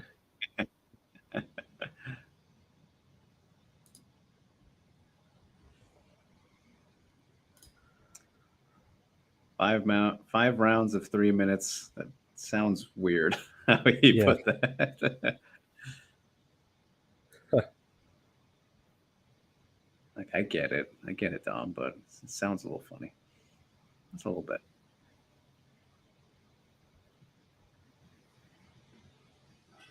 Scrappy MMA. Real scrappy. Is that what he said? Yeah, scrappy that's MMA. The gym. Okay. You didn't say the second part, no. Yeah. The scrappiest MMA. Wow. Yeah, while you were gone, Nick, I was pondering to the fans here. Why Danny Williams is a replacement, right? Yes. Well, actually, not a replacement. So, from what I know, Super Bontowancho originally meant to headline this card. Yep. And then Haggerty Andrade was put on it. And then briefly, Super Bontowancho were going to be moved to Singapore because Miller Sandel versus Iman Barlow fell through, or Jackie Bunton, fell through. So that was moved to Singapore. And then they brought JDB and Daniel. They booked that to cover that loss for this card. And it wasn't like someone dropped out. It was a quick title fight they knew they could make. Then Superbon Tuancho was moved back to Thailand because Smiller found another opponent, Alicia Rodriguez.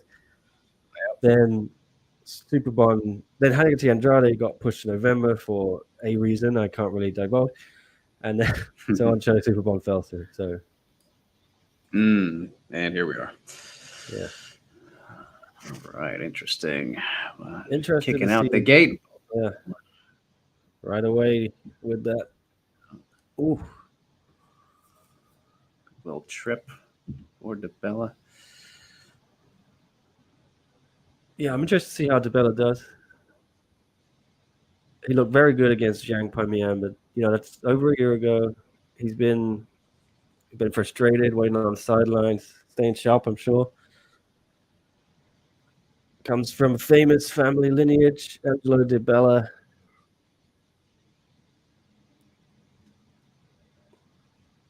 Oh. Yeah, sneaky right hook there around the glove. Nice inside low kick. Yeah.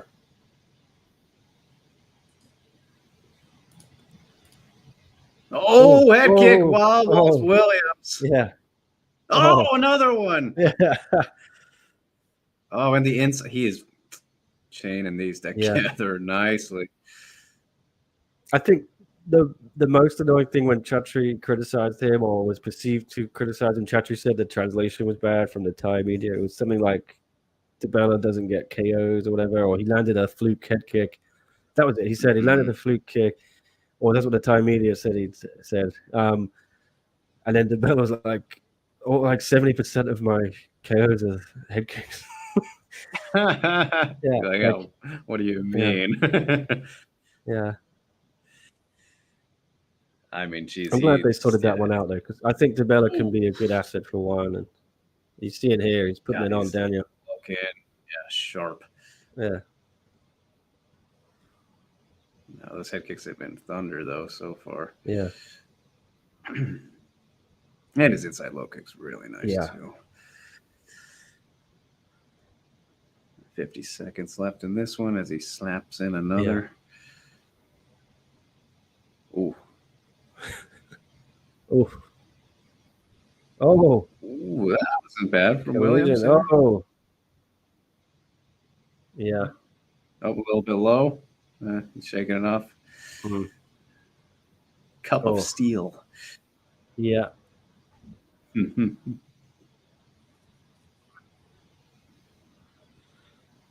Yeah, DeBella looks a lot quicker. Yes. It's like his whole vibe as well. The gimmick. He's very slick. Man. No, he looks like a young mobster or something. Yeah, and I think it's good. It's marketable. I think if one gets behind him, try and push that a bit. He's chaining it well. Synchro might be right. Says Ghost. He's setting up the head kick, chaining it well with the inside low kick and body kick. Oh, that was wonderful. Yeah, that is exactly right.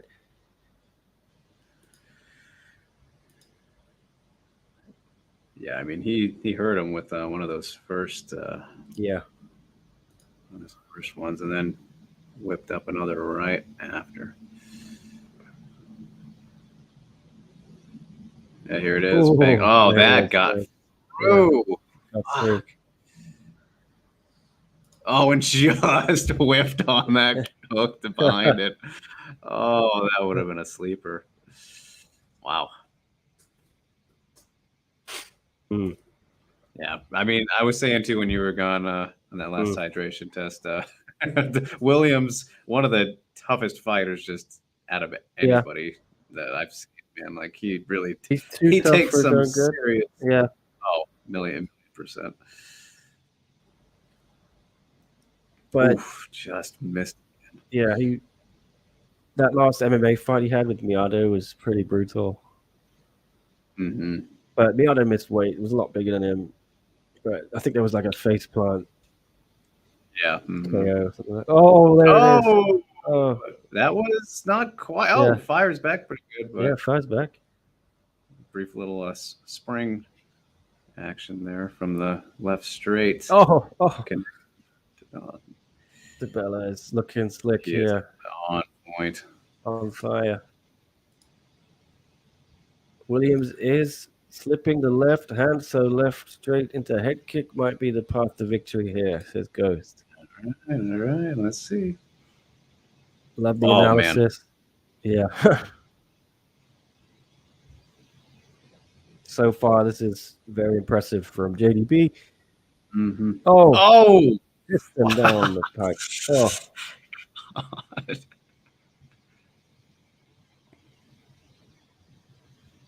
Trying to switch kick action. frustrating that they kind of left DeBella for so long. Mm-hmm. I hope he's showing his value to the company now. And he's been ready and willing to fight for a long time. But it always comes down to money, I think.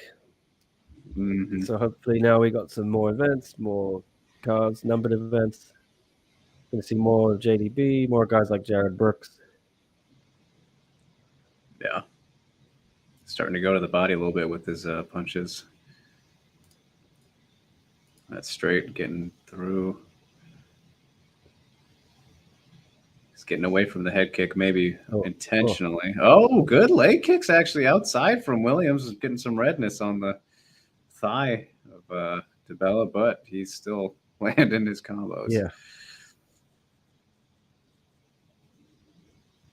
Oh, wow.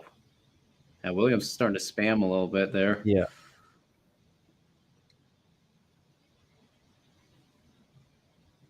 Oh boy. Just out of range. Mm. Oh, the head kick. Again, just misses.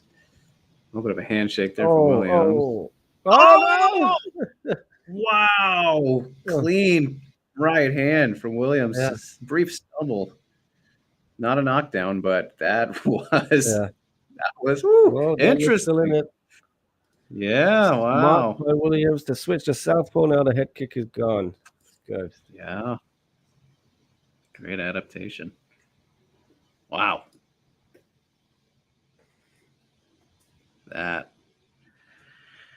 was something. Let's see how JDB can adjust here going into round 3. Wow.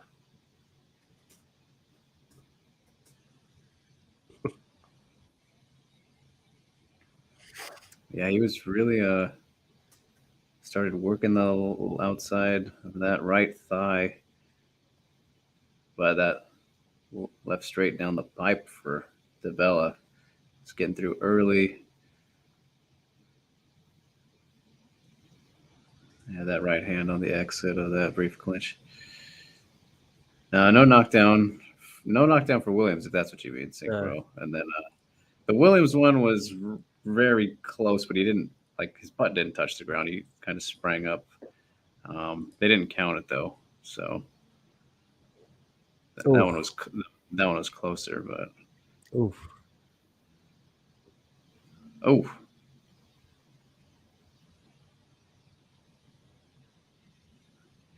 kind of getting a little bit predictable with his punches to Bella.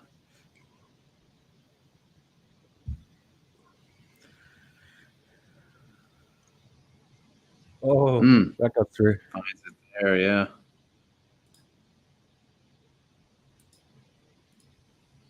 Nice glove touch right after Joel. Yeah. Straight. Oh.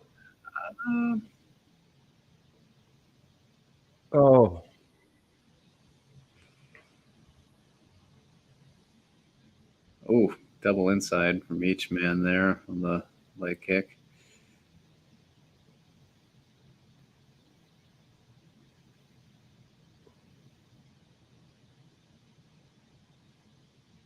Yeah, that leg is taking it.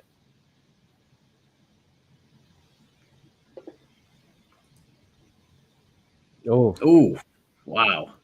Oh. Going to the body now. Oh, catches him up top.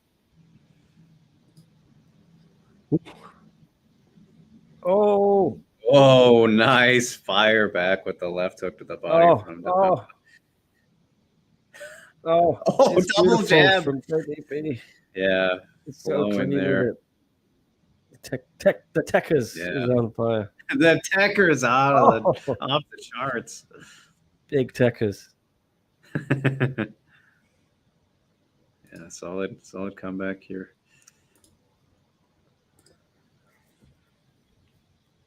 Avoiding it better this round.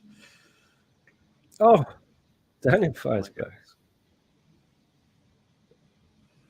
Oh.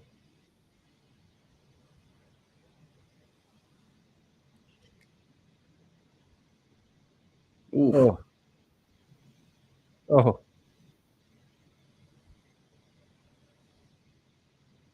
Oh. Oh. I'm just making noises here. Sorry. All good. Oh, catching each other there.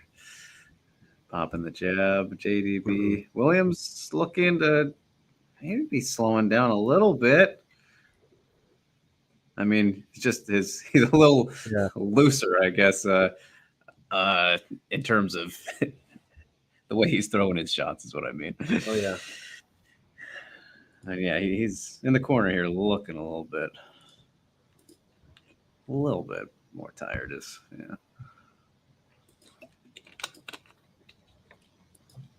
All right. Okay.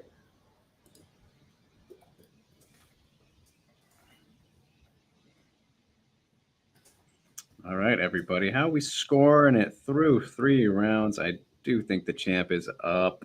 Could be 3-0, 2-1 if you want to give Williams that second round, but I still think you could edge it. Despite Williams, that was his best round. Chopped that leg really good in the second round. Obviously, landed the big punch at the end of it. Still think the champ is up. As Williams backs him up early here, continuing to chop away with those leg kicks, but runs into jabs as well. Oh, good knee from Williams.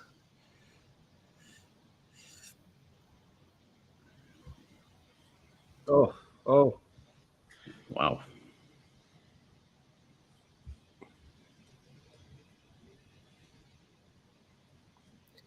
What do you have at 3 rounds for JDB? I'm pretty sure. I think that's what I'd go. 2-1 at worst. Yeah. VT running out of gas as Percy. How common a leg kick finishes in kickboxing? Oh, spinning back fist from JDB. Not very. I mean, yeah, I don't really. Yeah, Superbot likes them. They always look extra spectacular. They're a little bit rarer, I think. But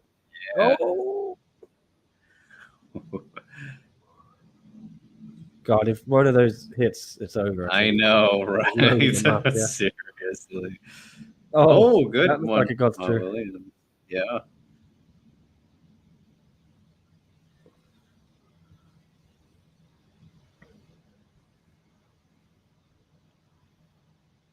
Oh, got him. Well, Williams connecting. Yeah, this is standard mini T. Durable. Never going to stop, but I think he's probably down every round, but he's doing. Don't inform your betting decisions on what I'm saying or anything like that.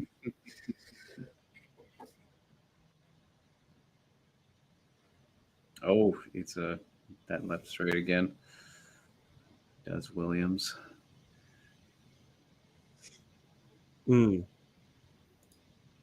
Crazy how that head kick was completely eliminated after the first round by the changeup.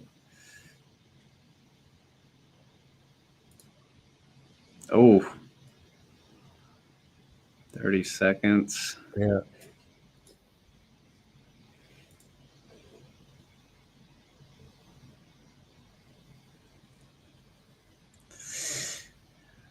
Oh my goodness.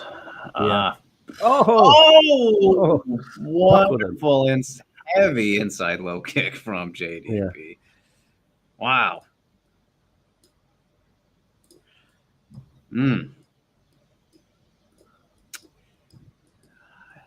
That was a good close for the champ, but I don't know. I might give that round to Williams, actually.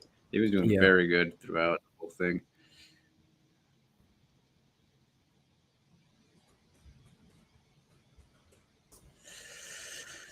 So, yeah, that would be... It's a 3-1 on my card. Which round do you have, Daniel? I think he just won that one.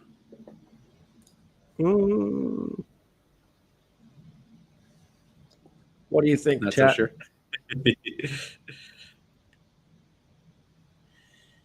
I mean, yeah, the biggest shot was like, been money with that. I think that was definitely the biggest strike of that round, but Williams was doing really good work. Everything before that, I thought. So yeah, I give him that one. But here we are, last round now.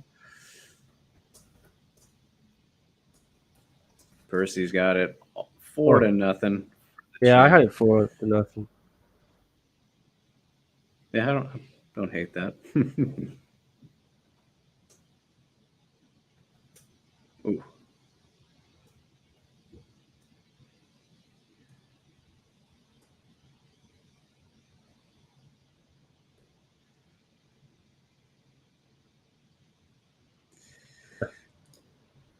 A 26-pound belt. 26.4, I think it is. Insanity. Yeah. But apparently they don't get to take them home with them. Really? That's what the bloody elbow was saying, right? In the contract. Oh, that one keeps the belts? Yeah. This is a big controversy. But I know that some fighters have their belts. Yeah. You get a replica of each time you win, you get a replica, which you can take home. So if you win 5, you win your belt and you defend it 5 times, you have 6 belts. Ooh, body shot. Rips the body.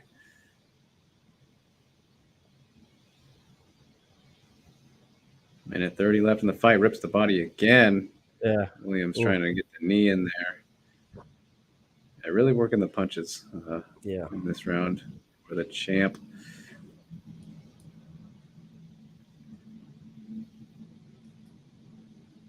Oh, head kick is back there. Gets through a little bit for Dabella.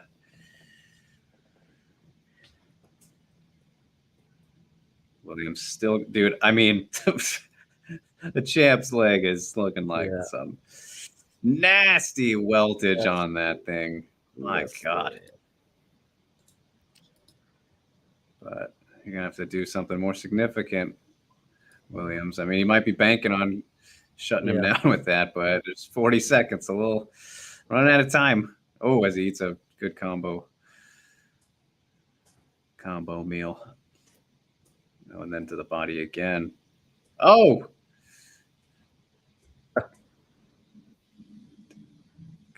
30 seconds left. Can we get a finish? Oh boy.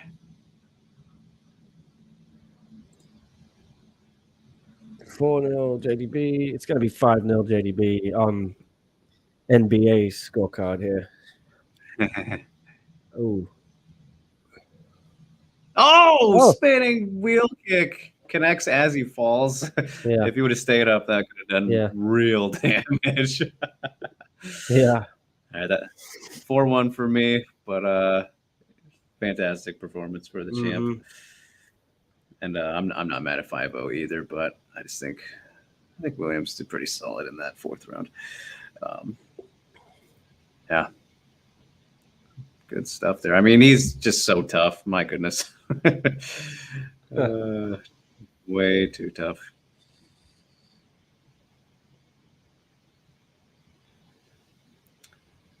Way too tough, that mini T.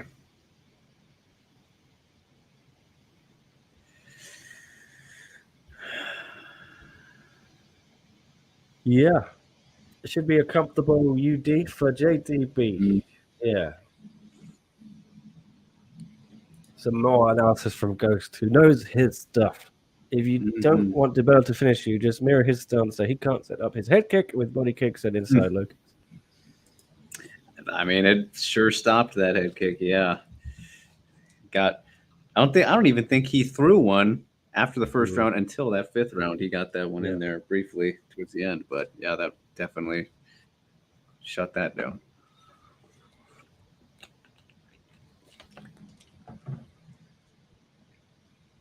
Yep, all three.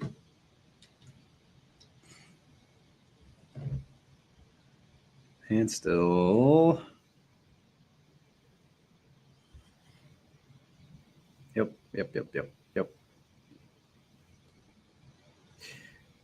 Oh, it's kind of interesting. The kickboxing and the Muay Thai mat, like everything aside from grappling and MMA, those are scored round by round, right? So I don't know why they don't read off the actual, round scores. Yeah. That'd be nice. So Mini T, a company man, very durable, says Percy. Yeah. Daniel will get chances always, and he's not going anywhere. But I'd like to see him get some fights, maybe build him up a bit more again. He's taken on these killers. Let's find him a home. Maybe keep him in the Muay Thai division for a while, get him some ranked fighters. Colleen, the Bella, I don't think he will feel like the winner in the morning with that leg. Yeah, good point. You might lose a decision. At least you don't get CE later in life. CTE, yeah.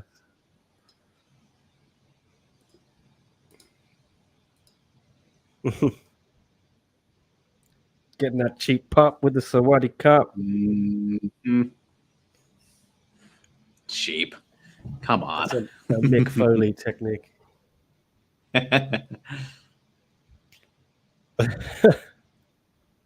I'm used to it. My dad kicks me every day.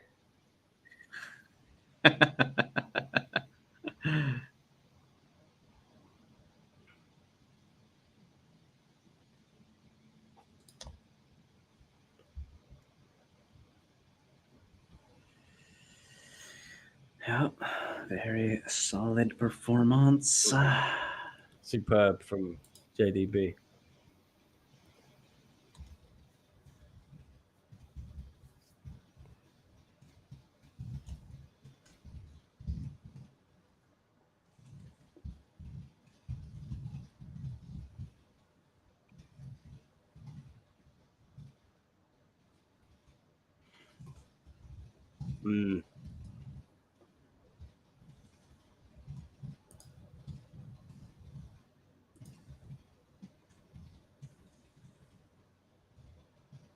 Damn. Kind of feel he deserves a bonus. I don't know. Yeah. I mean, Zhang Paimian got a bonus for a decision win against, I forgot the guy's name, his last fight. And, yeah, JDB looked a lot better here than Zhang did in that fight. But, yeah, should we only give bonuses for finishes? That's it. Unless it's a grappling match and you draw, you can get one. Yeah, right. Salty about that. Still so crazy. Nick, Orwin's Pierre White. I do know Marco Pierre White. Yeah, you're right. The original celeb chef. I don't know him personally, but yeah, he was the Hell's Kitchen UK.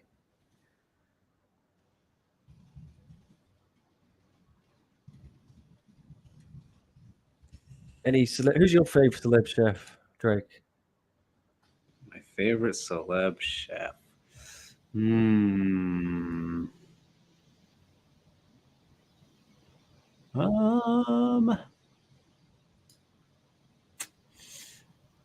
sure you're kind of surprised that I'm actually taking my time on this question. I think it's probably between Bobby or Ramsey. Okay. I kind of like how Bobby, like, he does those competitive shows and he's very competitive about it. He's kind of Yeah. funny. Bobby Flay, that is, for you guys who don't know. It might be him. I mean, I kind of, I don't know. I've kind of watched more of his stuff recently than Gordon, but you can't really go wrong with either of those guys. You cannot. And they're like the two most famous ones, aren't they? Obvious. Yeah. Can't beat Ramsey. Bourdain. Good shout from Percy. Bourdain,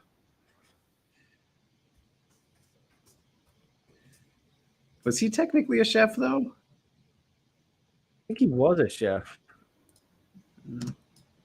But, okay. Yeah, I don't know. I feel like he wasn't really cooking anymore. He was just eating other people's cooking. Yeah, travel stuff and critique.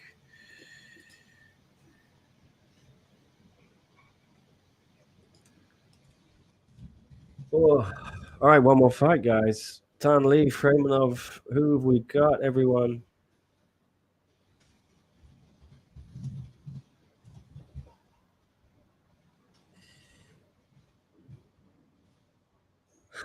Tom Taylor texting me saying, I think Tan's going down in this one, unfortunately. Yeah, I'm getting the feel as well. I think he's got a surprise. Yeah. I mean, I think it's one of the best strikers in MMA. He's super underrated.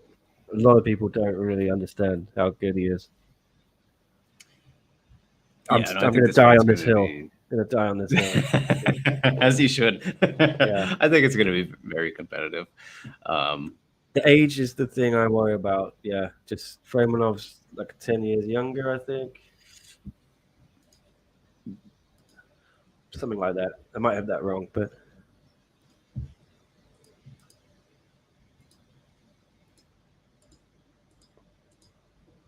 Bold.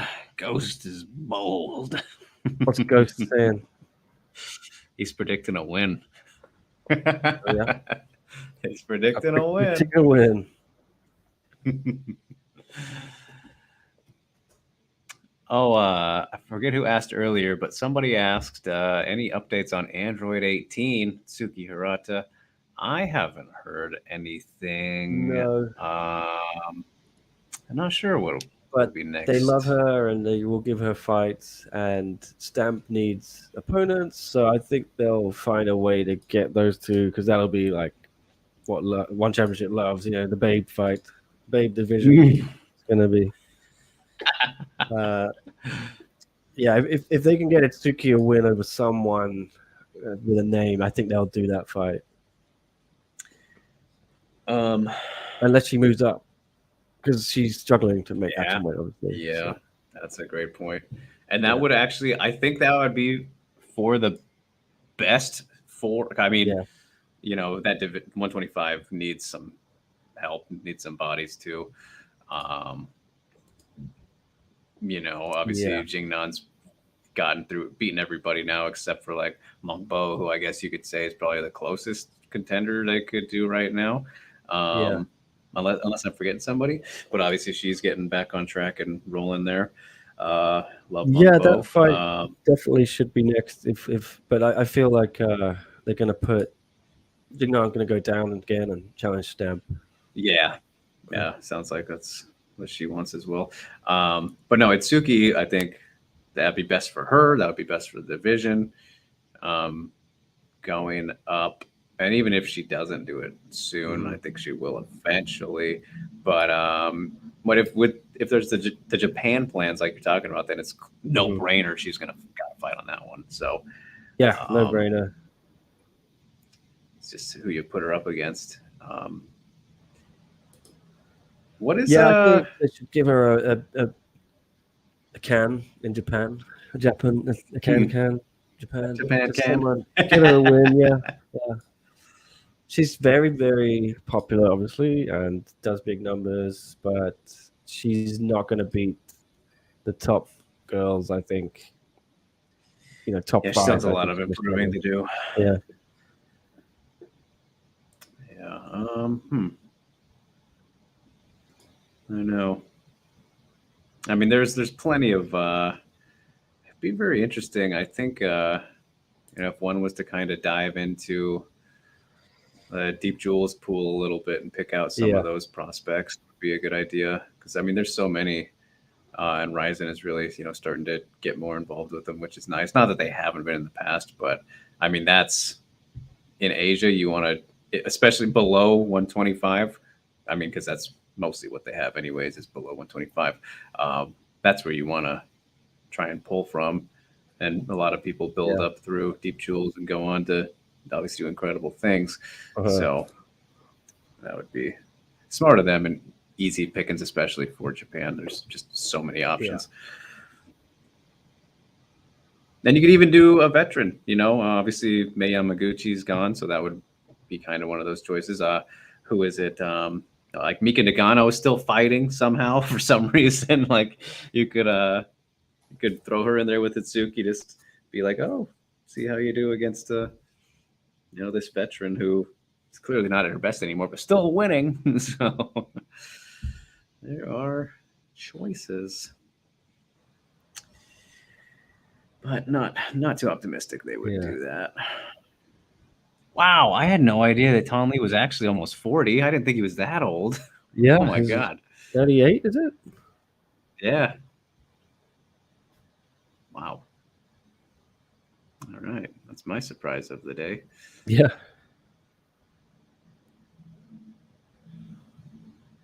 There's Ilya, the Hall of Champions. Keep Marisa Bevy away, please, from the hall.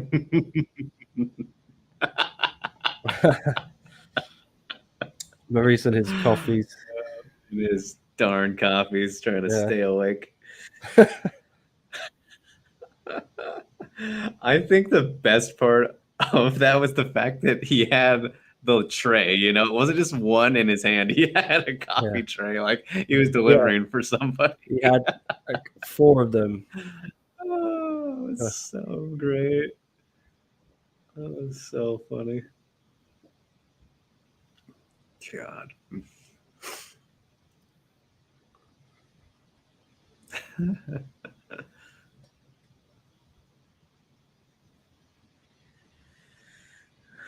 Ilya Freemanov. This guy is very, what's the word? It's kind of something kind of eerie about him, and when you talk to him, it's like, oh, the scary dude, bad man right there. He's got some bodies buried in his backyard. Yeah. Yes, sir.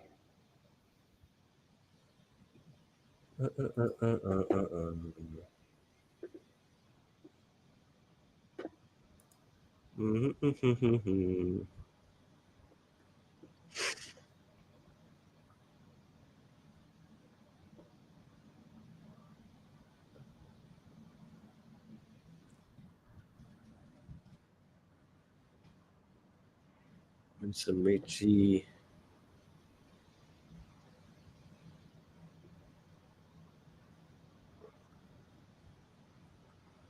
Let me add that in. Yeah. What happened? The Tan Martin Nguyen fight. Yeah, it's like I feel for Tan because he had to wait so long after that fight. He couldn't really follow it up as quickly as I think he would have wanted to. And then the age suddenly caught up with him because I think he was 36 when he won the belt, and now he didn't defend it till he was 38 or something like that. Maybe 37. Maybe he was 35 when he won it. Didn't defend it until 37. It's just, you're right in the final years, there. And then pandemic happens, stuff for him. Yeah.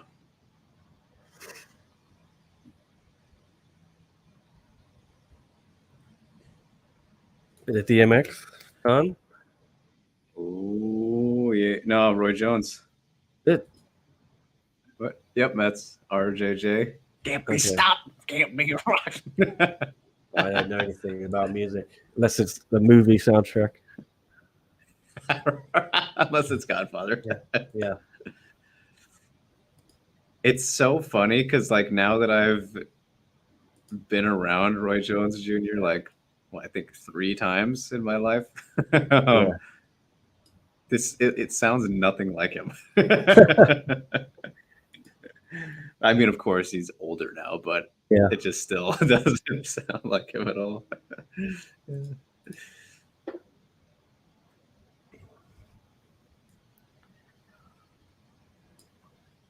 Yeah. It's good on Tan Lee for taking this fight. He could have waited, I think, for that rematch with Tankai. Those yellow uniforms are pretty cool. I think you're looking for the MMA filter on the hub Purdue. Yeah.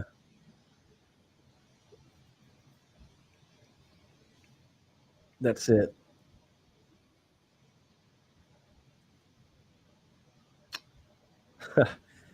MMA filter. I am confused. Is there an MMA filter on the hub? Didn't know that. Not that I'm going to check it out. Yeah. What does that even mean? A particular website is the second part of the name is hub. Okay, yeah. Oh, I think I see where Yeah. this is going. Come on, Dave. Yeah. One of my friends was asking me why I didn't invite them to San Diego, so I was distracted for a second there. Why did you not? I know.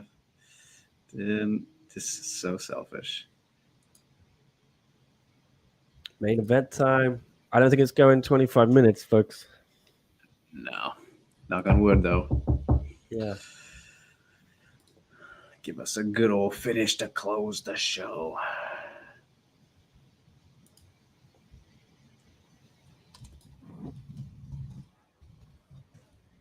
Oof.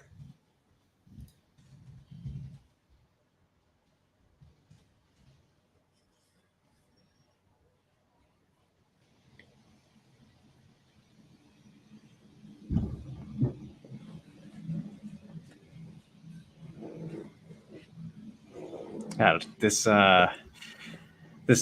hotel desk chair is leather, so it makes the butt really warm. Oh yeah. Sweaty butt over here. Yeah. I got some aircon in here helping out. Need a fan. Warm. Should open behind my curtain here. I got a balcony, Nick. I got a good hotel room. Oh, wow. Show us at the end, maybe. Oh, there shows that. Wow. Wow. Let me see if I can open it up. It's getting warm in here. There we go. Might be a little outside sounds. Oh, it's all good. Bring in the night. Yes. But no, I could actually show you right now. I can take my camera off real quick. Check this out, you guys. Look at my view.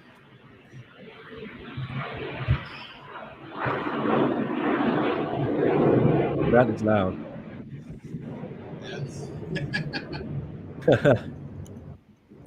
You're right by the airport.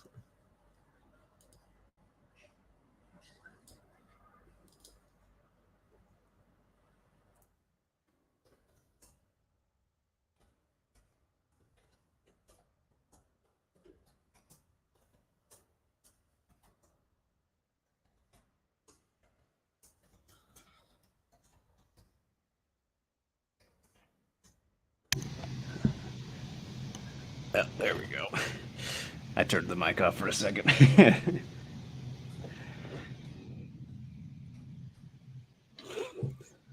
Oh boy. Huh. Okay.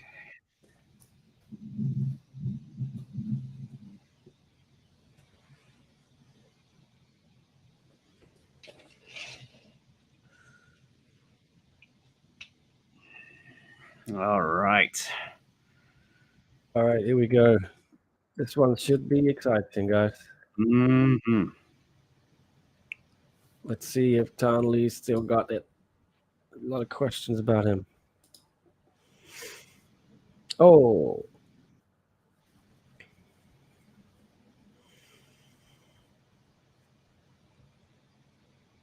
Oh, Oh. catching him early.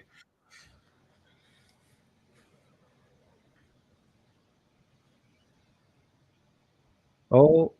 Comes Tan. Arm. Oh, There we right go. into a takedown. Yeah. Oh, no. Oh, rolling.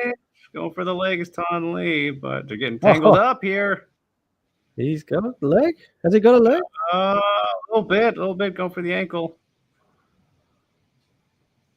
Oh, wow. Could you imagine? No one would have seen this. Jeez. Oh. Oh. What He got a happened? Did he touch. get him? He got it. What? Oh, he Ryan hold him like we said.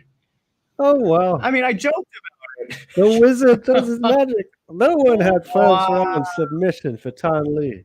Oh my god, that was like under a minute. Oh, Ryan Hall, congratulating him. Wow. Ilya looks in pain though. I think something popped there. Yeah.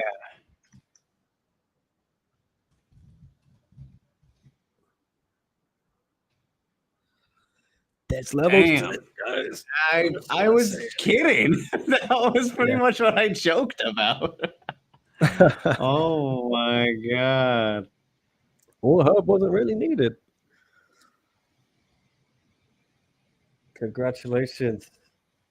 Tan Lee. Tang What Lee. we got there? A minute? I mean, now it's very quick. Man, Tan Lee that's his second, I think, sub 1 minute finish in a title fight and won. Incredible. Dude. I didn't see the replay on that because like I didn't even see the tap. That angle was pretty shitty. Yeah. Wow, good for him though. I hope he gets a bonus. That could be a double. I mean, I don't know. Dude, if he can do that, like the danger level of like overall that he's possessing now is dang. Congrats, Tan Lee.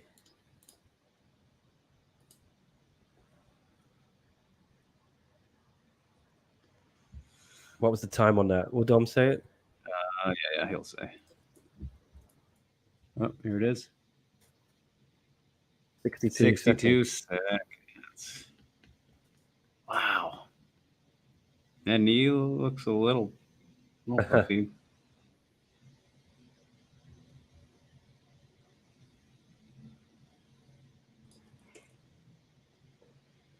Wow.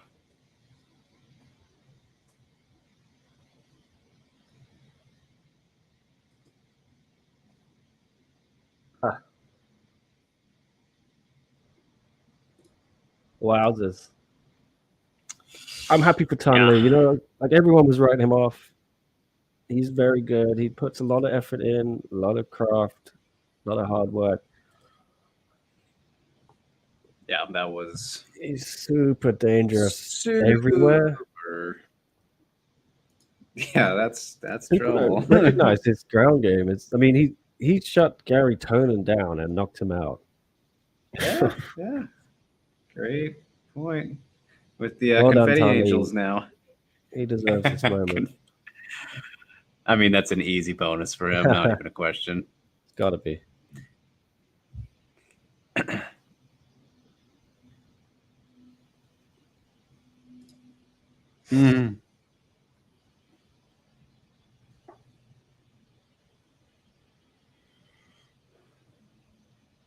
Wow.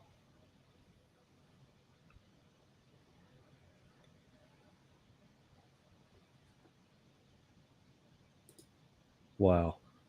I'm speechless. Yeah, that was. Tan Lee has left me speechless 3 times. Martin Nguyen, Gary Tonin, and here. I'm slightly disappointed though. I would have liked to see more of a fight, you know? Like that's the only thing.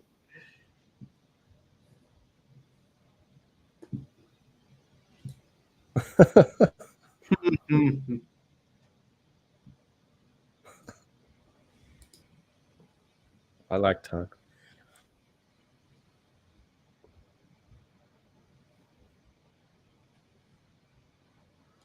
Is it true, Bloody Elvis said they don't get to keep the belt? No. From what I understand, I asked one about this, and they told me categorically that's not true. Every time you win, you get a replica belt. So if you win, so Tan Lee's going to take a belt home here. He will have had 2 others as well from when he won the belt and defended against Gary Tony.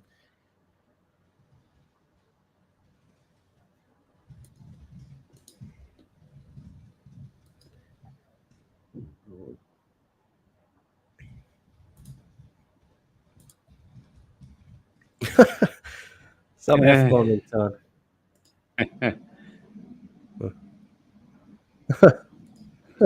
Saw that coming. Yes, get that bonus, Tan.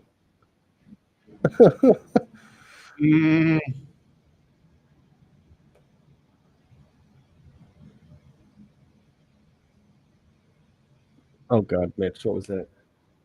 Yeah. Into the lump building. Yeah, I like this. Face off. Do some shoving. Headbutt.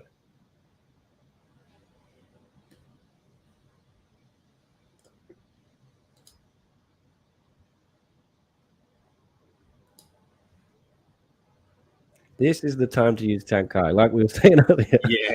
You didn't need that thing earlier.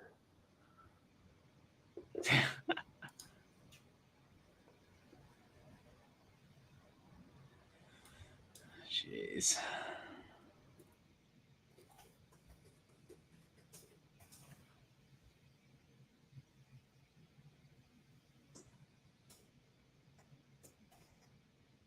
They still haven't shown the replay of that.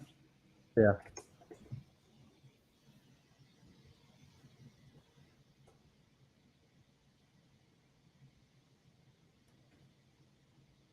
Mm-hmm.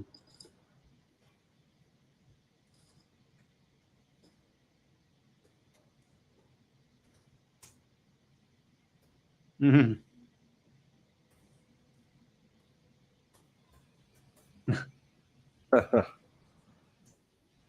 Six.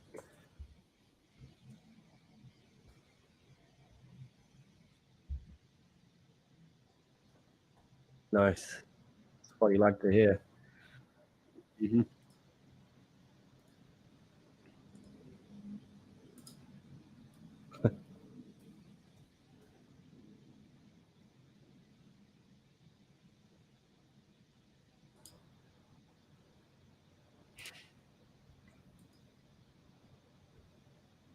Wow. Yeah. Excellent. Crazy.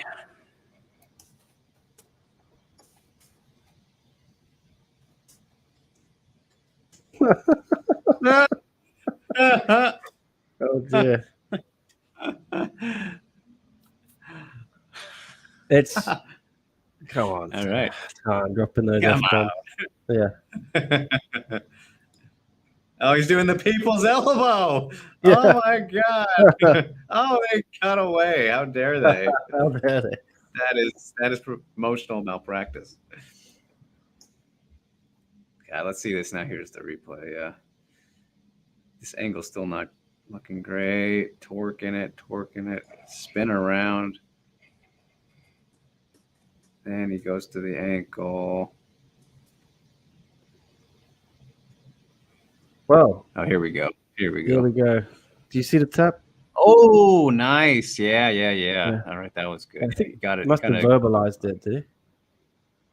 I think there was a little bit. It was kind of under Yeah. under Tan's leg.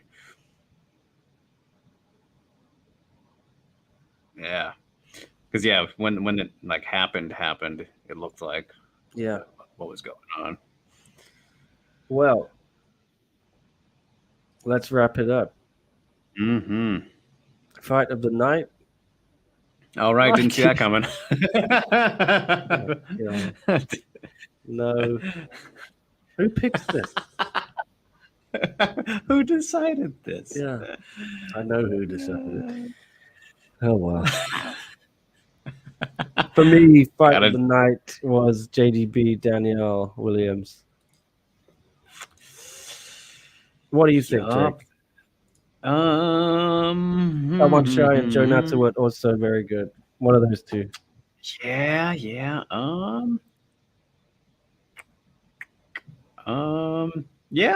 I think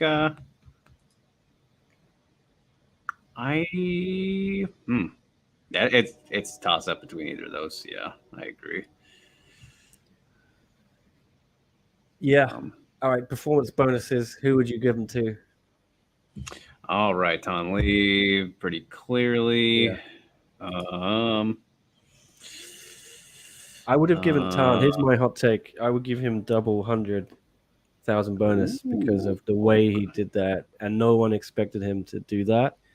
Everyone thought it's going to be a TKO, probably for Freymanov.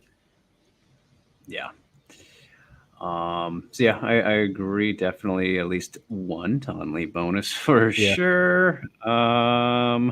Then Lepang for sure. And Tetsuka. Tetsuka, yes, your man. Yep. I would go for Tanley bonus for me, double. JDB I would give one to because I think it was a clinical performance. And then I'll give Mikey one, because that was good. Yeah. Good finish. Then Zhang Liping could have one. I think Hu Yong maybe deserves. Only reason I don't do Hu Yong is because I think it was a little early. Only reason.